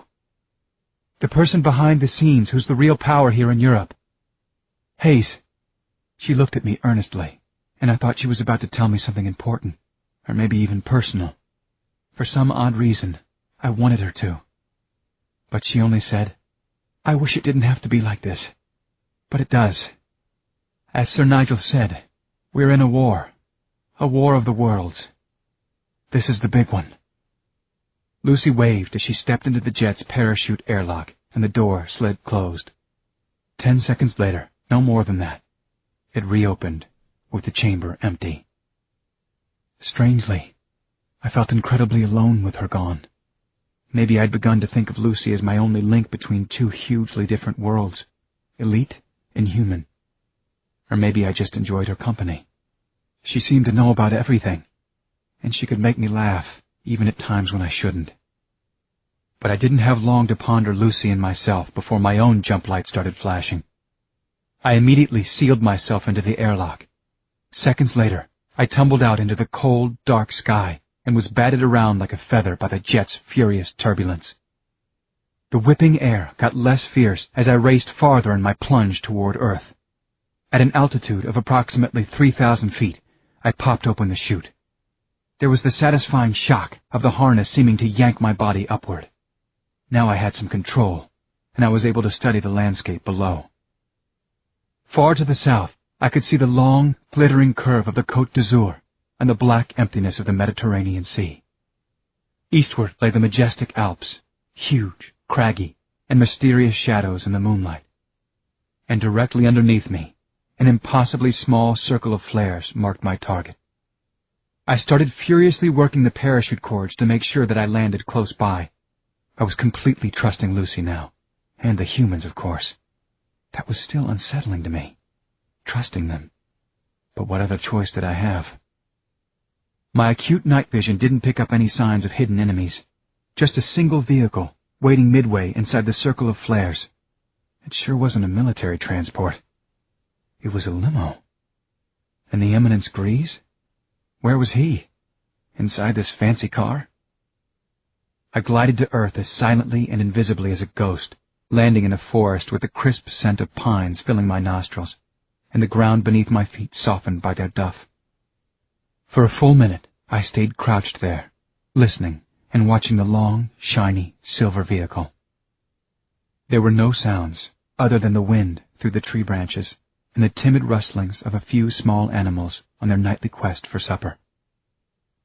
I eased down onto my belly and started moving toward the flares, and the mysterious car parked out in the middle of nowhere. Chapter 73. What is this all about? Another absolutely insane adventure? More deep secrets? And why isn't Lucy here with me for these vital meetings? The limo's side door was open, revealing a dimly lit interior that looked, well, like a luxury hotel room, complete with a spa bathtub, which just so happened to be bubbling cheerfully. Someone was splashing around in it. A female someone, with long, dark hair pinned up neatly behind her head, and a few damp strands trailing down her neck. One of her hands was just now soaping her creamy skin. I couldn't quite see the face yet. I spent the next few seconds convincing myself that I was really seeing what I thought I was. "I see you too," the woman said. She turned my way, and I saw that her face had an exotic, aristocratic beauty, with a fine, arched nose and almond-shaped eyes. "Welcome to France, Hayes," she said. Her voice was husky and accented. She pronounced Hayes as his. "My name is Chantal Dugard." "I thought I was supposed to meet the Eminence Grease of Interpol," I said. "That would be me." I stayed where I was, surprised, a little confused, maybe intimidated as well. "No need to be nervous," she said soothingly. "You are our honored guest. There are resistance soldiers nearby, to protect us if need be. To protect me, certainly. Please, come inside the car. Shut the door." I exhaled, stood up, and walked to the limo. What the hell? If I was heading into a fatal trap, at least it was an extremely attractive one. A honey trap. Wasn't that what they used to be called? The door slid closed behind me, and then the car's automatic pilot started us moving through the countryside, accelerating to a rapid but smooth speed. "Beautiful night for a ride," I said. "It is, isn't it?" "Champagne?" Chantal Dugard replied, waving toward a silver ice bucket on a stand. "Not just now, thanks." "Do you always bathe in your car?" I asked next, sitting warily on a velvet couch beside the sloshing tub. "Quite often, yes, I do. It relaxes me, Helps me think through difficult problems. And I'm very busy, so it saves time. It doesn't bother you to have an audience? Where's the harm in it? It's an old custom of the French aristocracy, actually. Louis XIV. Then, with a little laugh, she added, Besides, I wanted you to know, I'm not hiding anything. If Chantal Dugas was, it was very well hidden. The froth of the spa water blurred her body, but I could see its outlines. Very nice, those outlines of hers. But something puzzles me, she said. I expected your partner to be with you. Lucy? She's not exactly my partner, I said, hedging. And she's not exactly my sister, either. But you've been with her lately, no? When did you two part company? Actually, she bailed out of the plane just before I got here. I have no idea why. I have no idea where she is now. I do know this. She has a mind of her own. Chantal nodded. How strange. Then she eased forward in the tub, still submerged to the rounded tops of her breasts. She crossed her forearms on the rim closest to me, resting her chin on her slender wrists. Tell me, she said, her big brown eyes fixed on mine. Do you trust Lucy? Was this a trap, or just French seduction? If I admitted doubts about Lucy, I was betraying her. If I lied to cover for her, I was betraying the human cause. Either answer and my loyalty could be suspect. I'd be crazy to trust anybody at this point, I said, including myself. She sighed, shaking her head in exasperation. You talk like a schoolboy who thinks he's quite smart. How very American of you. I think of myself as a hybrid. Don't you think that's right? She sighed again. I think you are quite handsome, Hayes. I wish we had a little more time to be together. I see. And was all this a test? I asked. A test?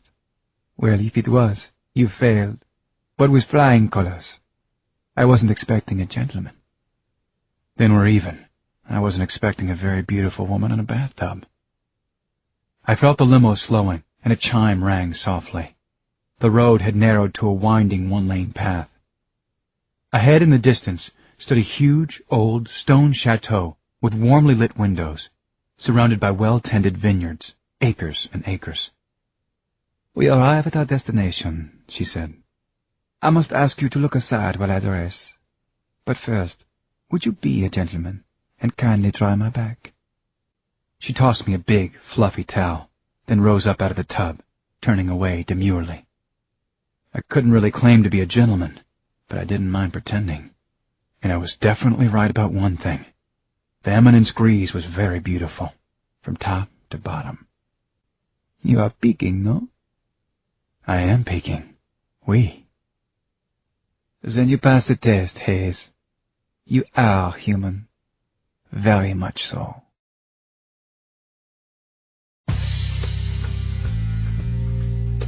Chapter 74. As the very clever and alluring Chantal Dugas and I walked into the imposing dining hall of the chateau, she clapped her hands sharply to quiet the guests, about 200 of them from what I could see, representing many nationalities, standing in groups and talking excitedly. Waiters bustled around with trays, serving food and fine wines. It looked like a classy, but otherwise quite ordinary, party. Except that these were reputedly the most important leaders in the free world, gathered to try to keep humankind from being destroyed by a powerful race that despised them. Attention, s'il vous plaît, Chantal called out in her husky and cultured voice. I bring you Monsieur Hayes Baker. We are honored that you are here. Before she could continue, a stern-looking military man strode forward. He saluted me, then leaned in close to Chantal Dugas and spoke rapidly. Her intelligent eyes widened with concern as she listened. Now what the hell is happening? We have just received distressing news that your former boss, Jacques Moore, is in Europe right now, she translated. This is very dangerous for us. That man is the devil himself. He is a war criminal, a beast among beasts. I must agree with that. I spoke to Chantal, but also to the crowd. I know that devil very well. He's extremely efficient. If he's here, the final plan is already in motion. We shall see, said Chantal, who, surprisingly, didn't seem as alarmed as I was. Other guests approached me, introducing themselves and thanking me for being here. More than one told me that they'd known my parents and loved them both dearly, and offered sympathy for their senseless deaths. Chantal was at my side again. You must eat, Hayes, please. Something tells me we will need much strength soon. We all will. I shook my head. I wish I knew more about the elite plan. I want to help you in any way I can. She patted my arm. We have ways to make you talk. She laughed. What I mean is, there may be things you know that you're not conscious of. We have tests. But first, eat. She snapped her fingers to summon a passing waiter and took a canapé of crusted bread spread with thick paste. Pâté de foie gras with truffles. Heaven on this earth. You must have one, Hayes. The smell of the food had been filling my nostrils since we first came in. A blend of savory aromas had my stomach on alert. But there was a small problem. I was used to eating like an elite, and even thinking about food like this went against my upbringing and training. Do you have anything without calories? I said. The people standing nearby stared as if I were a crazy person. Chantal merely laughed. In France, you dare to suggest such a thing as fine cuisine without calories? That is an elitist nightmare we can hardly imagine. Just try this. Open your mouth. I command it. She held the pâté to my lips, and I reminded myself that I was, after all, in France. So I opened my mouth, and she popped in the canapé. What a glory! It practically melted on my tongue, with a rich, subtle complexity that positively thrilled my taste buds. I turned to the waiter, ready to devour his entire tray. Yes, please, I'll have another. Then my hearing caught a faint sound that no one else in the room could catch. A jet, heading toward us at what seemed a low altitude. Lucy! The idea delighted me, more than I would have thought possible. Chapter 75. But then my ears told me that there wasn't just one jet. There were several of them. Had the war begun already? Here in the French countryside? I ran to a window just in time to see a wing formation come streaking in, dropping string after string of elite paratroopers. So many that they completely blotted out the moonlit sky. This was not good. I knew what tough and skillful fighters these were. Hell, I had been one. An explosion rocked the chateau with a tremor that I felt shoot up through my feet and jar my teeth. More bombs came right behind it, shattering windows, raining glass on the guests. Then bursts of gunfire erupted as the French guards met the elite attack outside on the grounds. I hurried back to Chantal, who was issuing orders into a handheld phone. Before I got to her, though, the two sets of doors to the dining room flew open. Elite commandos came charging in, firing assault weapons into the cluster of human leaders. It was a massacre of immense proportions. Horrifying, unthinkable, cruel and unnecessary. None of these people were even armed. Behind the waves of commandos walked a man and a woman, side by side, smiling, as if they'd just been announced at a fancy ball. Jax Moore and Lisbeth. Great job, Hayes, Moore called to me. You led us right to the chateau and handed us the kingpin. Or should I say, the queenpin. Chantal straightened her back and strode toward me. With a look of hatred like I'd never seen before, she slapped my face, raking her nails across my cheek. Traitor! Pig! Bastard! She screamed at the top of her voice. Still smiling, Lisbeth calmly raised a pistol and shot her through the left breast. Chantal spun away, clutching at her heart, and fell like a beautiful bird torn from the sky.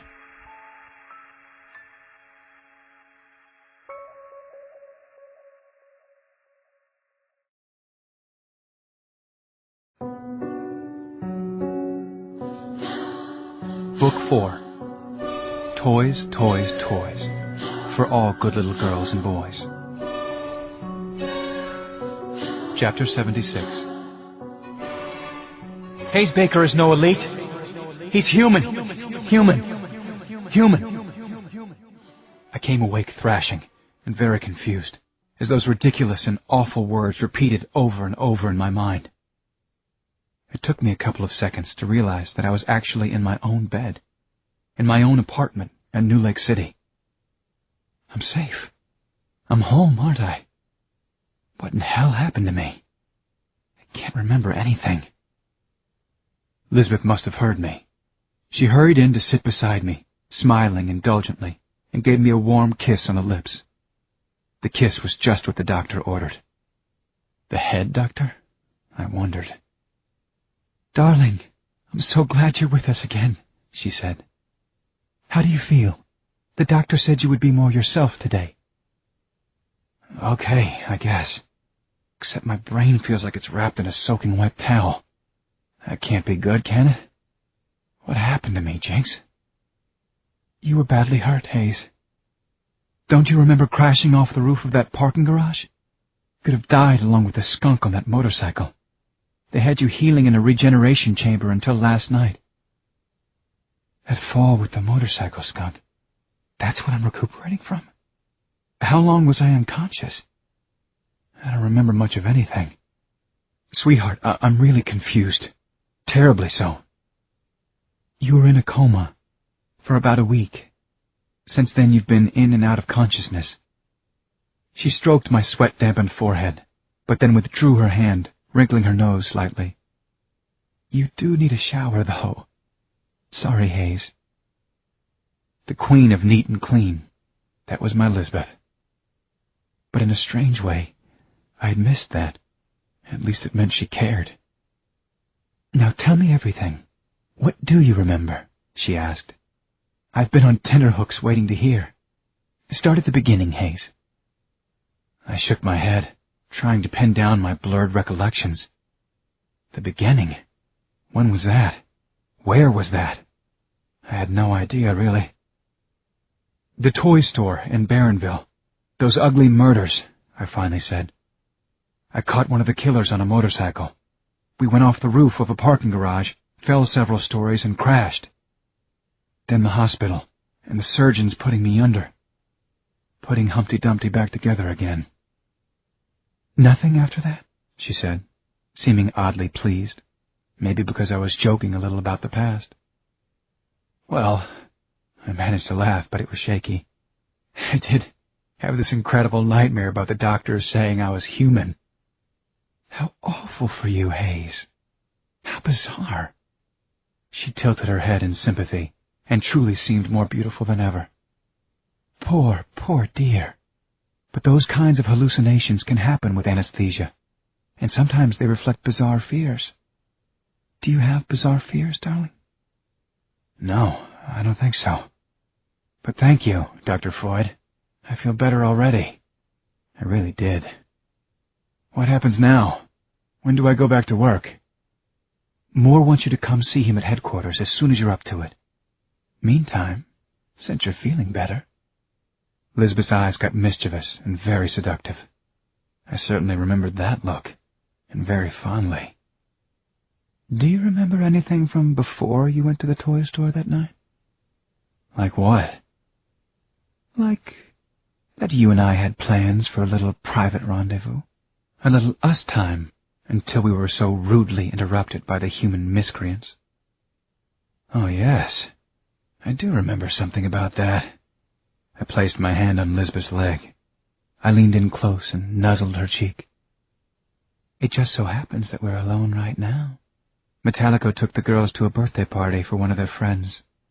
So why don't you go have that shower? I'll break out a couple of rapture pills, and we can pick up where we left off. If you're up to it." "Honey, you sure know how to welcome a guy home," I said. She kissed me again, softly at first, then much harder. "You're not just any guy, Hayes. You're a hero. You're my hero.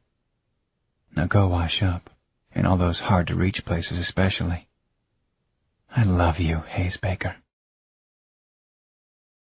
Chapter 77. My welcome home in the arms and breasts and long legs of my beautiful, violet-haired Lisbeth was certainly a memorable occasion. And it was heightened to the maximum by the rapture we took, a legal drug for elites only that produced an hour of euphoria and enhanced sensations such as elevation, not to mention up to half a dozen orgasms. For each of us, of course. There is nothing like having orgasm after orgasm, especially with someone you love.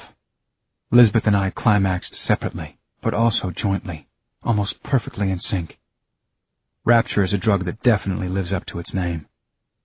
Most authors complain that the pleasure is almost impossible to put into words, and I certainly agree with them. Afterward, though, Lisbeth got a bit edgy, certainly in no mood for the tender lounging around that I required. "What's the matter, Jinx?" I asked her. "Oh, nothing, really. But Hayes, I do have to go to a meeting at the agency. A quick one," she said, finally jumping out of bed. "I'm sorry, darling. Don't hate me for it." She pulled fresh clothes from drawers in her closet, then hurried off to the shower. She stayed in there a long time.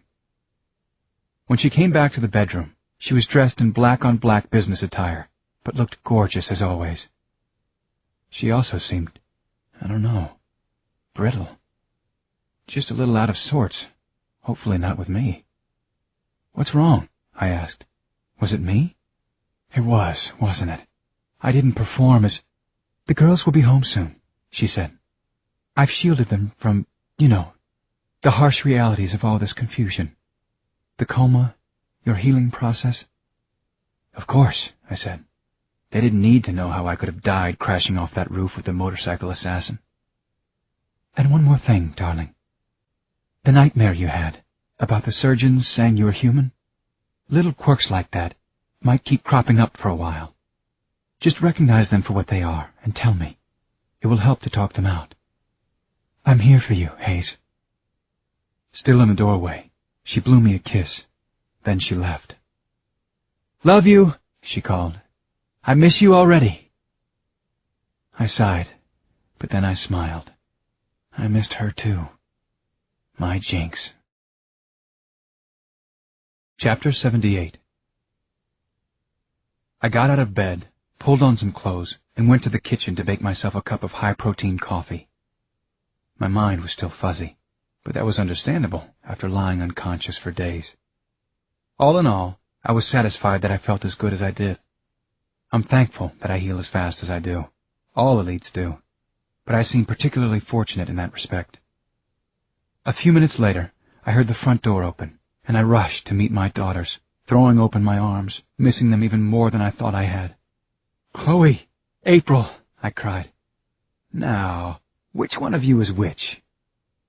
But instead of laughing and hurling themselves into my arms as I'd hoped, they stayed where they were, their little faces subdued. Metallico, the sassiest robot on the planet, stood behind them, as rigid as a tree. I was absolutely stunned into silence. Something was very wrong here. "What? No big hug for Daddy?" I finally managed a few words. That brought Chloe and April to me, reluctantly, for a quick embrace. But then they pulled away. It was as if they barely knew me. "We missed you," said April. "Missed you," echoed Chloe.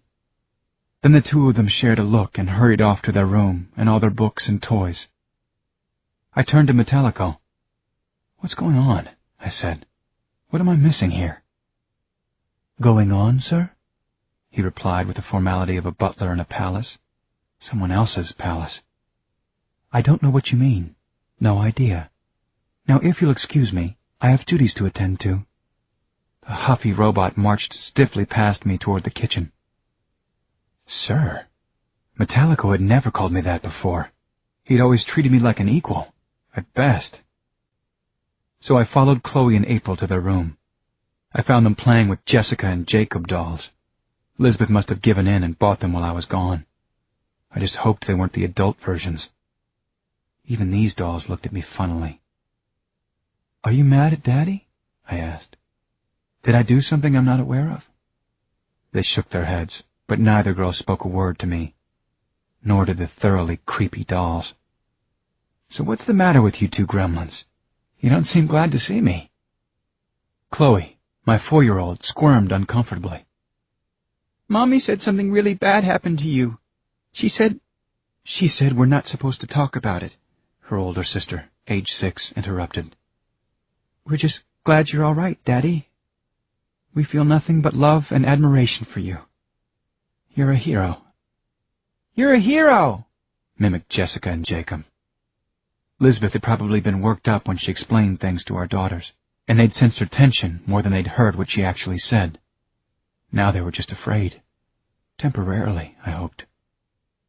Or maybe all this strange behavior was just in my own mind, part of the anesthesia hangover. Something bad did happen to me. An accident, I told the girls, but it's all over, and I'm fine. What do you want to do now? How about if I whip us up some... I paused, frowning. Banana splits. What I'd started to say was no-cal banana splits. Where'd that odd thought come from? Of course the treats would be no-cal. All elite food was. Only human food was... Then we could play 3D Monopoly, I said, or whatever you want. We can even play with your dolls. Creepy critters that they are. I'd like to play with Daddy, said Jessica with a leer. Play with me, Daddy? Then Metallico came into the room with a silent, gliding walk that I'd never seen before. It was downright eerie, actually. The girls have had a busy day, he said. My instructions from Lisbeth are to see to it that they have their baths, then their homework, and some much-needed rest. I didn't like any of this, but I accepted that my judgment was probably shaky. I decided to let it go. All right, then. Brush and flush, I said to the girls. But first, one more hug. For good luck, for good measure, and just for fun. Slowly, Chloe and April came to me and granted their dad a hug. But then April said, Good luck, Daddy. And it sounded like she really meant it, like she knew I needed some luck. Good luck, Daddy, chimed in Jacob and Jessica. I wandered around the apartment after I left the girls, trying to get interested in the adult simulators and other toys of my own. But I was restless, I guess. I'd been cooped up inside long enough, hadn't I? Maybe that was the problem. A good, hard run would be just what I needed to get back to normal, to be Hayes Baker once again. Chapter 79. When Lisbeth arrived at the sparkling glass palace known as Agency Headquarters, the atmosphere was more celebration than anything resembling regular police business. In fact, 24 of the elite government's highest-ranking officials were gathered in the main briefing room, sipping wine and cocktails. The conversations were charged with giddy anticipation of 7-4 day. Jax Moore met her as she came in and took her aside. "What's the update on Hayes?" Moore asked quietly as he held a trademark cigar aloft. "Exactly what we want it to be, Jax. He thinks everything's the same as always. He believes hospitalization and healing followed his fall with that skunk motorcycle rider. He has no memory whatsoever of Europe. There was a blurred memory of voices overheard saying he was human, but I got him settled down." A smooth smile eased across Moore's chiseled face. "I can imagine." Lisbeth smiled back archly. "You don't have to imagine, do you, Jax?" "You did your duty. Well done. President Jacklin will be very happy," Jax Moore said then. "Now we send him after his half-sister. No matter which one kills the other, we win." Her smile stayed, but the slightest trace of unhappiness came into her eyes. "Of course we win. Elites have been winning every battle for 30 years. How else could this turn out?" Moore didn't seem to notice Lisbeth's slight frown. "You're the bright star tonight, Lisbeth," he said. "Let's get you a drink. Then it's time for you to take a bow. This augurs well for 7-4 day." He snapped his fingers, and an obsequious robot waiter hurried over to offer her a perfectly made martini. Then Jax Moore turned to address the other guests. Their talk stopped, and everyone watched expectantly. "As you know very well, we don't usually hold agency briefings in the form of cocktail parties," he began, then waited for a ripple of laughter to quiet. "But this isn't an ordinary occasion. It really is a surprise party. Except the surprise isn't for us. On the coming 7-4 day, Our human neighbors are going to get the biggest surprise the modern world has ever seen. My friends, in just 80 hours, the human race will be completely eliminated. The greatest threat the Earth has ever known will be gone. Hear, hear! It has been a long time coming, Lisbeth added. Too long. Another excited murmur rose from the audience, the closest these reserved elites ever came to cheering or any such show of emotion. Let me add that we owe much of our upcoming success to the genius of this lady, Moore went on, draping an arm around Lisbeth's shoulders. A toast to Lisbeth Baker, as brilliant as she is beautiful. No one has sacrificed more. Glasses clinked together like chimes, and there was a chorus of hearty congratulations. Lisbeth raised her own glass in gracious acknowledgment and flashed another brilliant smile. But then she moved quietly out of the limelight to have a moment alone. The thrill she should have felt was smothered by the distress that was tightening her stomach. She lived by her steely intellect, and she scorned people who were soft in any way. But now she'd fallen into that sort of mess herself, hadn't she? She wasn't bothered in the least by wiping out the nauseating human race. They were no more than insects to her, or worse, and the sooner they were eliminated from Earth, the better for everyone, perhaps even for the humans themselves. But tonight underscored what was troubling her. Hayes was the problem. When she'd first learned that he was human, she was, of course, outraged. She'd vented by making him a pawn against his own kind, then blocking his memory of those events. One way or another, he'd be dead in a matter of hours. Loving husband and father, genuine hero for the cause, a man who had enriched her life in countless ways. The sense of loss was already cutting deep, and there was nothing her intellect could do about it. Damn it, she still loved Hayes, didn't she? Shake it off, Lisbeth, she told herself fiercely. Hayes is pitiful, a human. As she started to rejoin the crowd, a hand patted her from behind. She turned and looked into the face of the hulking McGill, Hayes' former partner and friend. He was smoking a cigar, just like his mentor, Jax Moore. So what's it like jumping in the sack with a skunk? McGill cracked, leering at her breasts as he always did. He'd obviously had far too much to drink already. We need to keep him happy as long as he's useful. Until 7-4, certainly, Lisbeth answered coolly. I do what I have to. It's called being professional. It's my duty. Let me know when you're ready for the real thing, with another professional. I'd sooner sleep with a baboon, was her first withering thought, a comparison that wasn't far off. But then again, what better way to take final revenge against a husband who had weakened and confused her totally? Well, a widow may need consoling, she said, and, for the first time in days, smiled in a way that felt genuine. Her true self was taking charge again. Logical, selfish, brutal when necessary. I'll be there for you, said McGill, and then he added, It's my duty too, and I'm very good at it. I'm all elite, Lisbeth. She laughed at that one, and lit up her own cigar. Chapter 80.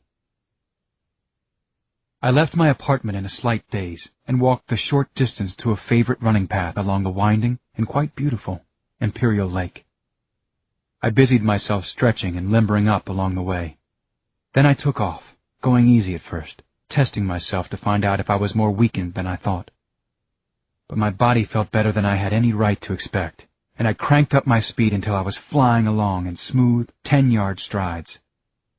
There was hardly any traffic along the narrow lake road, one of the reasons I liked it here.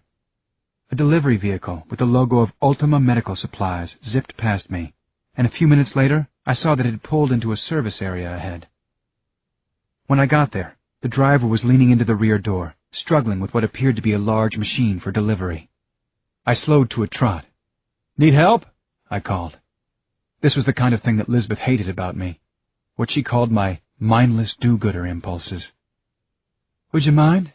Damn thing slipped off its tracks, called the driver, a female worker as it turned out. Her voice set off a tiny tick in my mind, like maybe I'd heard it before. But the sound was muffled, and where could I have run into this particular delivery person? I dismissed the thought as another one of my recent quirks, exactly what Lisbeth had warned me about. As I walked closer, she hopped inside the vehicle and began moving her fingers expertly across the machine's controls.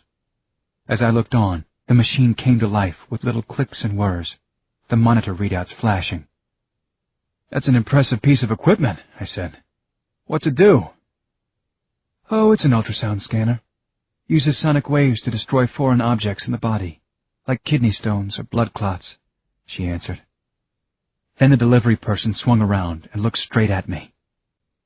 "Or the tracking chip that effing Lisbeth planted in your brain," she said. "Hello, Hayes." Chapter 81. In that instant, I recognized both the face and the voice. She was the terrorist who'd led the attack on Lisbeth and me after the president's party. I lunged toward her, but an electronic jolt slammed into my eyes and immediately pierced through to the back of my skull. Then came a loud pop, and I felt as if I were getting smashed with a hammer on the inside of my head. I spun away in agony, clutching my temple. Then I felt her hands catch my shoulders. I managed clumsily to grab hold of her, determined to take her down too. But the female terrorist didn't fight or pull away, just held on to me, almost in an embrace. "Calm down, Hayes," she soothed. "You'll be all better in a few seconds. Trust me." When she spoke my name, a powerful whirlwind of images erupted in my memory. All the things that had really happened during the days when I thought I'd been lying unconscious in an elite hospital. Stunned and confused as I was, I understood immediately. "Lucy?" I said hoarsely. Chapter 82. "Of course it's me. Are you strong enough to stand on your own?" she asked. I nodded, and we moved apart.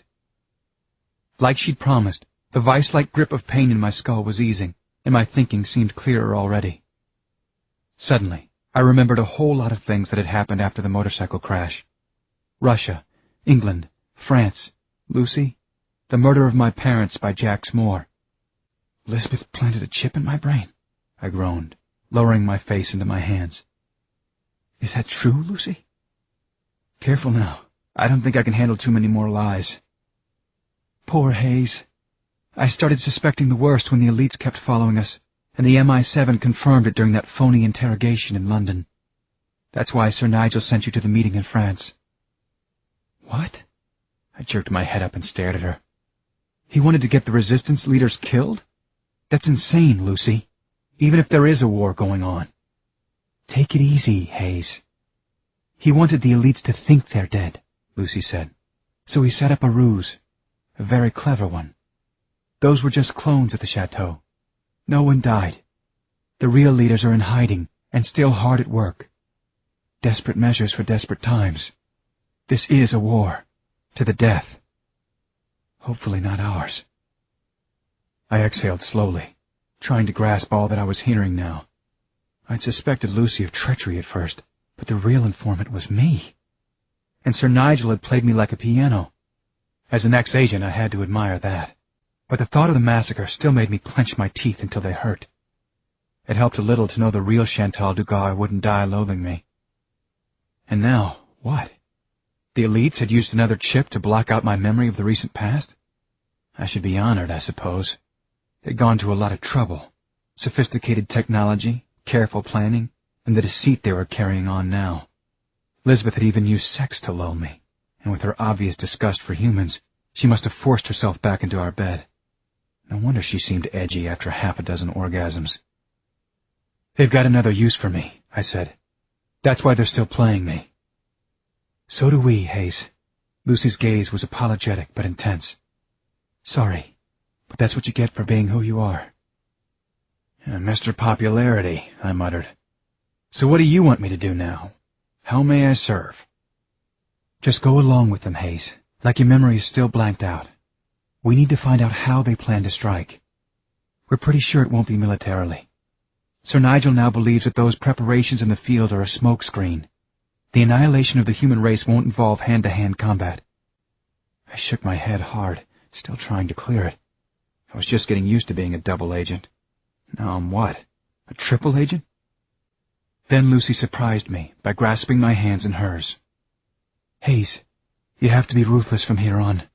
Everything, and I mean everything, depends on making them believe you still think you're an elite. Her grip tightened. No matter what happens, keep reminding yourself, if they win, we're all dead. You too. Strangely, I couldn't find any words to speak. I was lost in the sudden awareness that I'd never looked into eyes that were so clear and sincere. So human, I suppose. Lucy finally lowered her gaze and let go of my hands.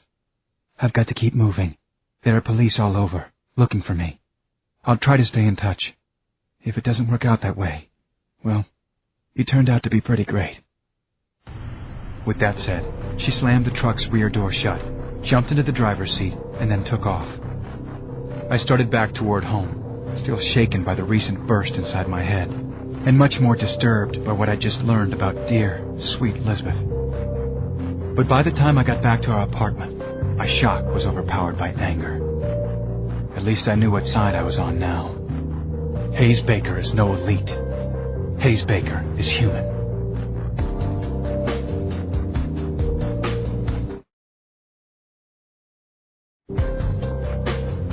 Chapter 83. The next morning, a whole lot worse for the wear and tear, I walked rather purposefully into agency headquarters for my welcome back meeting with Jax Moore. My step was springy, and I greeted my old coworkers cheerfully, fighting the urge to start shooting each and every one of them on sight. These heartless bastards were part of the brain trust behind a genocide plan, and so was my wife. "It hasn't been the same around here without you," Moore said, welcoming me into his office with his usual ruggedly handsome smile and a handshake firm enough to break bones. I shook off the impulse to break all the bones in his face. "I think we can get back on track pretty quick, boss," I said crisply, lying through my teeth. "Coffee, Agent Baker?" asked the familiar mechanized voice of the office's built-in catering unit. "The usual, thanks," I said, since I was being careful to make sure that the usual was exactly the impression I made. Within seconds, a robotic arm handed me a cup of delicious espresso, strong and bitter. At least this stuff wasn't washed out like the no-calorie food served everywhere else in New Lake City. Moore waved me to a leather easy chair and sat behind his all-glass desk. He lit up a stogie, and I kept imagining it blowing up in his face. Seriously blowing up. "I've got a top priority assignment," he said. "I wanted to give you a little time to rest, but it can't wait any longer. Hayes, we need you. President Jacklin has asked for you personally. Are you feeling up to a little action?" 100%, I said. "Good. You're going to love this." He touched a control, and a monitor screen blinked on. It displayed a life-size image of Lucy's face. I did, in fact, love it. "Recognize her?" Moore said. "She's one of the terrorists, the ones who attacked Lisbeth and me when we were leaving the president's party," I said grimly, as if my hatred of her was still fresh in my mind. But my guts twisted as I guessed what was coming next. "She goes by the codename Lucy, or sometimes Megwin. How folksy those humans are," Moore said. "She's very good at eluding surveillance, but now we've got her located, and we're ready to move on this worthless skunk bitch." I was seething with anger, but I had to say yes to my boss. Backing out would look suspicious, and besides, I'd rather go after Lucy myself than let someone like McGill get the assignment to kill her. "You're right, I'd love it," I said. "I want to take that one out myself." Moore smiled and relaxed back in his chair. "Hayes, you're sure you've never seen her, except that one time with Lisbeth?" "Of course I'm sure," I said, looking surprised at the question. "I'll never forget that one." "Lisbeth said you were still confused from the anesthesia. If I'm going to put you out there, I want to be damned positive you're at 100%. That was just one small glitch right as I was waking up. There's been nothing else since then. In fact, I feel perfectly rested and ready to go." "All right, but don't get overconfident," Moore warned. "She and her people have killed a lot of elites, including those executives at the Barronville toy store." A cruel look came into his eyes. "Hayes, we want to take her alive. Her interrogation will be most entertaining. This Lucy Megwin bitch has a lot of secrets we need to know. Chapter 84. My old partner and good buddy, Owen McGill, was waiting for me on the city's south side, at the fringe of the so-called human slums, or darkness. It was already night when I got there, but McGill's height and build were easy to spot. Some things never change. "My main man," he said, hurrying to give me a bone-crushing hug. "Welcome back, Hayes. The good times are about to get rolling again." "Going to roll right over whatever gets in our way," I said, with equally false heartiness. I was remembering how McGill had spat in my eye while I lay strapped to a hospital bed, and how he had punched me in the face. That was another score I wanted to settle, but now wasn't the time for vendettas. Now was the time to find a way for Lucy to escape from an agency trap, whatever it might be. What a foul night this was turning out to be. I'd driven here with my hands clenched so tightly on the wheel that I almost snapped the damn thing off.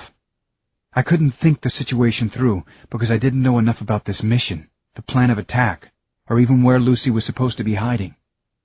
Jax Moore had told me that McGill would fill me in. Then he hurried me out of his office, probably because he still had doubts about me. Moore is nothing if not clever, devious, paranoid, and a chilling murderer. "You're probably thinking the skunkness is in there." McGill jerked his head toward the slum's squalid streets, which were crowded with hapless humans, plus violent ghouls, wire addicts, moving through the smoky glow of the cooking fires. "So did we at first. Took us a while to locate the clever bitch. But we got her, Hayes. We have her nailed." He pointed in the opposite direction, out to where the slum ended at a dried-up river channel and a dark wasteland stretched into the distance. The only structure I knew of there was the city's old water filtration plant, a concrete hulk about the size of a sports stadium. "That old plant?" I said. "How has she managed to sneak in there?" "That's where we got a small problem," McGill said. "Take a look at this." He handed me a perspective imager, a slender mask that fit across my eyes and relayed a sharp picture of the building's interior. I knew that Lucy would be there, but actually seeing her was like taking a hard punch in the stomach. She and two men were working at tables spread with a cache of rifles and pistols, the kind that shot metal bullets. It looked like they were cleaning the outmoded weapons, getting ready to use them. And McGill's problem was easy to see on the imager. Lucy had an escape route. The plant's water mains had been opened and their maintenance hatches torn off. The mains dropped underground and branched into a complex network that ran under the entire city. At the whisper of alarm, Lucy and her team could easily disappear into the tunnels. That was certainly reassuring to me. "We need her alive," McGill emphasized, laying a comradely hand on my shoulder. "She knows what the humans are up to. We need to know everything she knows. Actually, this should be fun. For both of us." I studied the imager for a few seconds longer. The plant's entrances were sealed, but there was a row of grimy industrial windows about 20 feet above the ground. That's where I planned to go. I was starting to see a chance of how I might succeed, by failing. I took one last close-up look at Lucy's face, then I set off, ostensibly to capture or kill her. Chapter 85. Minutes later, I was crouched down at the border of the dark wasteland. I had a stun gun carbine in my hand and was tensing my legs for a sprint to the filtration plant where the agency had isolated Lucy. I was the point man in her capture. I sucked in one more deep, measured breath. Then I jumped forward, racing in long, springing strides. I lunged straight up as I reached the building's granite walls, catching the ledge below a window with my free hand, throwing the carbine to my shoulder with the other. This was it. Life or death. For me and for Lucy. I rammed the rifle barrel through the window and aimed. Right now, this instant, I had to be the best marksman I could imagine. Very slowly, I squeezed the trigger. Shot of my life. And Lucy's, too. Lucy and her men spun around toward the shattering glass. I had fired the most deliberate and careful shot, 3 inches off her left shoulder. The stun blast cracked with a flash like a lightning bolt, and Lucy went reeling. But she stayed on her feet. I figured that she would. So far, so good. But then they didn't run for the tunnels. The three of them stumbled away in the wrong direction, farther into the plant. What was she doing? This made no sense. Maybe I'd cut the shot too close, jolted her completely out of her senses. I swung myself, boots first, through the window, and dropped in a driving rain of glass to the floor below. I needed to save Lucy, somehow, with McGill watching my every move. Chapter 86. She was sealing her own doom, though, fleeing even deeper into the plant instead of using the escape route. And she was moving faster now, too, disappearing in the dark maze of machinery, pipes, and catwalks, then reappearing for a glimpse, then disappearing again. But why go back into the building? If I tried to chase her, I'd never catch her in time. McGill and the others would get to her for sure. So I threw the rifle onto my shoulder again. Another near-impossible shot was needed. Could I do it twice in a row? I had to. Very slowly. Now squeeze, Hayes. The flashing stun jolt slammed Lucy to the floor. She was definitely down, but was she out? Unconscious? Or had I just killed her? I lunged forward to scoop her up and race back toward the tunnels and the way out. The elite air assault units were directly overhead now. I had only a minute or two left before they arrived. Boom! A Megaforce laser blast hit the plant's roof, vaporizing at least a 40-foot section. That showed it wasn't a good idea to wage war against the elites. The pulsing lights of agency aircraft appeared directly above the hole. Then black uniformed commandos came leaping through it and into the building. I had messed up, and it was going to cost Lucy. Now there was only a single option to keep Moore and McGill from getting their hands on her. I dropped to my knees beside Lucy. Her face was turned toward me, her cheek resting on the cold concrete. Her eyes were barely open, but I could tell she could see me. Lucy. I drew my laser pistol and took a very deep breath.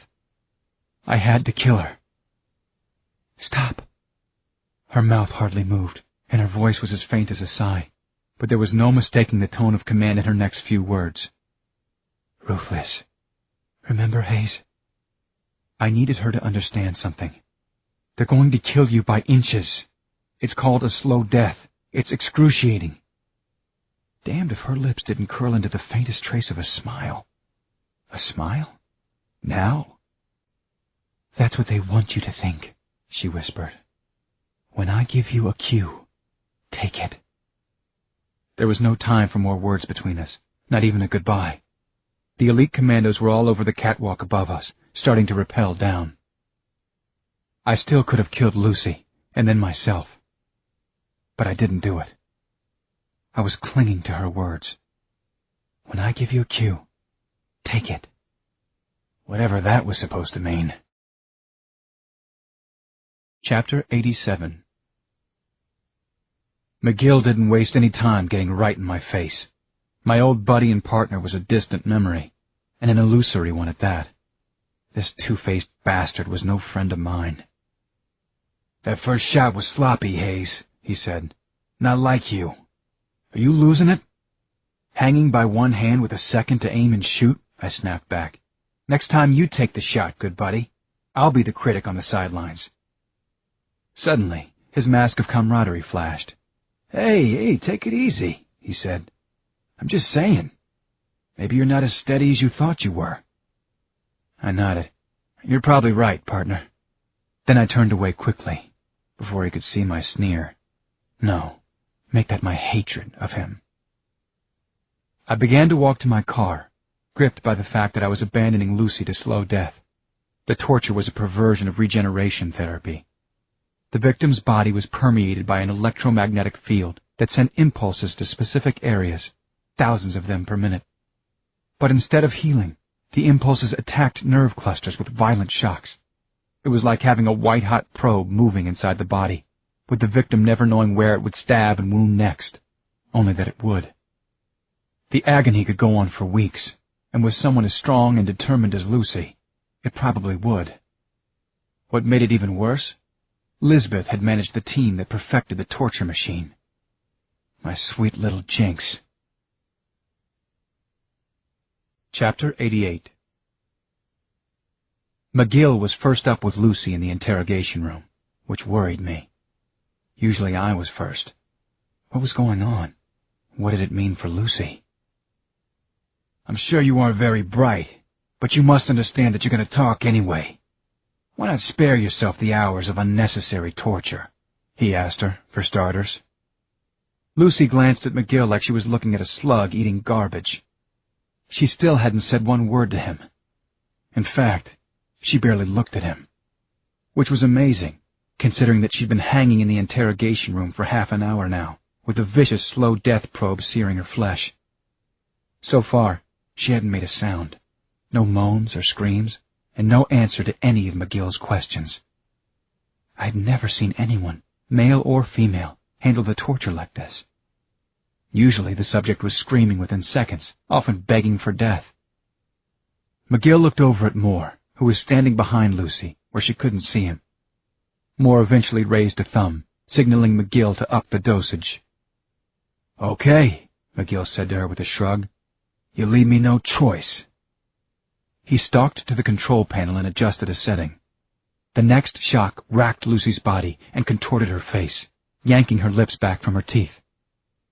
Moore stepped in front of her then, and he gently touched her cheek. "You're the toughest subject I've ever seen, Lucy," he said soothingly. "I admire that. I do.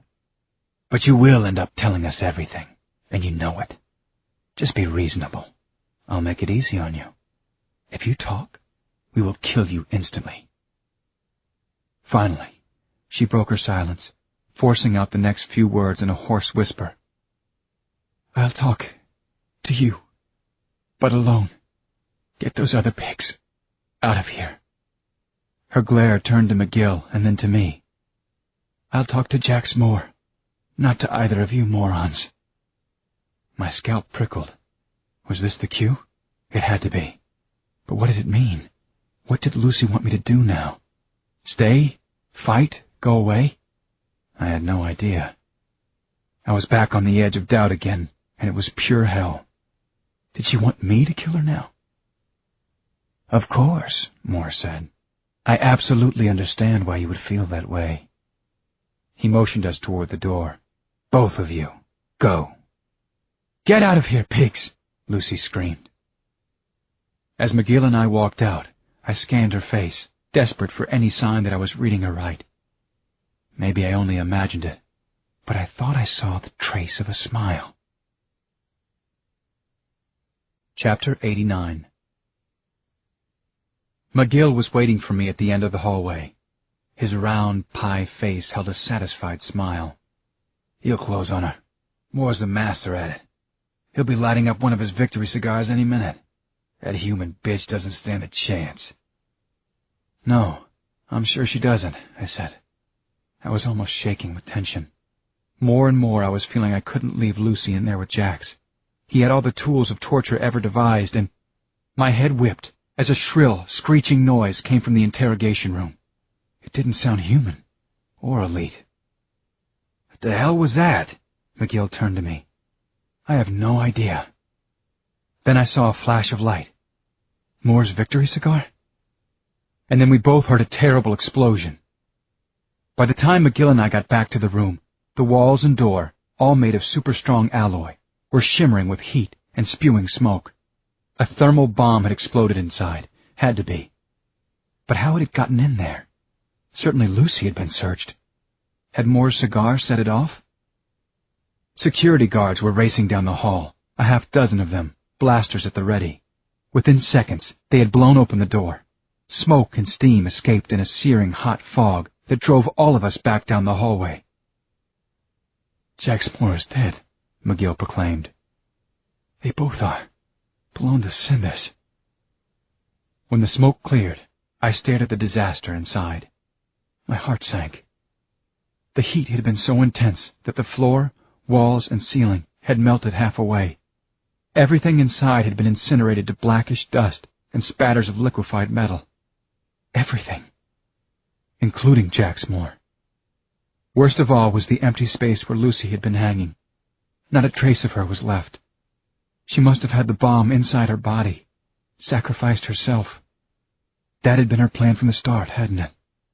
To kill Jax Moore right here at agency headquarters, to send a warning to all elites. And I had been Lucy's unwitting accomplice. I'd done this, hadn't I? I had captured and brought her here to die. Chapter 90.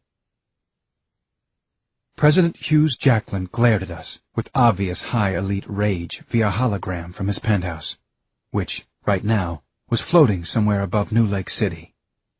The luxurious 6-room penthouse was actually an aircraft that took off from the roof of the presidential mansion on ceremonial occasions. It cruised the skies as a dazzling and, frankly, obnoxious reminder of elite power and arrogance and control.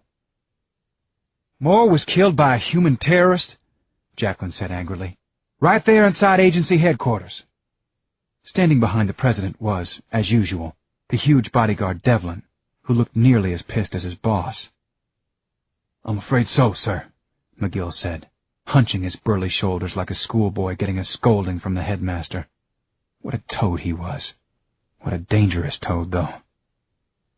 I waited tensely, expecting Jacklin to demand a full account from me, and raise the legitimate question of why Lucy had let me escape. It certainly wasn't lost on Lisbeth and McGill. I had already been interrogated on the matter, twice. But right now the president seemed more annoyed at being interrupted than upset by the news of the agency head's death. He had a much more important subject on his mind, 7-4 Day. "It was Moore's job to keep those despicable bastards down," he growled. "If he wasn't dead, I'd fire him. This attack shows unthinkable weakness and vulnerability at the worst possible time." He glanced over his shoulder into a large reception room where a 7-4 Day meeting was in progress. His chief advisors were present. I recognized guests who were among the world's most influential elites, dignitaries, and military leaders I had rubbed elbows with in the past. Whatever was going on at the high-level meeting, President Jacklin obviously wanted to get back to it. The other leaders were busily placing differently colored markers on a large table that held a map of the world. "All right, keep the agency bombing quiet for now," he said. "These next few days are going to be insane enough without that kind of news leaking out. We'll sort out the details later. You haven't heard the last about this from me." "Sir, I'm afraid the Agency of Change is going to need an acting chief," Lisbeth interjected smoothly. "If I might make a recommendation, I don't believe you could do better than Senior Agent McGill. He wasn't responsible for the bombing, but he's held everything together since then." McGill? I almost choked. He was definitely mean enough, but he had nowhere near the level of sophistication to supervise the organization. Even though I would have been a stronger choice, Lisbeth acted like I wasn't even there. So what did that tell me about my wife? The president nodded impatiently. He had other things on his mind, like the imminent extermination of every human on the earth. "Recommendation accepted," he said, "on a temporary basis. Just make damn sure you do a better job than your predecessor. Now do your job!" "Yes, sir," McGill said, saluting. The gesture in itself made me gag. The hologram faded, with the president striding away to rejoin his scary conspirators. By now, I'd realized what the subject must be. The top elites were dividing up the human world, country by country. Those bastards were getting ready to take over the vast sections of the earth that would soon be deserted. Lisbeth turned to me. Was that a tear I saw in her eye? God, she was good. "You do understand why I couldn't recommend you, don't you, Hayes?" she said. "You're my husband. It wouldn't have been right." "Besides, you're too valuable in the field," McGill added. "You know that, Hayes. And you've been injured recently. You understand." I understood all right, but I had to keep pushing on with the charade. "Don't worry. The agency job's the last thing in the world I'd want," I said. Then I started toward the door. "I'm going home to get some rest. I need to recharge. The big day is almost here. I'm sure it will be worth the wait." I could feel the two of them hesitate. They wanted to keep tabs on me, but they were also wrapped up in their newfound power and what it would mean for them once the humans were eliminated. Every high-ranking elite would become more powerful, and probably wealthy beyond imagining. "You've earned it, darling," Lisbeth finally said. "Wait home for me, okay? I won't be long." Once outside the agency building, I jumped in my car and sped straight across the city, to the human slums. Go home. Like hell. Chapter 91. An hour later, no more than that, McGill strode in a quiet rage along a dark, littered alley that led into a cross-hatching of even more dark, littered alleyways. He was headed toward a gutted old warehouse at the far end. It was home to a collection of humans, the kind of scum who'd never had much luck to begin with. Well, now their luck was all gone. "Don't come any closer! This is a warning!" A sentry, a boy, called from the shadows. The human guard was apparently used to dealing with the slum's sneaky thieves and manic ghouls, not a huge policeman suddenly charging at him like 270 pounds of battering ram. McGill stopped short of a collision, and then shot the human dead. He picked up the worthless boy and hurled him tumbling into the gloomy mist beyond the warehouse. "This is the Agency of Change," McGill roared. "Get out here now! Line yourselves up against the wall! This is the Agency of Change. You will obey me or die. I'm Owen McGill. Heard of me, skunks?" As the frightened residents began to appear, McGill fingered the trigger of his laser pistol. God, how he hated these humans. An hour ago he'd been on top of the world, the temporary chief of the agency, with Lisbeth almost in his arms. Then it all blew up, because of that son of a bitch Hayes Baker. That bloody traitor. That human. McGill had watched Hayes leave headquarters, just in case he did anything criminal or suspicious. And he sure as hell did. Instead of going home like he'd said he would, he sped off toward these very slums. He'd lied, and no doubt that meant he'd been lying all along. He had made a fool of McGill, even as he stood by silently, allowing McGill to take Jax Moore's job as head of the agency. There was only one way to solve the problem, and this was it. A job only he could do. Find Hayes Baker and kill him. "You stupid people sheltered an escaped convict. That's punishable by death. And I'm the delivery man," McGill snapped at the cowering humans. "But I'm going to give you one last chance at survival. I happen to know he's around here now. His name is Hayes Baker. Heard of him? Well, where the hell is he? Anybody?" McGill turned his most baleful glare on a young woman in rags, holding a baby tight to her breast. She seemed the weakest and most vulnerable of this pitiful lot. "Come on, honey. Who's more important? Your wee child there? Or some stranger who's actually a spy?" A gray-haired woman, the oldest, and one who didn't seem the least bit afraid of him, stepped forward to face McGill. "She's not covering for anybody. None of us are," the old bag said. "We didn't know who he was when he was here, and we haven't seen him since. I swear before God." McGill raised his pistol and leveled it at the old shrew's beady eyes. "Wrong answer, skunk," he said. "How's this for the right answer?" a different voice said, someone behind him. "You're the only skunk here." Chapter 92. As McGill started to spin around, a sharp sound, brack, rang out. Something smacked hard against his pistol, knocking it flying and making his hand sting furiously. He stared at the woman now standing there with a gun in her hands. A woman who was supposed to be dead. Hell, he had seen her burn to a crisp back at the agency. Except that she'd just shot the laser pistol out of his hand with one of the obsolete bullet-shooting weapons that he'd sneered at an hour ago. "You were blown to bits. Incinerated with Jax Moore," he yelled at her. "Obviously not, you moron," she yelled right back. "I'm right here, waiting for you. And obviously, these rusty old guns work pretty well," Lucy said coolly. "If you know how to shoot. If you've practiced every day since you were 7.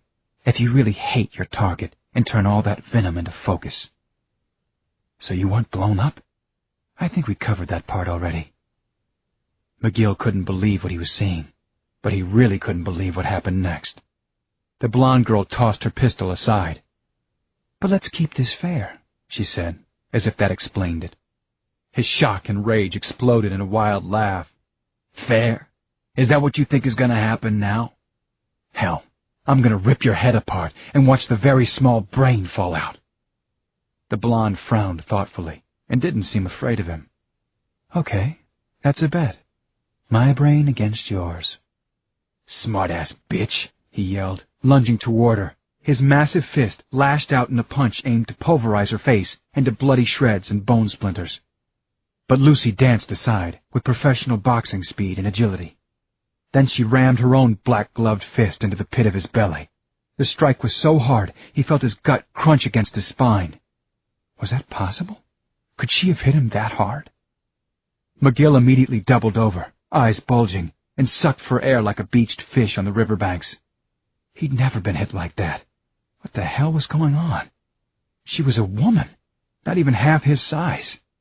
Plus, he'd seen her blown to nothing with his own eyes.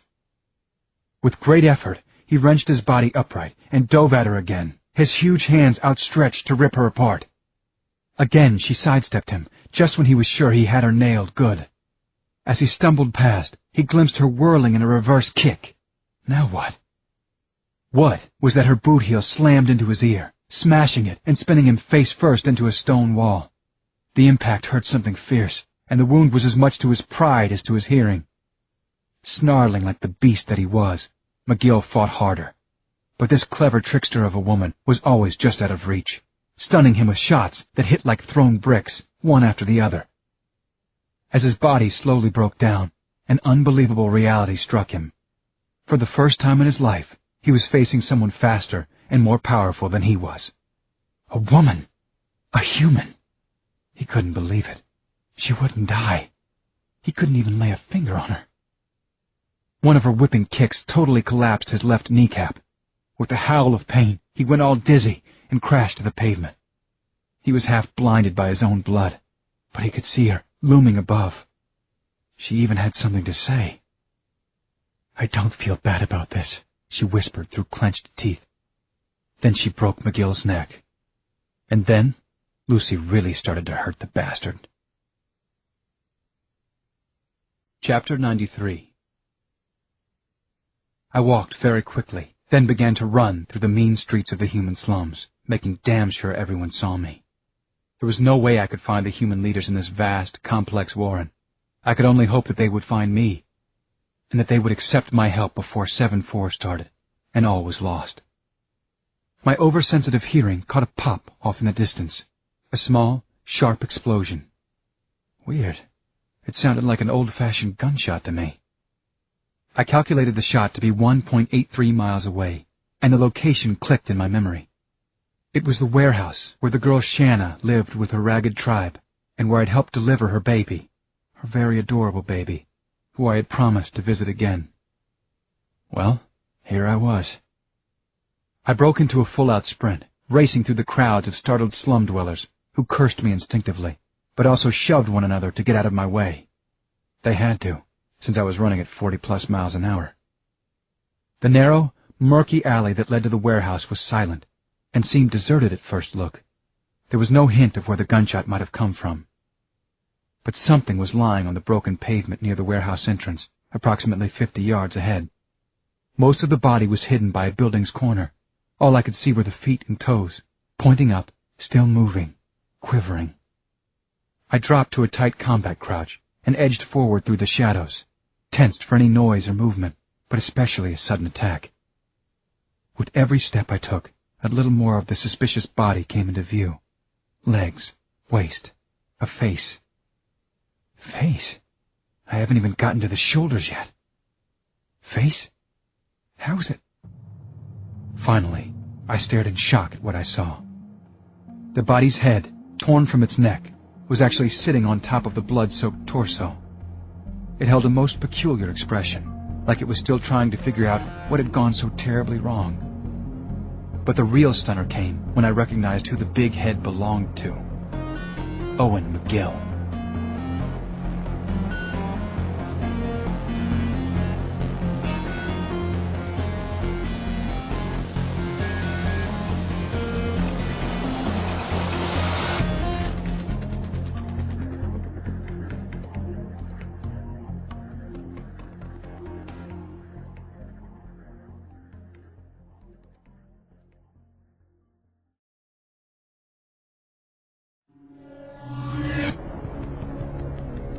Chapter 94. I took off again, running at half speed now, looking for anybody who might have witnessed the killing of my former partner, my former friend. The murder of an elite agent was a serious, almost unprecedented crime punishable by slow death. When I rounded the corner of the alley onto the next street, I spotted two women. They were a few blocks ahead, trying to hurry away. But they were slow, very slow. One was old, and the other was carrying a wee baby. I knew them. "Shanna! Corliss!" I called as I raced toward them. "I need to talk to you. It's Hayes Baker. Remember me?" I thought they'd welcome me, but I couldn't have been more wrong. Shanna turned with a glare full of fear and fury. "I thought you were a friend," she screamed. "You brought the cops." I was stunned. Hadn't I helped deliver her child? "What are you talking about? That's crazy. Why would you say such a thing?" "That agent was looking for you," Corliss said, calmer, but nearly as hostile. "He was going to kill us all, and there'll be more of them here now." The two of them turned and hurried into nearby buildings. "Leave us alone," Corliss called back. "You're nothing but trouble. They'll get us killed." I let them go, but pieces started clicking together in my mind. Not many people could have taken McGill down like that. Only a few top elite agents. But it was unthinkable that they'd ever turn on him. Most of them liked the cocky lout, just as I once had. So what enemy did he have who hated him that much? And who had the courage to fight him, the skill to beat him, the strength to rip him apart?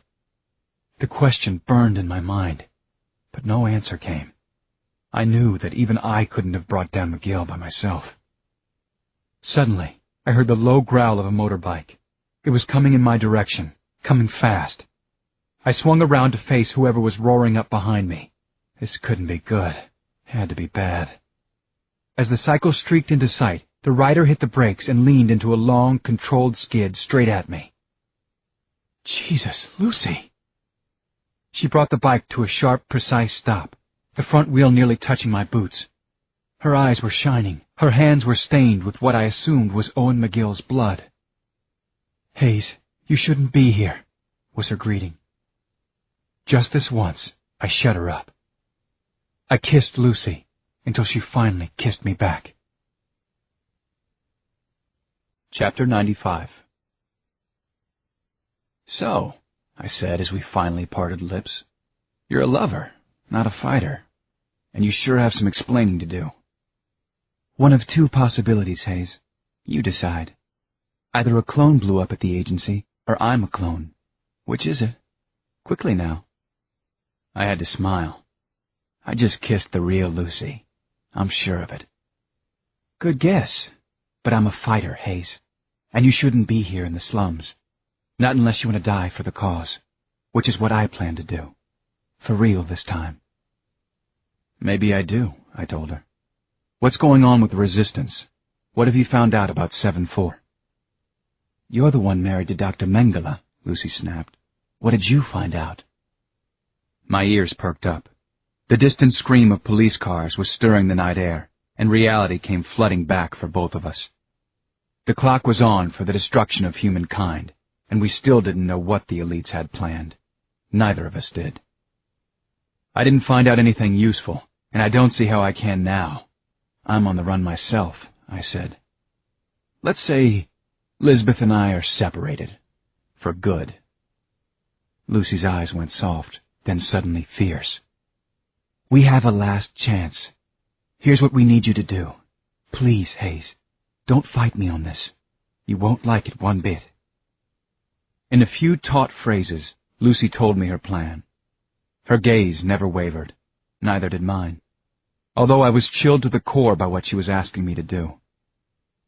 "Ruthless, remember?" she said. "This is life or death, for an entire civilization." "I know that. It's also betrayal, of the worst kind I could imagine," I said, and nodded grimly. "I'll do what you ask, though." "Goodbye, Hayes," Lucy said. "I'm sorry I didn't meet you sooner." Then she kissed me again. Not a clone kiss this time, either. Finally, she jumped on her bike and sped away. Chapter 96. I watched until Lucy disappeared. Then I sprinted in the opposite direction, hopefully to stall the oncoming cops. I'd only have seconds to do it. As soon as they reported that I was here, they'd no doubt get orders to shoot me on sight. Just then, I spotted a couple of staggering ghouls. They were so high on wire they either didn't notice or didn't care about the police cars swarming into sight. I charged at the pair of punks and clamped a hand around each one's neck. Then I hoisted them high enough for the approaching cops to see. The cars skidded to a halt, and the troopers came streaming my way, guns out. "Where the hell have you been?" I yelled, like I was still in charge. "What took you so long, you incompetents?" The lead officer stammered out a few words. We got here as fast as—" I cut him off, shoving the gasping ghouls toward him. "Arrest them for the murder of Agent Owen McGill. The rest of you, find their buddies.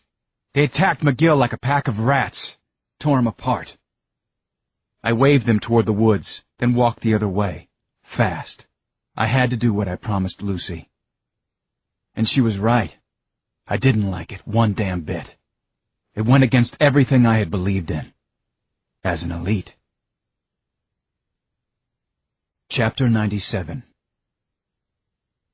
Home sweet home again. Or maybe not. Definitely not. As I stepped into my old apartment, I was hit with enough memories and feelings to make me dizzy for a week. Right off, I heard voices coming from my daughter's bedroom. April and Chloe were here. What could be more bittersweet than that? "Why do we have to go back to Grand Mare's, Mommy?" Chloe asked. "Remember, I told you that Daddy's not feeling well?" Lisbeth said, with tense impatience in her voice. "We've got to give him the proper time to rest and become himself again. Poor Daddy. Besides, the city is dangerous right now. I told you that, girls." "Grand Mare's no fun. She's a grump, and she doesn't have enough toys," April complained. "I'll bring you toys, but right now we have to hurry. Let's go, girls, now. You can bring Jacob and Jessica if you insist. And don't ever call Grand Mare a grump." They were coming out of the girls' room, so I slipped inside the front closet and partially closed the door behind me. Then I climbed straight up. There was only a foot of space between the top shelf and the ceiling, but I wedged myself into it, folding my body like a pretzel. It was damned uncomfortable, but the very dangerous and human-phobic Metallico was bustling around the apartment somewhere, and I couldn't afford to have him or Lisbeth, or especially the kids, see me. Just being here was bad enough, but hopefully I could do what I had to do without badly scaring the girls. They'd be confused, but fine.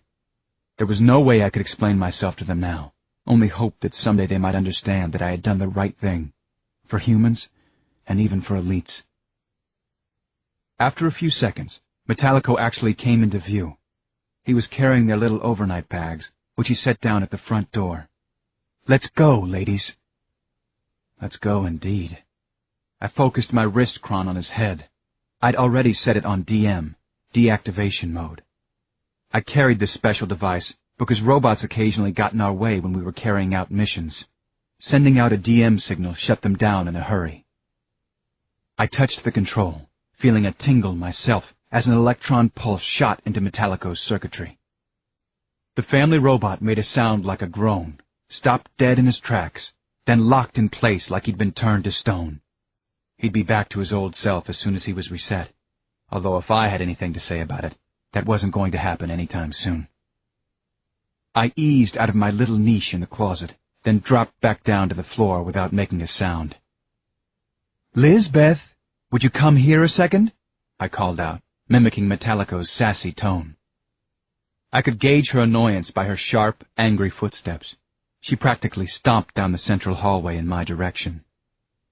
"Honestly, Metallico, can't you handle something this simple on your own?" I stepped all the way out of the closet now.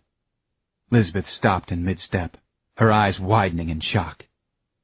I stared back at the wife who had heartlessly betrayed and manipulated me, then abandoned me to die. But this was still the most heart-wrenching thing I'd done yet. Now I was betraying her. There was no other word for this. "You're coming with me, Lisbeth," I said. I'll do my best to keep you alive. The girls might not have a father much longer, and I'd like to leave them a mother. But if I have to take you dead, I will. You're just as useful either way." "You unbelievable bastard," she barked. "This is our home, Hayes. We're leaving home now. Make up your mind. Dead or alive?" It took her a few seconds to compute her chances in a brawl against me. Then she answered with a taut, hair-tossing nod. I motioned to the apartment door. Lisbeth went ahead and reached to open it. I couldn't see what else she was up to. Suddenly, a vicious "rrrr" erupted behind me, a growl like from a savage beast that's ready to feed. I whirled to face Metallico, who was charging with his steel fingers ready to pierce through my body like spikes. "Traitor!" the robot yelled. "Human turd!" "Nice mouth," I said. "There are children here, you know." Chapter 98. I barely managed to twist myself sideways, just in time to avoid being severely maimed or possibly killed. Metallico's rigid and powerful hand raked across my chest, slashing through an inch of flesh and scraping my rib bones raw. As the powerful and determined robot lunged past me, I pivoted and kicked his legs out from under him, watching as he sailed headlong into the wall and then crashed down to the floor. But he sprang right back up and at me again, still snarling that ugly "rrrr." Deactivation mode. Hell, I thought. The only way to deactivate that berserk hunk of silicone was to bust him up into bite-sized scraps.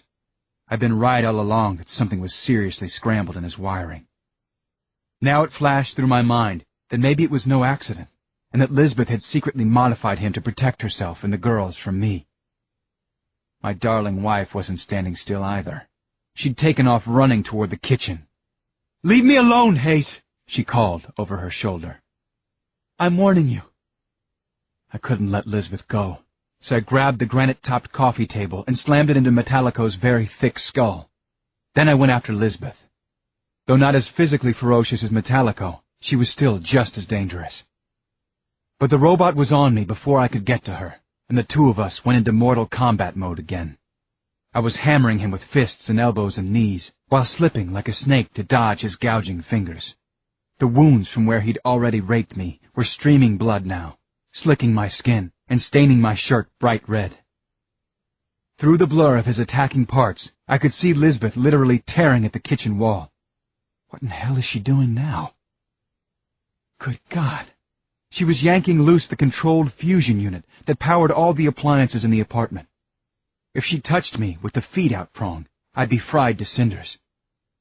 "Lisbeth, you wouldn't," I called to her. "I certainly will. Watch me." Chapter 99.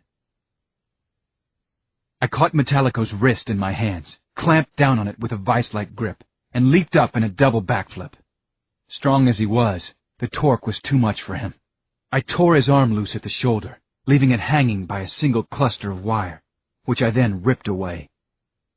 "Hayes," the robot groaned. "How could you?" The kitchen lights flickered, and the appliances bleeped as their backup batteries kicked in. Lisbeth now had a seriously deadly weapon in her hands. I clobbered Metallico across the head with his own arm, then hurled it like a spear at my wife, just as she was swinging the power unit around toward me. Metallico's spiky fingers pierced and drove through her upper arm, pinning Lisbeth to the kitchen wall. Talk about domestic squabbles. She shrieked with pain and fury, and the power unit went clattering across the floor. I scooped it up just in time to meet Metallico's next charge.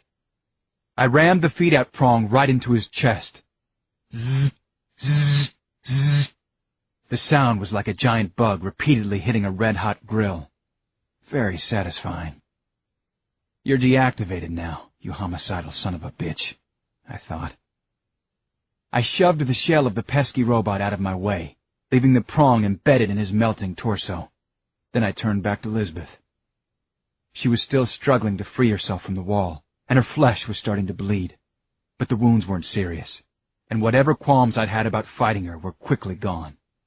In fact, I was grimly pleased. The shock and pain might make her more cooperative. That was when I heard a familiar little voice scream, "Stop hurting Mommy!" Just then, something completely unexpected and unrecognizable came hurtling through the air, smacking me in the face. It was something furry and wiggling, and it was making cheerful "harf, harf" sounds. It took me a second, but then I recognized it as the girl's robot dog, Fuzzy, yet another demonic toy in our house. April, with her face scrunched up by tears and panic, was swinging him by the tail and flailing him at me. At the same instant, I felt a sharp, stabbing pain in my ankle. Flabbergasted, I looked down to see my little sweetheart, Chloe. She was sinking her teeth into me just as hard as she could. "Human!" My daughter screeched the dreaded H word. Chapter 100. Woof, ruff, woof, ruff. The robotic little mutt kept snuffling happily and trying to lick my face as April proceeded to batter me with the toy. Luckily for me, it was programmed so that it had to be affectionate. At least Lisbeth hadn't modified that, too. Meanwhile, Chloe was still chewing on my ankle. The nightmare I'd tried to shield the girls from was officially in session. Now it was down to damage control, getting them out of this horrifying mess and keeping them safe. But how could I do it without manhandling them and making things even worse? It didn't seem possible. So what next? Would I have to harm my own little girls? Then Lisbeth stunned me in a way I never would have expected. She took my side. "Girls, stop," she said sharply. "Your father's not hurting me. Metallico went crazy, and Daddy saved me." The girls backed away, their bewildered little eyes taking in the robot's torn-off arm that pinned their mother to the wall, his sizzled remains that lay on the floor. Suddenly, April smiled through her tears.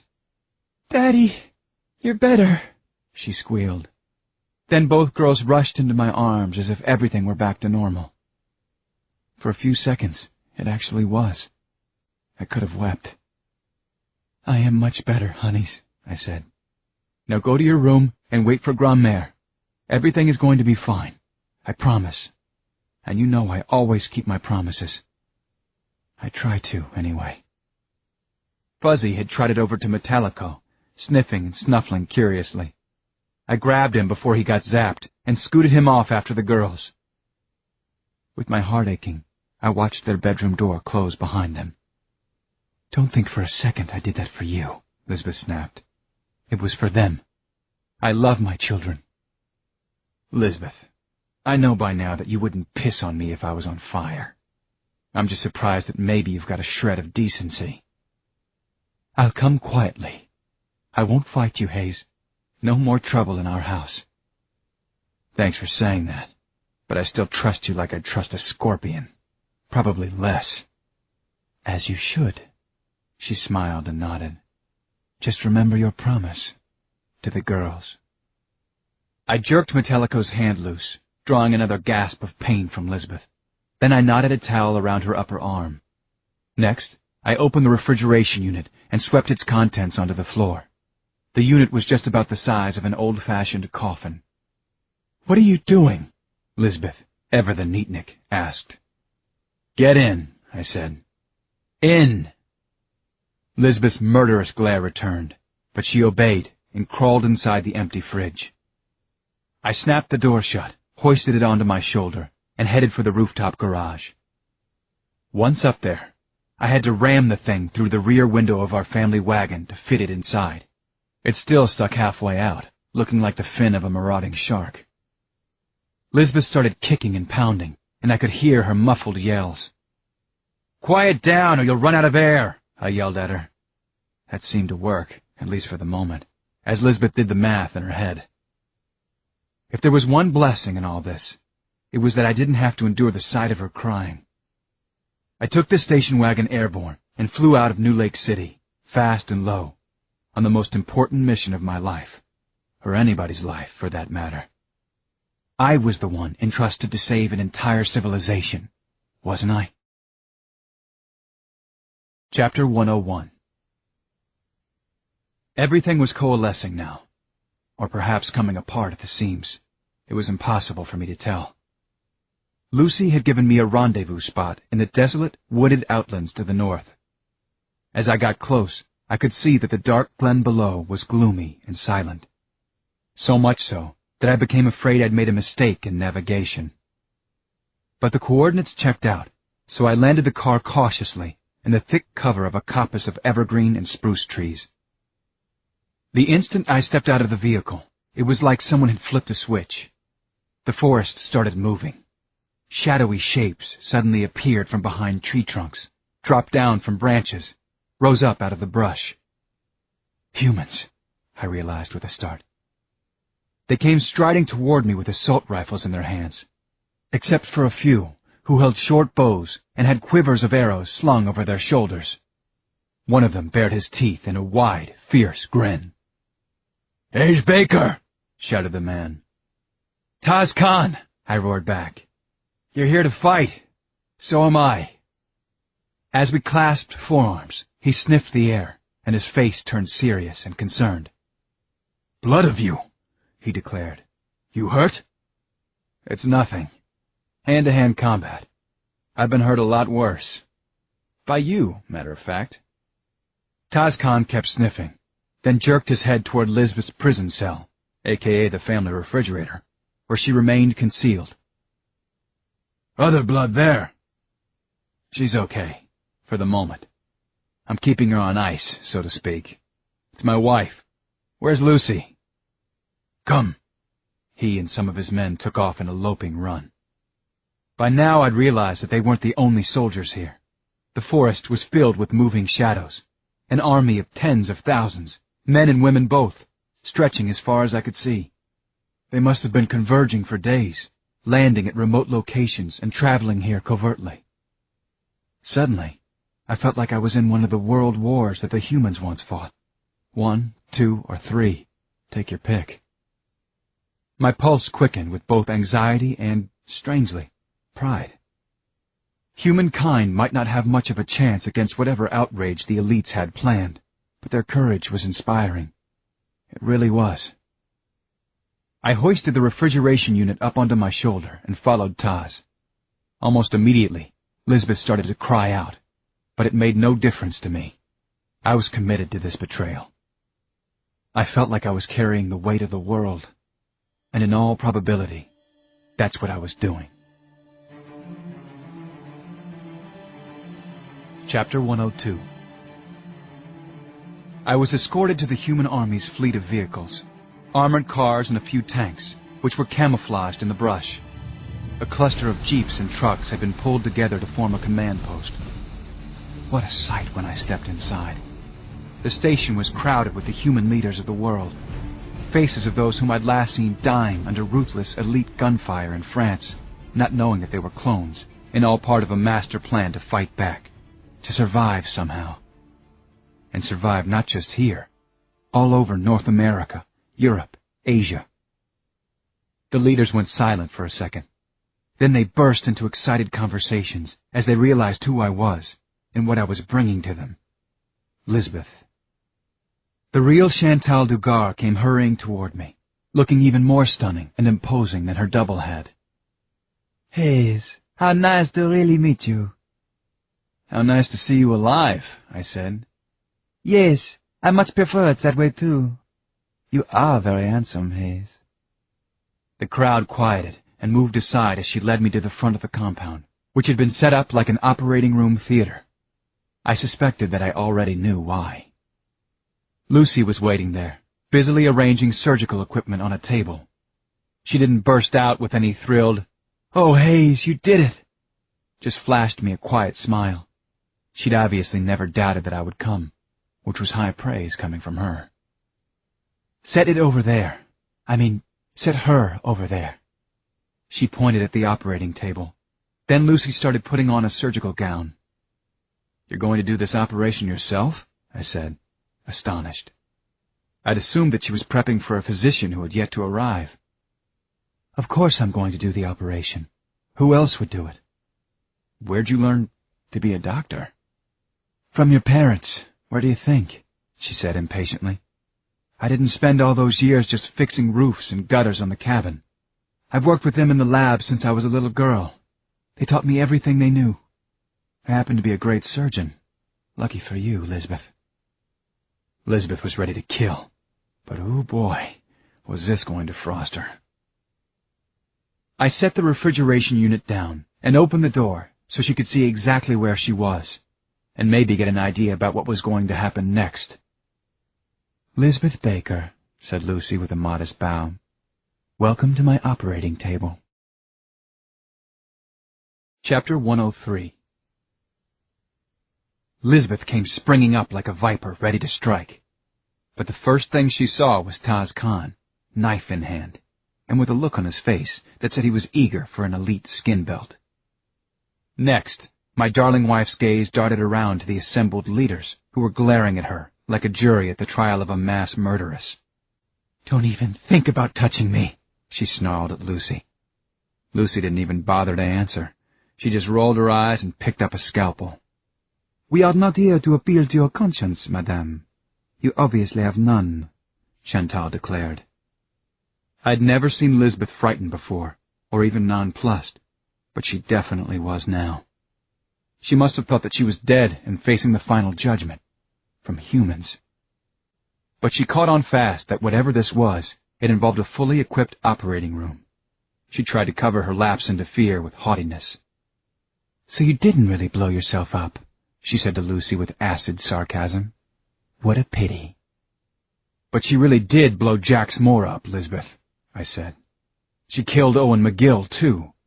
2 for 2, so far." That set Lisbeth back again. Neither of those two were riding to her rescue. She took another look at the medical equipment and Lucy's surgical gown. "Don't tell me you're going to play doctor now," Lisbeth snapped. "I just need to borrow something of yours," Lucy said calmly. Meantime, she was unhooking an anesthesia mask from an overhead rack. "Borrow? What are you talking about? What of mine could you possibly want? We're hardly the same shoe size." "Your brain, sweetie. That's what I need to examine. Relax. You won't feel too much. Oh, maybe you will." Lisbeth exploded in a fury, scratching and biting like a wildcat. But several soldiers slammed her down and held her immobile.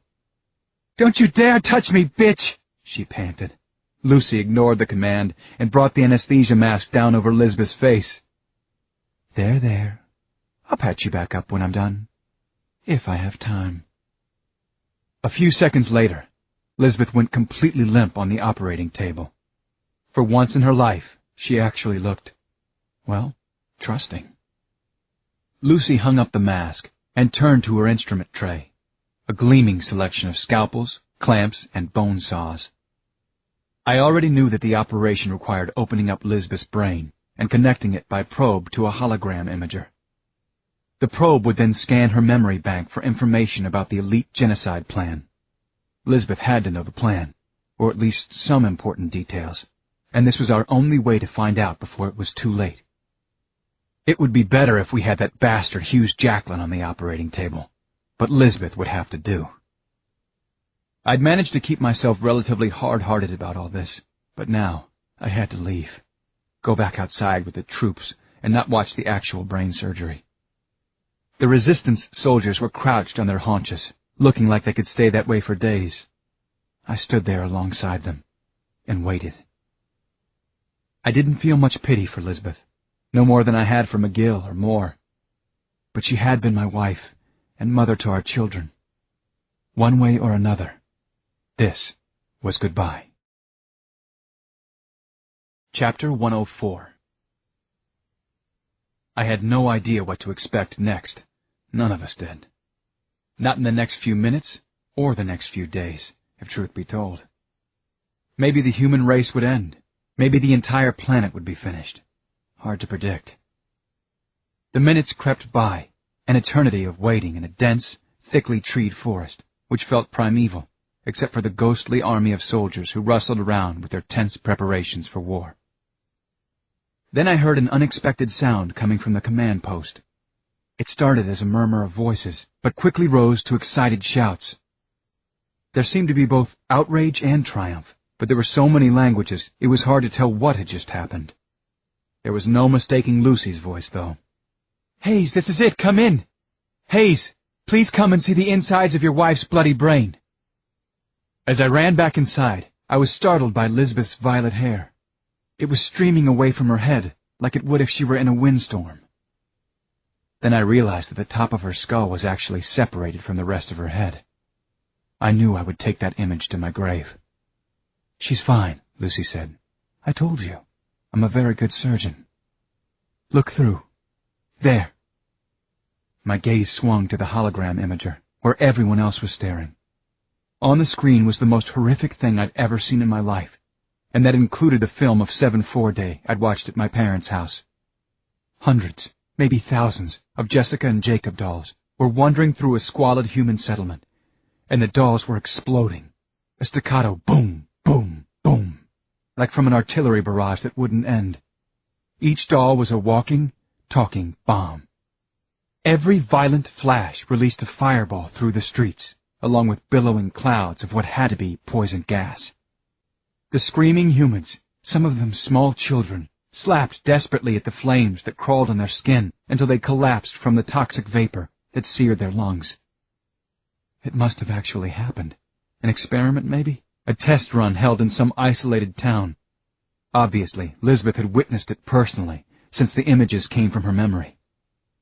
In true elite fashion, it was incredibly simple, brilliantly evil. And there were other terrifying images. Simulators that appeared to give their users fatal strokes. Phones that killed when they came in contact with human skulls. A vibrator, which I don't even want to describe. Video games that overstimulated players to the point of death. The assembled human leaders pushed past me, rushing to communicate the frightening information back to their nations. They were still shouting in different languages, but this time I knew what they were saying. Destroy the toys. Stop the elites. Meanwhile, the massive human army was finally on the move. I could actually see tens of thousands of soldiers readying their weapons and piling into armored transports, prepared to launch an attack against the better-equipped elite forces in the city. This was Armageddon, and at least I was on the side of good. I walked up to Lucy, who was, well, Lucy to the end. "The elites," she said. "They don't have a chance in hell." Chapter 105. New Lake City was burning. I could already see that the heart of the great city, where I had lived most of my adult life, might be no more by morning. The same could be said for the human race if we failed now. Lucy and I began to see columns of smoke and flames from miles away as we approached the city, flying high above in Lucy's car. The fires were moving around, not just spreading, but tossing and twisting with an eerie life of their own. "It's the dolls," Lucy said. "Those horrid little beasts are setting whole neighborhoods ablaze. Look at them." "And the simulators, video games, computers, phones. Lucy, I'm not feeling real good about this," I finally admitted to her. She rolled her eyes. "That's just your old prejudice about elite superiority coming through. Watch closely now, Hayes. This is what we call a game changer. Look down there." Suddenly, there were explosions everywhere I could see in the city. Small, self-contained ones. The effect was like what you see in a sports stadium when tens of thousands of camera flashes go off. These flashes went off for at least 10 minutes, to the point where I had to either look away or go blind. "What the hell was that?" I asked Lucy when it was over. "What just happened?" "You could say it was a product recall. Those dolls and several other toys were very dangerous, Hayes, especially for children. But not anymore. We are eliminating the problem. I just hope we did it in time." I looked down at the city again. There were still lots of people in the streets, humans and elites, fighting hand to hand. "Lisbeth helped. Involuntarily, of course," Lucy said. "Those clever, second-guessing elites had a fail-safe device in case something went wrong with their toys of death. Lisbeth told us where it was, and poof. No more killer dolls, killer phones, killer simulators. There's still a problem, though. Big problem, actually. This war is far from over." "And the problem would be?" "If you want to kill an elite, you have to kill the head. We haven't done that, have we? That's our mission, Hayes. We've managed to throw up enough electronic jamming to cut off the presidential compound for a very short window of time. We can surprise them. We can kill the head before the body wakes. Let's go, you and I. So now I understood our destination. The presidential mansion was just starting to glow with the light of dawn, and the flying penthouse was settling in for a landing on the rooftop. President Hughes Jacklin, a goddamn war criminal, and his upper-crust cronies would be finished dividing the world up among themselves. It was like the old human days, with the corruption of banks and Wall Street shenanigans. A huge crowd of elites was already gathering on the grounds below, eagerly waiting for the president to step out and deliver his long-anticipated 7-4-day speech. "Let's go cut off the head," said Lucy. Chapter 106. Lucy and I landed directly behind a parking lot, which was filled to the brim with the most expensive cars on the planet. Interesting to note, almost all of the car designs were human in origin. No one had ever understood personal transportation better, or had more passion for them. Mercedes, Daimler, BMW, Cadillac, Lexus, these were still the most desired names on hood ornaments, even for rich elites. "You know your way around this place, right?" Lucy asked me. "I do. I used to work security here all the time. Let's go." A loud, commanding noise interrupted. "You're Hayes Baker. I remember you. And you're just some human scum." "Actually," I said, "we're both human scum. We've come to kill the president. You have a problem with that?" Of course he did, since he was Devlin, the president's bodyguard. At least I thought the speaker was Devlin. He was surrounded by 11 nearly identical clones of himself, just as large, just as formidable, just as threatening. I'm sure it was in vain, but I prayed the clones didn't have the same deadly level of elite fighting augmentations. "We have a problem with that, which means that the two of you have a big problem. With us." The 12 deadly Devlins started to close in. "Plan B," said Lucy. "Run!" That's exactly what we did, very fast. But the bodyguards weren't exactly challenged in the foot speed department. It sort of reminded me of old-fashioned tackle football players, the kinds who took massive doses of steroids. Lucy and I gained a little ground, but not enough. That's when the Devlins started to fire laser rounds, as if merely crushing us with their bare hands wasn't good enough. "We have to take these guys out if we're ever going to get to the president," Lucy yelled at me. "Yeah, my thought that they'd get tuckered out from chasing us isn't working so good," I yelled back. "Got any other brilliant ideas for stopping a dozen commando program behemoths?" "Not a one." "Maybe I do," I said, inspiration flashing, as another round exploded inches from my head. "Grab a car. Any car. The keys will be there. No person in his right mind would steal an elite's vehicle, much less from the president's driveway. Good thing we're just a couple of crazy skunks." Lucy took an oversized Mercedes pickup truck, while I leaped into a sporty BMW. Both top of the line, of course. "In this case," I said to her through my combat headset as we started the cars, "it's great if you get them in the head, but it's okay to kill the bodies, too." Lucy and I accelerated back toward the armed Devlins, who clearly didn't think we had the nerve or the talent to do what it looked like we were about to do. But we did. We had the nerve, the talent, the guts, the willpower. And besides, we were humans, and as a species, humans have a special bond with high-performance machines. Half the bodyguards dropped to a knee in the middle of the drive and leveled their weapons. My windshield exploded, and I could hear Lucy sucking in breath over the communications link. Maybe this hadn't been the brightest idea. Chapter 107. I dropped across the seat. Metal splinters and glass rained down upon me, and the air screamed as laser blasts tore tunnels through the air where my head had been. Fortunately, one of the many perks of my artificial endowments is a fail-safe sense of direction, distance, and velocity. Basing my actions just on my memory of the crouching Devlin phalanx, I kept my foot on the accelerator and managed a tire-burning 0 to 90 in just under 4 seconds, at which point I violently yanked the steering wheel sideways and broadsided the augmented bodyguards. I killed, or at least badly maimed, 6 of them. Then I went into a fast, spinning turn and sped back for the rest, while Lucy joined the melee from the other side with her own truck. 4 more of the bodyguards were squashed between us like grapes, but there were still 2 of them, smarter or at least faster learners than their peers. I watched in frustration as they jumped behind cars, each in a different direction, avoiding the obvious carnage. Great minds thinking alike, Lucy and I jumped out of our ruined cars. Even if we didn't shut down this entire operation, several elite car owners were going to be royally pissed at us. "Left," she said, and pointed to her own chest. "Right," I yelled. Something told me the original Devlin wasn't among the initial fatalities, and I personally hoped he was the one I was going after now. I'd never liked that huge, haughty bastard, and I was pretty sure the feeling was mutual. My target called out to me. "I trained with Jax Moore, you pathetic skunk," definitely sounding like the real McCoy. "Oh yeah?" I taunted, hoping to provoke him into doing something rash. "Well, let's hope you learned your vaporization prevention techniques a little better than he did." I heard there wasn't much left of him after we were done with that so-called interrogation.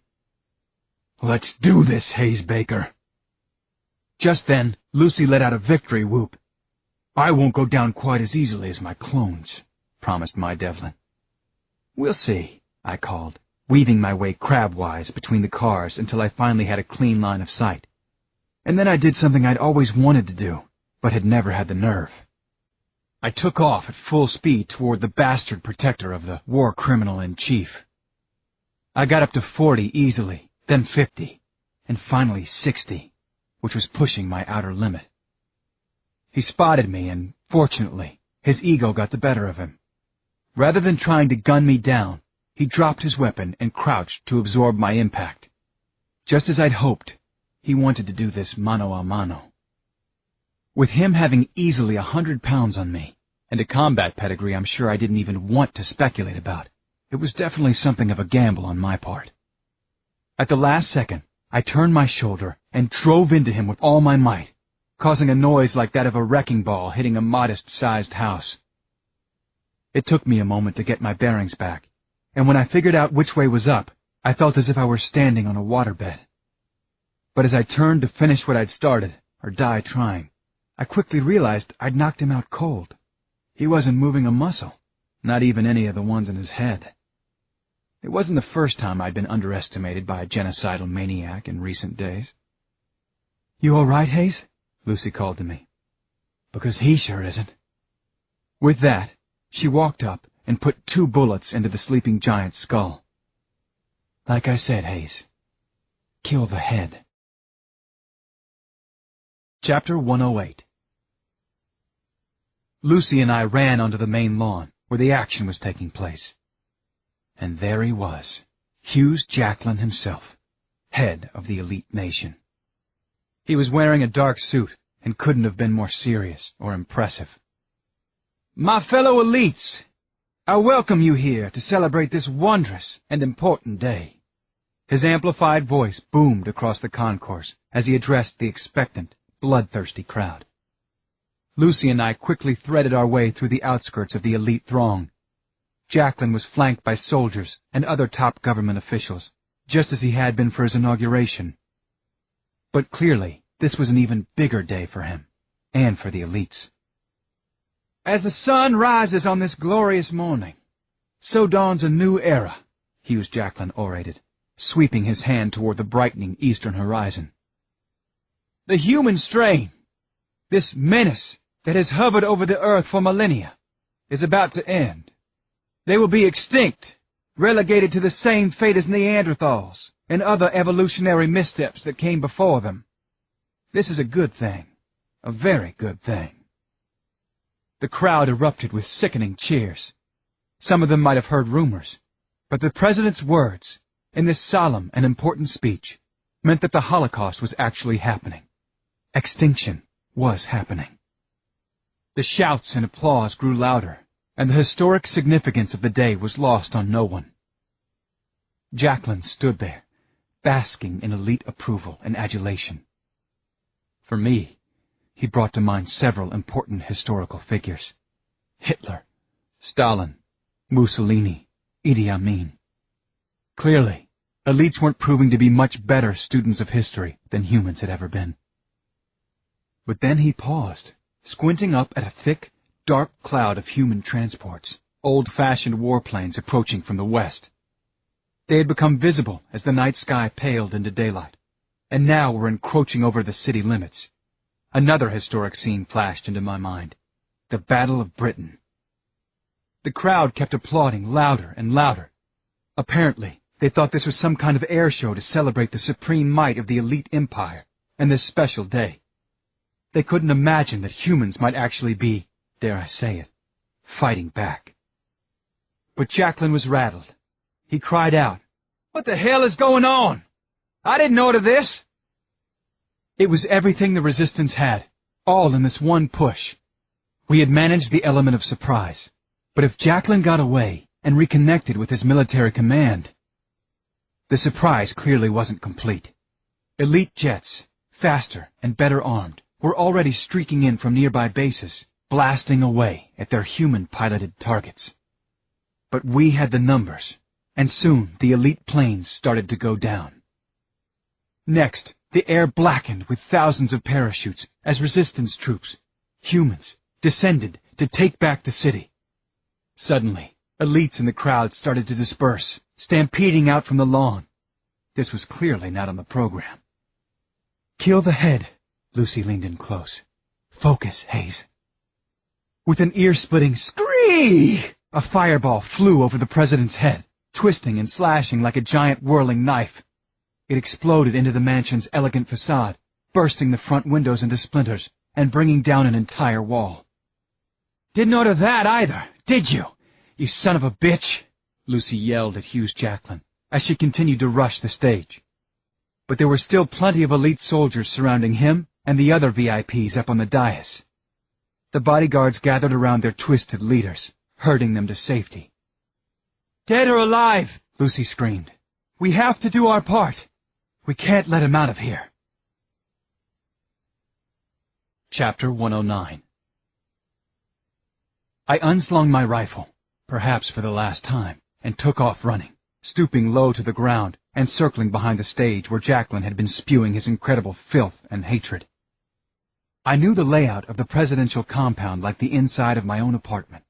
The ceremonial dais looked rock solid, but it was actually a shell with an area for housing high-tech equipment underneath. The entrance was heavily guarded by elite commandos, but their attention was focused on the airplane wreckage plummeting from the sky. Lucy and I came in blazing. The Secret Service men unleashed a blistering return attack. I raced like a berserk paratrooper, bouncing and flipping from side to side, and somehow avoiding the hail of defensive gunfire. I quickly spotted what I was looking for: the understage service entrance. But the massive steel door was sliding closed. Nothing short of an armored truck full of explosives could blast through it. That, or possibly the thermal grenade I'd strapped onto my armored vest an hour ago. I hurled it into the dead center of the dwindling opening. Lucy yelled, "And you thought baseball was a dumb sport?" "Don't forget boring," I called back. Boom! A blinding flash tore through the interior, turning sensitive equipment into melted debris, and jamming the door. The gap was no wider than my shoulder, but I lunged at it, wriggling through even as acrid smoke billowed across my face. Lucy was a half-second behind, with only half the wriggle necessary to follow me in. I skidded on the floor inside, spinning with my rifle raised, ready to take on more elite guards, whatever it took to get to Jacqueline and his cabinet. But there weren't any guards. Instead, I heard a hoarse, familiar laugh up ahead. Taz Khan walked forward, his face blackened with soot. "Next time you warn me you throw a grenade, okay?" he cheerfully scolded. Chapter 110.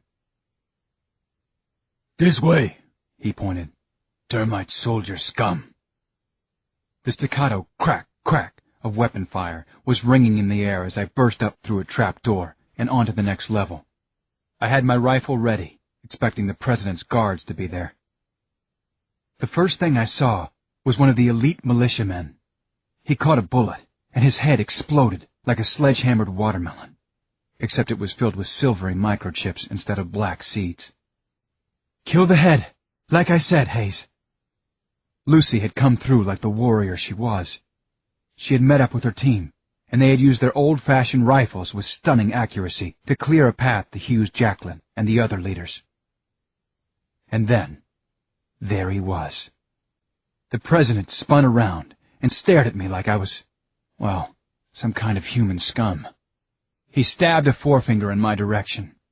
"Kill him," he commanded his guards, who were led by a guy I could have sworn I'd just killed. Devlin. Could they all have been clones? The outsized bodyguard made a quick study of the expression on my face. "Hello again, Hayes," he said, stepping forward and waving the president and the other VIPs back toward a door, which led off of the dais. "You didn't possibly think I'd have been hanging out in the parking lot with my clones while my president was unveiling the dawn of our new free society." "Funny how one doesn't usually hear termite colonies described as free societies," said Lucy, edging forward with me and Taz Khan as Devlin leveled his guns at us, and his remaining thick-necked brethren formed a defensive wedge behind him. There was no turning back, and there was no delaying. We couldn't let the president escape. We had to kill the head before it reconnected with the larger body of elite muscle beyond that door. Chapter 111. I swung my weapon around and fired as I dove to the ground. The glowing spray of the bodyguard's automatic weapons raked the room at waist level, but my shot went wide, or was it possible? Had Devlin somehow dodged my bullet? I watched in slow-motion horror as the feet of the VIPs pounded through the far doorway. After all this... "Go ahead! Be heroes for your boss!" I shouted at the bodyguards as Taz Khan, Lucy, and her platoon of human commandos took up position behind me. I'd never heard a sweeter sound than the kerchink, kerchink of the rounds as they were racked into the old-fashioned, but nonetheless deadly, metal weapons. "Maybe he'll give you a pay raise in hell," I continued. "Think about it. You're outnumbered 10-1, easily. You'll all be dead in seconds." The elite guards looked at the dozens of dull metal barrels aimed at them, and only hesitated a second before tossing their guns aside and backing away toward the door and their escaping leadership. Despite all the deadly technology and strength of the elites, there were advantages to fighting them. Loyalty didn't stand a chance against their massive drive for self-preservation. But one of them hadn't dropped all of his weapons. Devlin. As I got to my feet, he flung some sort of ceramic projectile that skimmed past my head and landed with a crunchy, thunking noise in something behind me. As a hailstorm of at least 100 rounds turned Devlin into a pink mist, I turned to see what the projectile was, and instantly wished I hadn't. The weapon, a small knife, was buried to its wicked hilt in Taz Khan's forehead. Chapter 112. Lucy embraced her fallen friend. I'd never seen a human expression of pain that held a candle to this one, not even my own when my parents had died. My heart screamed at me to comfort her, but now was not the time. I leaped through the door after the disappearing elites and sprinted into the parking area, where they were spreading out toward their vehicles. I immediately spotted my mark, President Jacklin, running a good dozen yards ahead of the others. My God, he was running fast. Top-of-the-line elite fast. He must have been doing 40 miles an hour, and was just a split second from his stretch limo when I dropped to a knee and took the surest shot I could manage, right at his center of gravity. The burst of fire hit him in the small of his back and knocked him sprawling, but I hadn't delivered anything near a fatal blow. He must have been wearing body armor. I was actually glad for it. I wanted him alive. I cast aside my assault rifle and quickly closed the gap. He wheeled to meet my tackle in a neat blocker stance. And oh, how he met me. It was like running into a pile of steel rebar that really didn't like me. We grappled and rolled in the immaculate, genetically modified grass of the presidential mansion. I quickly discovered that Jacklin was enhanced more than any elite I'd ever encountered. With some sort of double-jointed throw that sent me sprawling, he freed himself and backed up against the presidential transport, feeling for the door. "So, my knuckle-dragging friend," he said, "you see, you aren't the only one allowed to have secret implants. In fact, I'll let you in on a little piece of classified information. I'm the most enhanced being ever to walk the face of the earth. The docs tell me I'm 87% tech by body mass. Judging by your general psychology, I'm guessing one of the first organs they upgraded was your dick," I quipped. I was hoping to get under his skin and cause a distraction. But his reply rendered me the more distracted party. "Your Jinxie could straighten you out on that matter of speculation," he said. "Personal experience and whatnot." I tried to will my mind silent, but it was no use. How had he known her nickname? Sure, he could have gotten that fact somewhere other than from her personally. Who knows what kind of information our fellow agents may have kept on us? But was there anything to his innuendo? I didn't want to care. I shouldn't care. There was no time to care. But even as I tried to compose myself, he yelled out, "Evac!" His security-enhanced limo immediately recognized its master's voice and sprang to life, hovering up off the ground as its doors flew open. Oh no. He leaped into its dark interior, and the vehicle lurched skyward. I barely managed to hurl myself after him, in time to have the automated doors slam down on my hands. Chapter 113. Thank God for safety features. The car was programmed not to injure any high-tech elite hands, and the door politely refrained from severing my fingers. "Foreign object occluding rear starboard hatchway. Please clear immediately," chirped the autopilot. Expecting one or both of Jacqueline's immaculate Italian leather shoe soles to come down on my hands, I did the most energetic pull-up of my life, heaved the door wide, and sprang into the passenger compartment. Fortunately, the vehicle was so large that Jacqueline, assuming I had missed the departure, had moved forward in the cabin to a control console of some kind. He managed to wheel around just as I tried to tackle him again, demonstrating that patented human inability to learn lessons. "You're doomed," he said, easily dodging me. I slammed into a credenza covered in crystal goblets and decanters, all of which probably had been pirated from some human antiquities museum. I struggled to stand as the vehicle lurched into a steep climb. Meantime, Jacqueline began to yell. "Require immediate airborne tactical assistance, Alpha priority, and all forces reclaim presidential mansion." Something banged into the roof of the limo and sent us both to our knees. "You hear that?" he screamed. "You thought somehow my Defense Department might not manage to notice your little insurgents on the fucking presidential grounds? That's a commando squad, and I'll say it again. You, Hayes Baker, are doomed. You and your whole filthy, cave-evolved species." Just then the passenger door, which had by now resealed itself, peeled back. The wrong way. The noise of the twisting metal was quickly lost in the roaring wind and the noise of the jet engines outside. A wicked-looking, segmented grappling hook plunged into the cabin and dug its sharpened fingers into a leather seat. And then, as I vainly looked around for something beyond antique glassware to use as a weapon, the first commando burst through the open hatch, 2 pistols leveled, and began blasting away. At Jacqueline.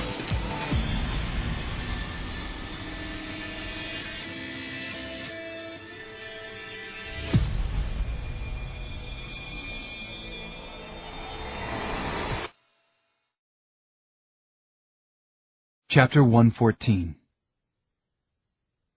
Back on the ground, Lucy and I stared down at the wounded elite president, whose fear and disbelief were waging an epic battle on his artificially perfect face, while synthetic blood and lymph oozed from the torn biotech conduits of his flesh.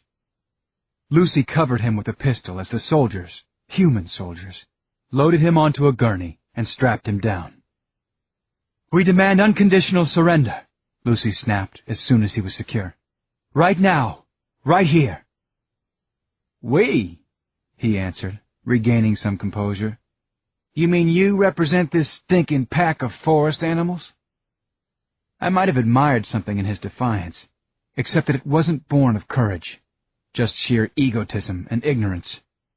He believed the world had somehow selected him and his kind, that somehow, despite the ludicrousness of the very idea, elites were a natural evolutionary progression.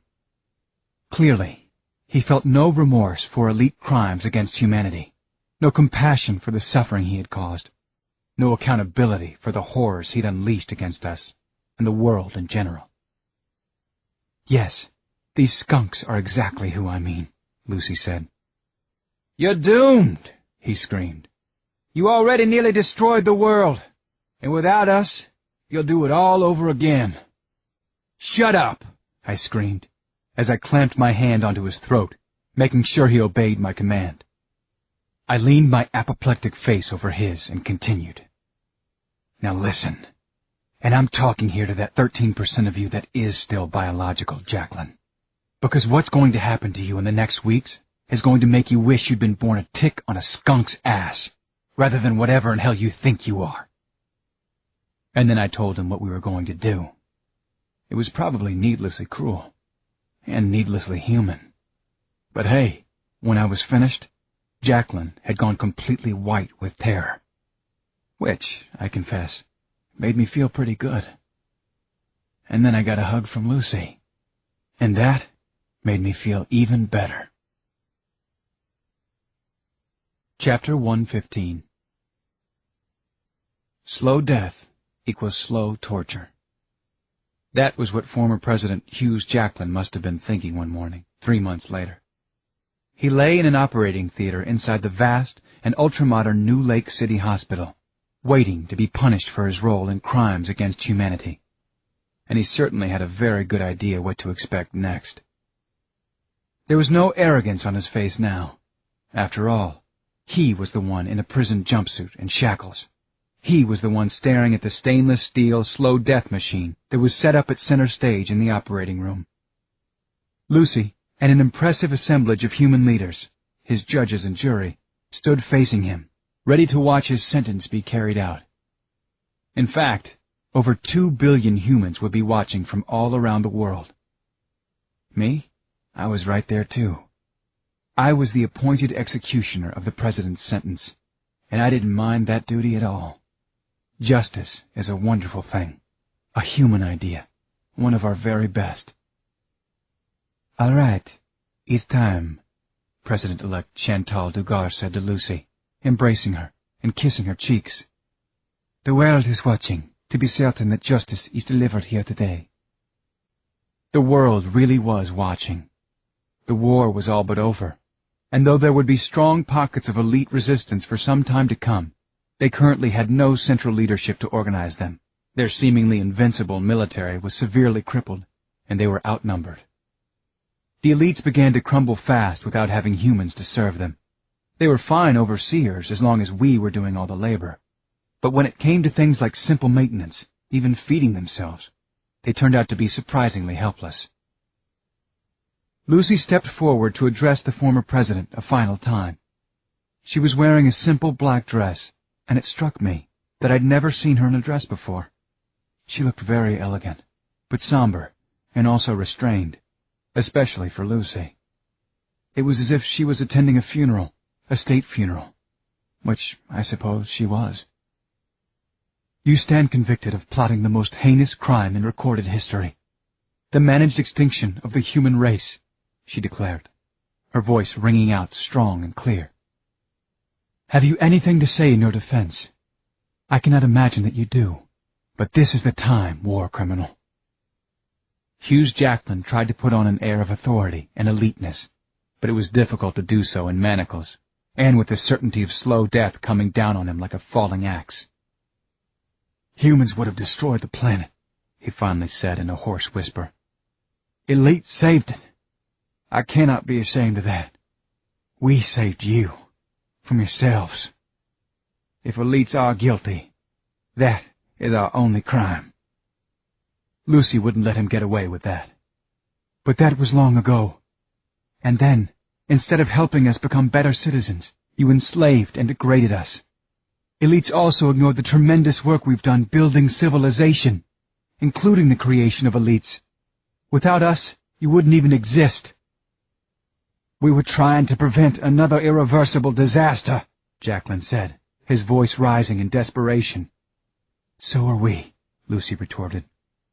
And we're going to do it in exactly the same way, by ridding the world of your kind. Not extinction, though. Something even better. She turned to me.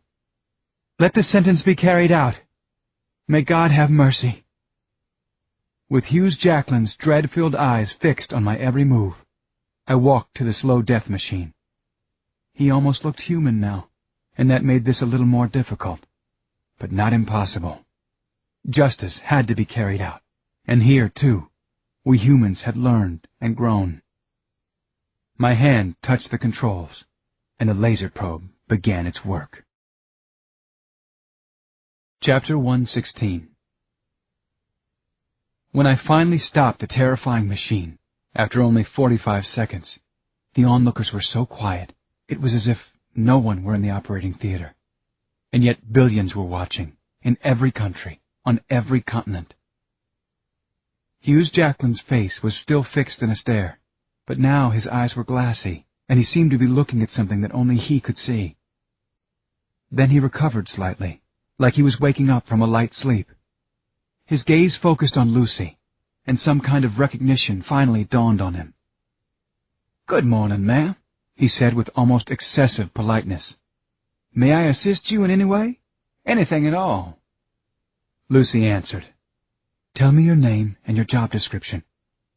Hughes Jacqueline started to speak, but suddenly his forehead wrinkled with confusion and alarm. I'm sorry, ma'am, I'm not really sure." Then he looked in dismay at the shackles on his ankles and wrists. "Have I done something wrong?" he asked, as a child might. "Let's just say that you have a debt to pay to society, and you'll have the rest of your life to serve." Epilogue. A beautiful time to be alive. Autumn was always a beautiful time in the city. The mornings had a delicious chill, but warmed into mellow afternoons. The trees turned a magnificent red and gold, and the sky was more often than not a crisp, clear robin's egg blue, which filled me with optimism and goodwill toward my fellow humans. As Lucy and I strolled along the lakefront, I thought about my parents living here once upon a time, when they were still young. They must have done this same kind of thing, and felt the same way about the natural beauty along the water. The fullness of their lives seemed to lie ahead, keen with promise, because they were poised to make a great leap of faith toward each other, what we humans call love. "I just had a stroke of genius," I said. "Rare, I know, but bear with me." Lucy smiled. "You finally succeeded in integrating quantum mechanics, relativity, and calculus into a single equation? Well done, Hayes. I am impressed." "Not quite that lofty, but perhaps with more of a charm factor. Let's wander downtown and find ourselves a good bottle of wine and dinner." "Brilliant concept, Maestro. Just one addendum to your theory. The food has to be loaded with calories." The city was still somewhat unsettled from the war and the political and social upheaval that had inevitably followed. But the sterile, elite-dominated atmosphere was slowly becoming infused with new life, human life at its best. The people on the streets didn't all look picture-perfect anymore. The rich smells of cooking spilled out from restaurants, and taverns were serving real wine and beer. There was music, boisterous laughter, occasionally a bit of disorderly conduct, and even public displays of affection. It was like watching someone who'd been completely bland start to acquire a personality. A messy one, with some bad habits, but interesting, and with unlimited potential. Then Lucy and I turned a corner, and the pleasant little cloud I was drifting on crashed against a wall of reality. "Okay, Hayes. Oh, dear," said Lucy. "Let's turn around. We can go another way, just not this one. Come on, Hayes, look away." A female maintenance worker was cleaning up loose newspaper pages and other trash on the street a few yards ahead of us. Even in her khaki uniform, and without makeup or adornments, she was very attractive, and her lush, violet hair stood out from a block away. It was Lisbeth. "Can you handle this, Hayes?" Lucy asked. "I don't know if I can." I nodded that I was okay, but Lucy slipped her hand into mine anyway, as if I were a nervous or frightened child seeking aid and comfort. In reality, there were no worries here, nothing to fear. Lisbeth wouldn't have a clue that she'd ever even seen us before. Lucy, true to her promise, had reversed Lisbeth's brain surgery. But then, like the other top elites, Lisbeth had undergone a memory purge and been assigned to menial labor for the rest of her days. Still, it was as eerie as a loved one's wake, encountering her in the street like this. I'd known in the back of my mind that it might happen, but I suppose I'd put off dealing with it. I'd even considered having Lisbeth relocated to another city, because of Chloe and April. The girls were just getting used to her absence, and if they saw her, it could be confusing and possibly traumatic. They clearly loved Lucy and me, but I had doubts about whether they were ready for this. As Lucy and I got closer to Lisbeth, she paused in her work to give us a polite worker's smile. She had the same bearing as the other reconditioned elites I'd seen, efficient but placid, with no apparent concerns beyond the minimal task at hand. "Good evening, sir. Ma'am," she said, in a voice that was all too recognizable and, therefore, chilling to me. "Good evening," we murmured, walking on as if nothing had happened. That was that. But then we passed an angled shop window. It gave me a brief, blurry glimpse of Lisbeth's reflection. Maybe I only imagined that she was staring after us with her gaze suddenly gone steely, and that her hand had formed a make-believe pistol, aimed directly at our backs. And that then she pulled the trigger.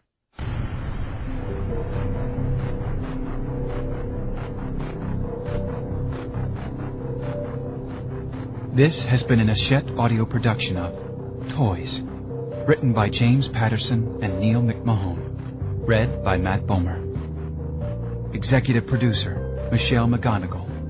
Produced and directed by Dennis Kao. Sound editing by Jennifer Nix. Mixing and mastering by John Kovarik. Recorded at the Invisible Studios. Toys is also available in print from Little Brown & Company, a division of Hachette Book Group. Text copyright 2011 by James Patterson. Audio production copyright 2011 Hachette Audio. All rights reserved. Except as permitted under the U.S. Copyright Act of 1976, no part of this publication may be reproduced, distributed, or transmitted in any form or by any means, or stored in a database or retrieval system without the written permission of the publisher. This audiobook is a work of fiction. Names, characters, places, and incidents are either the product of the author's imagination or are used fictitiously, and any resemblance to actual persons, living or dead, events, or locales is entirely coincidental.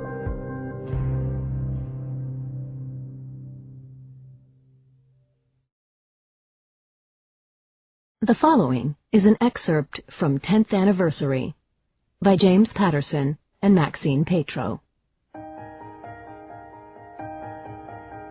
This was the day I was getting married. Our suite at the Ritz in Half Moon Bay was in chaos. My best friends and I had stripped down to our underwear, and our street clothes had been flung over the furniture. Sorbet-colored dresses hung from the window moldings and door frames. It all looked like a Degas painting of ballerinas preparing for when the curtain went up, or maybe a romanticized bordello in the Wild West. Jokes were cracked. Giddiness reigned. And then the door opened, and my sister, Catherine, stepped in wearing her brave face, a tight smile, pain visible at the corners of her eyes. "What's wrong, Cat?" I asked. "He's not here." I blinked, trying to ignore the sharp pang of disappointment. I said, "Well, there's a shock." Kat was talking about our father, Marty Boxer, who left home when we were kids and failed to show when my mom was dying. I'd only seen him twice in the last 10 years and hadn't missed him, but after he'd told Kat he'd come to my wedding, I'd had an expectation.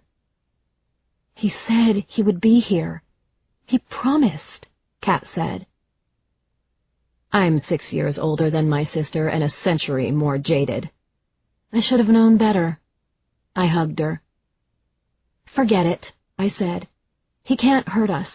He's nobody to us. Claire, my bosom buddy, sat up in bed, swung her legs over the side, and put her bare feet on the floor. She's a large black woman, and funny, acidly so. If she weren't a pathologist, she could have done stand-up comedy. I'll give you away, Lindsay, she said, but I want you back. Cindy and I cracked up, and Yuki piped up. I know who can stand in for Marty, that jerk. She stepped into her pink satin dress, pulled it up over her tiny little body, and zipped it herself. She said, Be right back. Getting things done was Yuki's specialty. Don't get in her way when she's in gear, even if she's in the wrong gear. Yuki, wait! I called out as she rushed out the door. I turned to Claire and saw that she was holding up what used to be called a foundation garment. It was bony and forbidding. I don't mind wearing a dress that makes me look like a cupcake, but how in the hell am I supposed to get into this? I love my dress, said Cindy, fingering the peach silk organza. First bridesmaid in the world to express that sentiment. But Cindy was terminally lovesick. She turned her pretty face toward me and said dreamily, You should get ready. 2 yards of creamy satin slid out of the garment bag. I wriggled into the strapless Vera Wang confection, then stood with my sister in front of the long freestanding mirror. A pair of tall, blue-eyed blondes, looking so much like our dad. Grace Kelly never looked so good, said Kat, her eyes welling up. Dip your head, gorgeous, said Cindy. She fastened her pearls around my neck. I did a little pirouette, and Claire caught my hand and twirled me under her arm. She said, Believe it, Linz? I'm going to dance at your wedding. She didn't say, finally, but she was right to think it, having watched me live through my roller coaster long-distance romance with Joe, which was punctuated by his moving to San Francisco to be with me, my house burning down, a couple of near-death experiences, and a huge diamond engagement ring that I'd kept in a drawer for most of a year. Thanks for keeping the faith, I said. I wouldn't call it faith, darling, Claire cracked. I never expected to see a miracle, let alone be part of one. I gave her a playful jab to the arm. She ducked and fainted. The door opened, and Yuki came in with my bouquet, a lavish bunch of peonies and roses tied with baby blue streamers. This hanky belonged to my grandmother, Cindy said, tucking a bit of lace into my cleavage, checking off the details. Old, new, borrowed, blue. You're good. I queued up the music, Linz, said Yuki. We're on. My God! Joe and I were really getting married.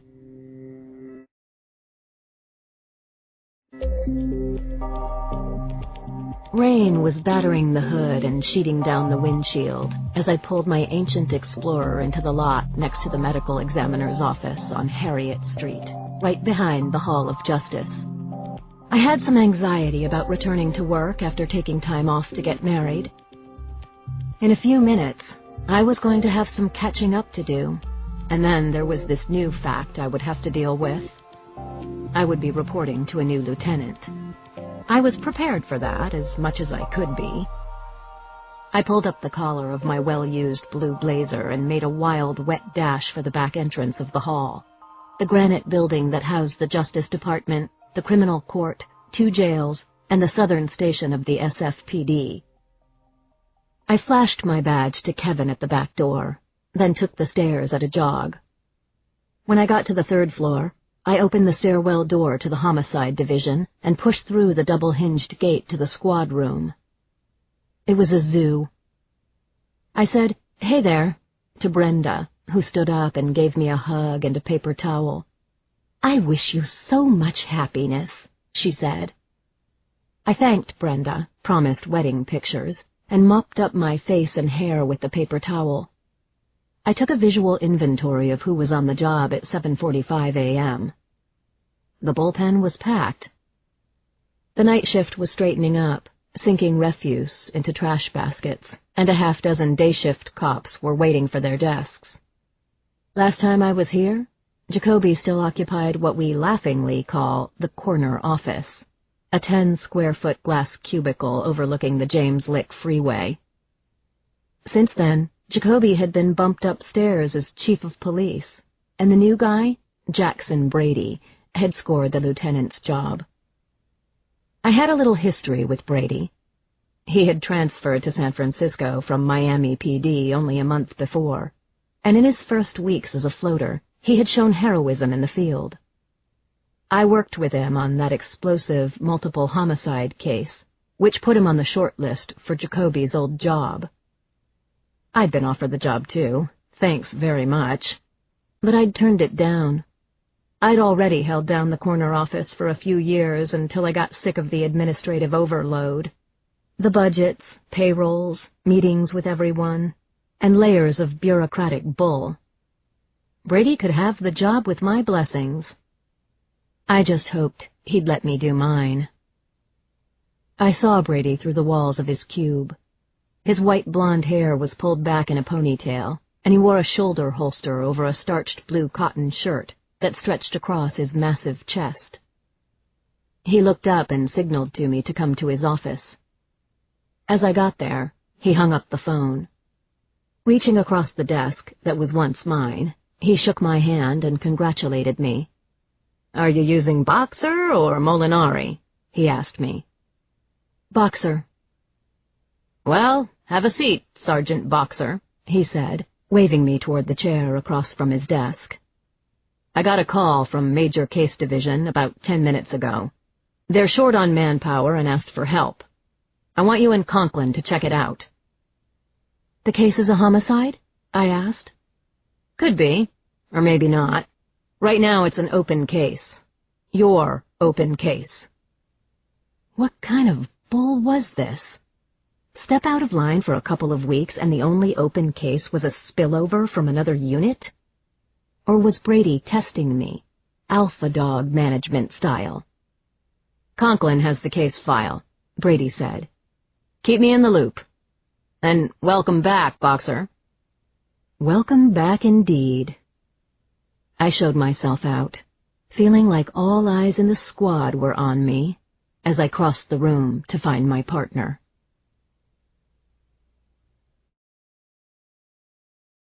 Dr. Ari Rifkin was intense and busy, judging from the incessant buzz of her pager. Still, she seemed eager to brief me and my partner, Richard Conklin, a.k.a. Inspector Hottie. Conklin scribbled in his notebook as Dr. Rifkin talked. "Her name is Avis Richardson, age 15. She was hemorrhaging when she was brought into the ER 2 hours ago," the doctor said, wiping her wire-rimmed specs with her coat tail.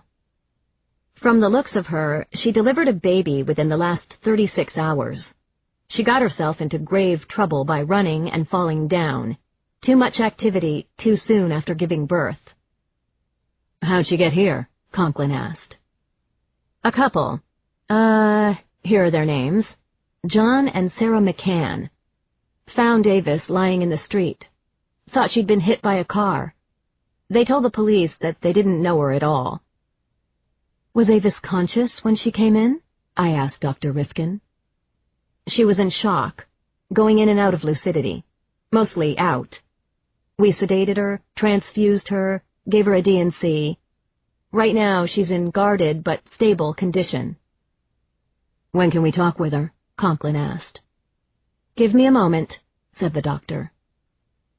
She parted the curtains around the stall of the ICU where her patient was lying. I saw through the opening that the girl was young, white, and had lank auburn hair. An IV line was in her arm, and a vital signs machine blinked her stats on a monitor. Dr. Rifkin exchanged a few words with her patient, then came out and said, "She says that she lost her baby, but given her state of mind, I don't know if she means that the baby died or that she misplaced it." Did she have a handbag with her? I asked. Did she have any kind of ID? She was only wearing a thin plastic raincoat, dime store variety. We'll need the raincoat, I said. And we need her statement, I said. Give it a shot, Sergeant, said Dr. Rifkin. Avis Richardson looked impossibly young to be a mother. She also looked as though she'd been dragged behind a truck. I noted the bruises and scrapes on her arms, her cheek, her palms, her chin. I pulled up a chair and touched her arm. Hi, Avis, I said. My name is Lindsay Boxer. I'm with the police department. Can you hear me? Yeah, she said. She half opened her green eyes, then closed them again. I pleaded with her under my breath to stay awake. I had to find out what happened to her. And by taking this case, Conklin and I had charged ourselves with finding her baby. Avis opened her eyes again, and I asked a dozen basic questions. Where do you live? What's your phone number? Who is the baby's father? Who are your parents? But I might as well have been talking to a department store dummy. Avis Richardson kept nodding off without answering. So, after a half an hour of that, I got up and gave my chair to Conklin. To say that my partner has a way with women is to play up his charm and all-American good looks, and cheapen his real gift for getting people to trust him. I said, Rich, you're on deck. Go for it. He nodded, sat down, and said to Avis in his calm, manly voice, My name is Rich Conklin. I work with Sergeant Boxer. We need to find your baby, Avis. Every minute that passes puts your little one in more danger. Please talk to me. We really need your help. The girl's eyes seemed unfocused. Her gaze shifted from Conklin to me, to the door, to the IV lead in her arm. Then she said to Conklin, A couple of months ago, I called the number. Help for pregnant girls? A man. He spoke with an accent. French accent. But it wasn't authentic. I met them outside my school. Them. 2 men. Their car was a blue 4-door. And when I woke up, I was in a bed. I saw the baby, she said, tears gathering in her eyes and spilling over. It was a little boy. And now my heart was breaking apart. What the hell was this crime? Baby trafficking? It was outrageous. It was a sin. Make that a lot of sins. I tallied up 2 counts of felony kidnapping before we even knew the fate of the baby. Conklin said, I want to hear the whole story from the beginning. Tell me what you remember. Okay, Avis? I couldn't be sure, but it might have been that Avis Richardson was talking to herself. She said, I saw my baby. Then I was on the street, alone, in the dark.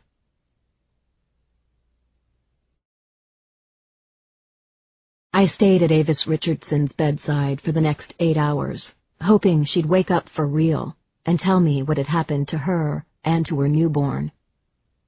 Time passed. Her sleep only deepened, and every minute that went by made me more certain that this girl's baby would not be found alive. I still didn't know anything about what had happened to this teenager. Had she given birth alone and left the baby in a gas station bathroom? Had her child been snatched? We couldn't even get the FBI involved until we knew if a crime had been committed. While I sat at Avis's bedside, Conklin went back to the hall and threw himself into the hands-on work of the case.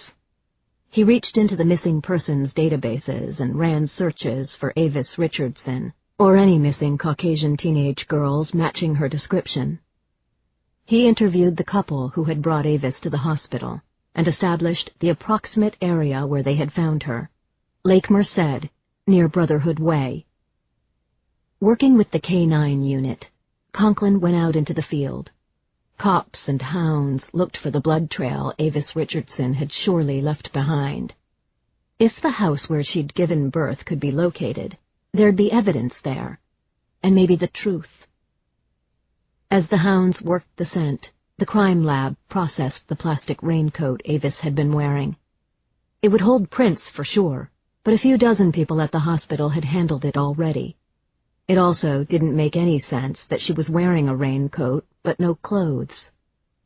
Another mystery. I kept vigil with a sleeping Avis, and the longer I sat, the more depressed I became. Where were the worried friends and parents? Why wasn't someone looking for this young girl? Her eyelids fluttered. "Avis?" I said. "Huh?" she answered. Then she closed her eyes again. I took a break at around 4 in the afternoon. I pushed dollar bills into a vending machine and ate something with peanut butter and oats in it. Washed it down with a cup of bitter coffee. I contacted a dozen hospitals to see if a motherless baby had come in, and I called Child Protective Services as well.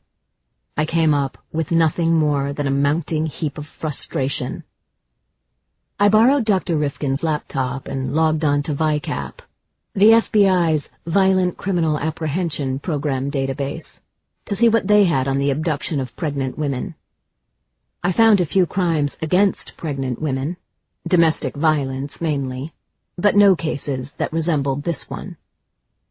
After my fruitless internet crawl, I went back to the ICU and slept in the big vinyl recliner beside Avis's bed.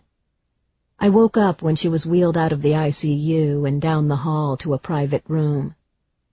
I called Brady, told him that we were still nowhere. My voice sounded defensive to my own ears. "Anything on the baby?" "Brady, this girl hasn't said boo." When I hung up with Brady, my phone buzzed with an incoming call from Conklin. "Talk to me," I said. "The hounds found her trail." I was instantly hopeful. I gripped my little phone, almost strangling it to death. "She bled for about a mile," Conklin told me. "She put down a circular path at the southernmost part of Lake Merced." That sounds like she was looking for help. Desperately looking. "The hounds are still on it, Lindsay, but the searchable area is expanding. They're working a grid on the golf course now. The gun club area is next. This could take years." "I haven't found anything in missing persons," I said. "Me neither. I'm in the car calling people with the name of Richardson in San Francisco. There are over 400 listings." "I'll help with that. You start at A. Richardson, I'll start at Z. Richardson, and we'll work toward the middle," I said. "I'll meet you at the letter M." When I hung up with Richie, Avis opened her pretty green eyes. She focused them on me. "Hey," I said. "How are you feeling?" I had a white-knuckled grip on the rails of her bed. "Where am I?" the girl asked me. "What happened to me?" I quashed the words, "Ah, shit," and told Avis Richardson what little I knew. "We're trying to find your baby," I said. We hope you've enjoyed this excerpt from 10th Anniversary by James Patterson and Maxine Petro. Available wherever audiobooks are sold.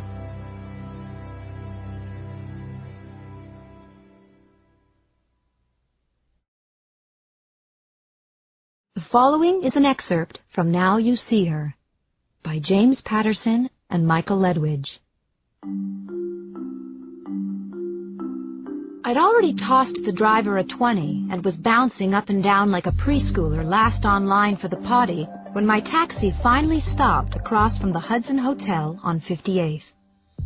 I didn't wait for change, but I did nearly get clipped by an express bus as I got out on the street side and hightailed it across 8th Avenue. I didn't even look at my iPhone as it tried to buzz out of my jacket pocket. By this point, with my full workday and tonight's party of all parties to plan, I was more surprised when it wasn't going off. A sound, deafening even by Midtown Manhattan standards, hammered into my ears as I made the corner. Was it a jackhammer? A construction pile driver? Of course not, I thought, as I spotted a black kid squatting on the sidewalk, playing drums on an empty spackle bucket. Luckily, I also spotted my lunch appointment, Aiden Beck, at the edge of the crowded street performance. Without preamble, I hooked elbows with the fair, scruffily handsome young man and pulled him into the chic Hudson Hotel.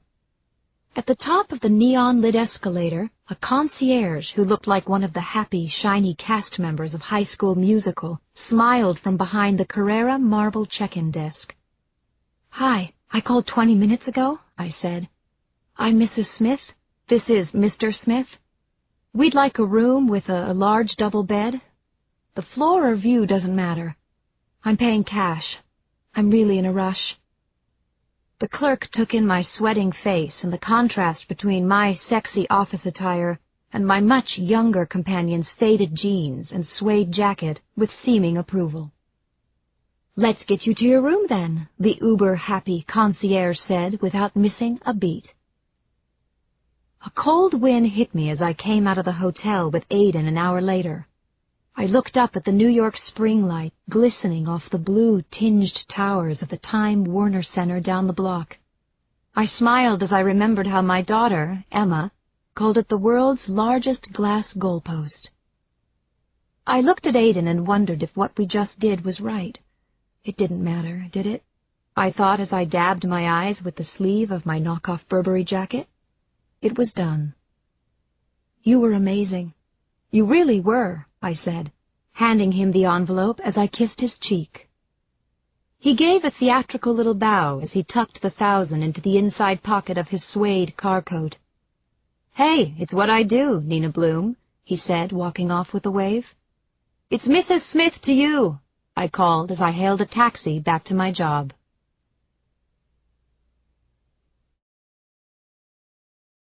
"Okay, Mom. You can open your eyes now." I did. My daughter Emma stood before me in our cozy Turtle Bay apartment in her sweet 16 party dress. I took in her luminous skin and ebony hair above the sleeveless black silk and began to cry for the second time that day as my heart melted. How had this magical, ethereal creature come out of me? She looked absolutely knocked down amazing. "Really not bad," I said, catching tears in my palms. It wasn't just how beautiful Emma was, of course. It was that I was so proud of her. When she was 8, I encouraged her, as a lark, to take the test for Brearley, Manhattan's most prestigious girls' school. Not only did she get in, she was offered an almost complete scholarship. It had been so hard for her to fit in at the beginning, but with her charm and intelligence and strong will, she stuck it out and was now one of the most popular, beloved kids in the school. I wasn't the only person who thought so either. At a classmate's birthday party, she'd wowed the mom of one of her friends so much with her love of art history that the gazillionaire socialite MoMA board member was insisting on pulling some strings in order to get Em into Brown. Not that Em would need the help. I was practically going to have to get a home equity loan on our 2-bedroom apartment in order to pay for tonight's 120-person party at the Blue Note down in the village, but I didn't care. As a young, single mom, I had practically grown up with Em. She was my heart, and tonight was her night. "Mom," Emma said, coming over and shaking me back and forth by my shoulders, "lift up your right hand and solemnly swear that this will be the last time you will puddle this evening. I only agreed to this because you promised me you'd be Nina Bloom, très chic, ultra-hip, cool mom. Hold it together." I raised my right hand. "I do so solemnly swear to be très chic, ultra-hip, cool mom," I said. "Okay then," she said, blowing a raspberry on my cheek. She whispered in my ear before she let go, "I love you, Mom, by the way." "Actually, Emma, that isn't the only thing," I said, walking over to the entertainment unit. I turned on the TV and the 10-ton VCR that I'd dragged out of the storage bin when I came home from work. "You have another present." I handed Emma the dusty black tape box that was on top of the VCR. To Emma, it said on the index card taped to its cover. From Dad. What? She said, her eyes suddenly about the size of manhole covers. But I thought you said everything was lost in the fire when I was 3. All the tapes. All the pictures. Your dad put this in the safety deposit box right before he went into the hospital for the last time, I said. I know how badly you've been dying to know who your dad was. I wanted to give this to you so many times, but Kevin had said he wanted you to get it today. I thought it would be best to honor his wishes for you. I started out of the room. No, Mom, where are you going? You have to stay and watch it with me. I shook my head as I handed her the remote. I patted her cheek. This is between you and your dad, I said. Hey, Em, it's me, Daddy, a deep, warm, Irish-accented voice said as I left. If you're watching this, it must mean you're a big girl now. Happy sweet 16, Emma. I turned back as I was closing the door. Aidan Beck, the actor I'd hired and filmed with a vintage camcorder at the Hudson Hotel that afternoon, was smiling from the screen. There are a few things I want you to know about me and about my life, Em, he said in his brogue. First and foremost is that I love you. Down the hallway, I went into a large closet, otherwise known as a Manhattan home office, and shredded the script I'd written to fool my daughter. I sifted the confetti through my fingers and let out a breath as I heard Emma start to sob. No wonder she was crying. Aidan Beck had performed the script impeccably, especially the accent. I'd met and hired the young off-Broadway actor outside the SAG offices the week before. As I sat there listening to my daughter crying in the next room, some part of me knew how cruel it was. It sucked having to be the Gen X mommy dearest. It didn't matter. Emma was going to have a good life, a normal life, no matter what. The ruse was elaborate, I knew, but when I spotted Emma's Google searches for Kevin Bloom on her home computer the week before, I knew I had to come up with something airtight. Kevin Bloom was supposed to be Emma's idyllic, loving father who had died of cancer when she was 2.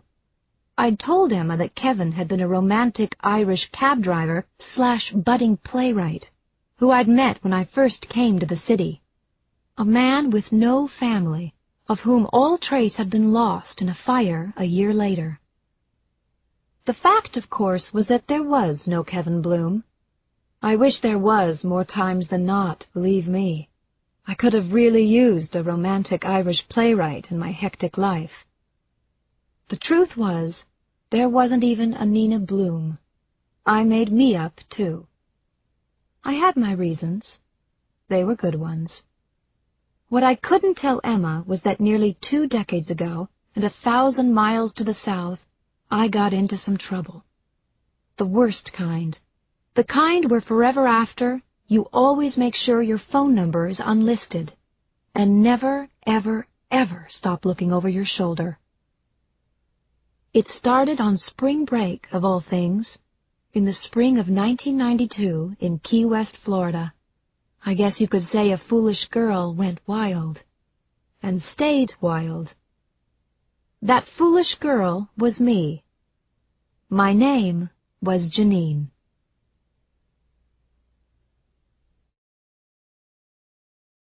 March 12th, 1992. Party till you drop, man! Every time I think back to everything that happened, it's that expression, that silly early 80s cliché that first comes to mind. It was actually the first thing we heard when we arrived in Key West to start the last spring break of our college careers. As we were checking into our hotel, a very hairy and even drunker middle-aged man wearing goggles and an orange Speedo screamed, "Party till you drop, man!" as he ran, soaking wet, through the lobby. From that hilariously random moment on, for the rest of our vacation, it was our mantra, our boast, our dare to one another. My boyfriend at one point seriously suggested we should all get Party Till You Drop Man tattoos, because we thought it was a joke.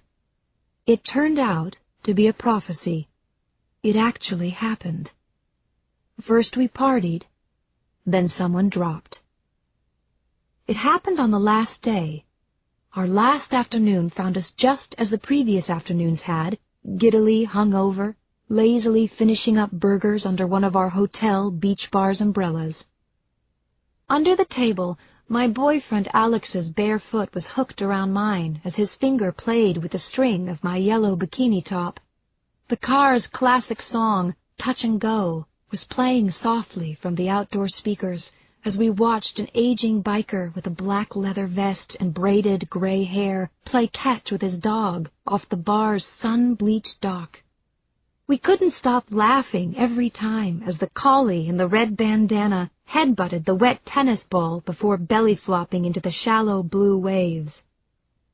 As the huffing, drenched collie paddled back to shore, a stiff breeze off the water began jingling the bar's hanging glasses like wind chimes. Listening to the unexpected musical sound, I sighed as a long, steady hit of vacation nirvana swept through me.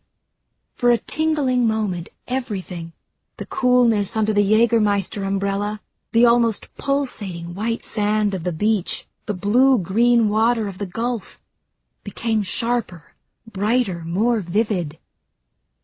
When Alex slipped his hand into mine, all the wonderful memories of how we fell in love in freshman year played through my mind. The first nervous eye contact across the cavernous geology classroom, the first time he haltingly asked me out, the first time we kissed. As I squeezed his hand back, I thought how lucky we were to have found each other, how good we were together, how bright our future looked. Then it happened, the beginning of the end of my life. Our wiry Australian waitress, Maggie, who was clearing the table, smiled as she raised an eyebrow. Then she casually asked what would turn out to be the most important yes or no question of my life. "You motley mob need anything else?" she said in her terrific Aussie accent. Alex, who was leaning so far back in his plastic deck chair that he was practically lying down, suddenly sat up with a wide, strangely infectious smile on his face. He was average-sized, slim, dark, almost delicate, so you wouldn't guess that he was the nationally ranked place kicker for the University of Florida Gators football team. I sat up myself when I realized that he was sporting the same slightly touched, let's-get-fired-up smile that he wore before he took the field in front of 70,000 people to drill a 50-yarder, or to get us into a bar fight. Our vacation had been everything the travel brochure headline, 5 days, 4 nights in Key West, had promised. No school, no rules, nothing but me and my friends, the beach, cold beer, copper tone, loud music, and louder laughs. We'd all even managed to stay in one piece over the previous hard-partying 4 days. Uh-oh, what now? I thought. Alex looked around the table at the 4 of us slowly, one by one, before he threw down the gauntlet. "Since it's our last whole day here, who's in the mood for some dessert?" he said. "I was thinking Jell-O, the kind Bill Cosby never talks about, the kind served in a shot glass." The car song broke into a frolicking guitar riff as an expression of piqued interest crossed my best friend Maureen's face. My pretty roommate and fellow co-captain of the Gators women's varsity softball team was apparently game. So was her boyfriend, Big Mike, by judging his enthusiastic nod. Even our studious, usually pessimistic, sunburned pal Kathy looked up from her paperback at the interesting suggestion. "Janine?" Alex said as my friends turned to me in silent deference. The questionable decision was all mine. I pursed my lips in worry as I looked down at the sand-covered bar floor between my sun-browned toes. Then my face broke into my own mischievous grin as I rolled my eyes. Definitely," I said. All around the bar, people turned as my friends whooped and high-fived and pounded playfully on the sandy table. "Shots! Shots! Shots!" Mike and Alex started to chant as our waitress quickly turned to get them. As a responsible 3.9 GPA English major and student athlete, I was well aware that vodka and gelatin was a highly hazardous afternoon snack. But then again, I had an excuse. Actually, 4 of them. I was a college kid, I was in Key West, and not only was Spring Break '92 quickly coming to a close, but it was 3 days after my 21st birthday. But as I sat smiling, looking through the happy, crowded bar out over the endless Tiffany blue gulf, I still had the slightest moment's doubt, the slightest moment's wonder if maybe I was pushing my luck. The feeling was gone by the time Maggie returned with our drinks. Then we proceeded to do what we always did. We raised our paper cups, tapped them together, and screamed, "Party till you drop, man!" as loud as we could.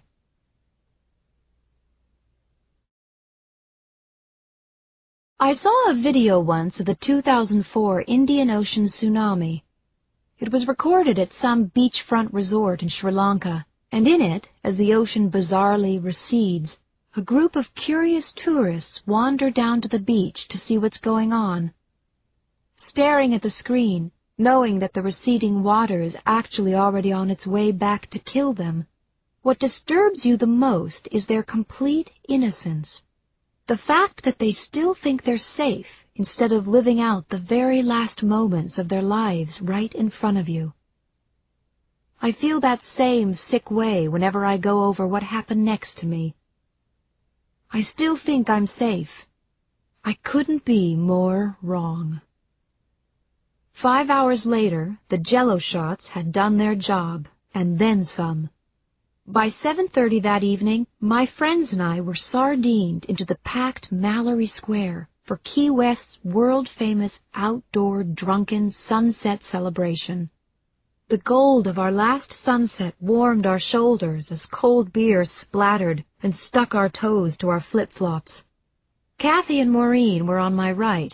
Alex and his Gator outside linebacker buddy Mike were on my left, and with our arms around each other, we were singing "Could You Be Loved" with as much gusto as Bob Marley himself. In front of the outdoor reggae band, I danced in my floppy bush hat, bikini top, and cargo shorts. I was drunk as a skunk, laughing hysterically, forehead to forehead with my friends, and the feeling I'd had at the beach bar returned on steroids. I had everything. I was young and pretty and carefree with my arms around the people I loved who loved me back. For a fleeting moment, I felt truly ecstatically happy to be alive. For a split second. Then it was gone. When I woke, the cheap hotel room clock read 2:23 a.m. Turning over in the cramped, dark room, the first thing I noticed was that Alex wasn't beside me. I quickly fumbled through my last memories. I remembered a club we went to after the sunset, loud techno. Alex in a straw cowboy hat he'd found somewhere, twirling beside me to Madonna's Vogue. That was about it. The intervening hours, how I had gotten back to the hotel, were an impenetrable alcohol-induced fog, a complete mystery. A ball of panic began to burn at the lining of my stomach, like guzzled vodka, as I stared at Alex's empty pillow. Was he okay? I thought groggily. Passed out somewhere? Worse? I was lying there, breathing rapidly in the dark, woodenly wondering what I should do next, when I heard the sound. It was a giggle, and it had come from the room's bathroom behind me on my right. I rolled myself up onto my elbows and tilted my head off the bed to look through the crack of its slightly open door. In the light of a strange, low glow, I spotted Alex leaning against the sink. Then I heard another giggle, and Maureen, my best friend, appeared in front of him holding a lit candle. At first, as Maureen put the candle down onto the counter and they began to kiss, I truly wondered if I was still asleep and having a nightmare. Then I heard Maureen moan. Realizing that I was very much awake, the enormity of what I was watching walloped into me like an asteroid into a continent. It was my worst fear, everyone's worst fear. My boyfriend and my best friend together. Crippling waves of anger and fear and revulsion slammed through me. Why wouldn't they? Primordial betrayal was being enacted right in front of my locked-open eyes. I heard Maureen moan again as Alex began to peel off her T-shirt. Then they were cut from sight as the bathroom door closed with a soft, careful click. A T.S. Eliot quote from my last modern poetry class popped into my mind as I blinked at the closed door. This is the way the world ends. Not with a bang, but a whimper. Or a moan, I thought, turning and looking at the clock again. 2:26. If my pre-med boyfriend wasn't currently busy, he could have marked it down. Time of girlfriend's death. I didn't scream as I sat up. I didn't look for something heavy and then kick the door in and start swinging. In retrospect, that's exactly what I should have done. Instead, I decided to not even bother them. I just simply stood. Barefoot, I grabbed my jacket and stumbled out of the bedroom and through the hotel room's front door, closing it behind me with my own soft, careful click.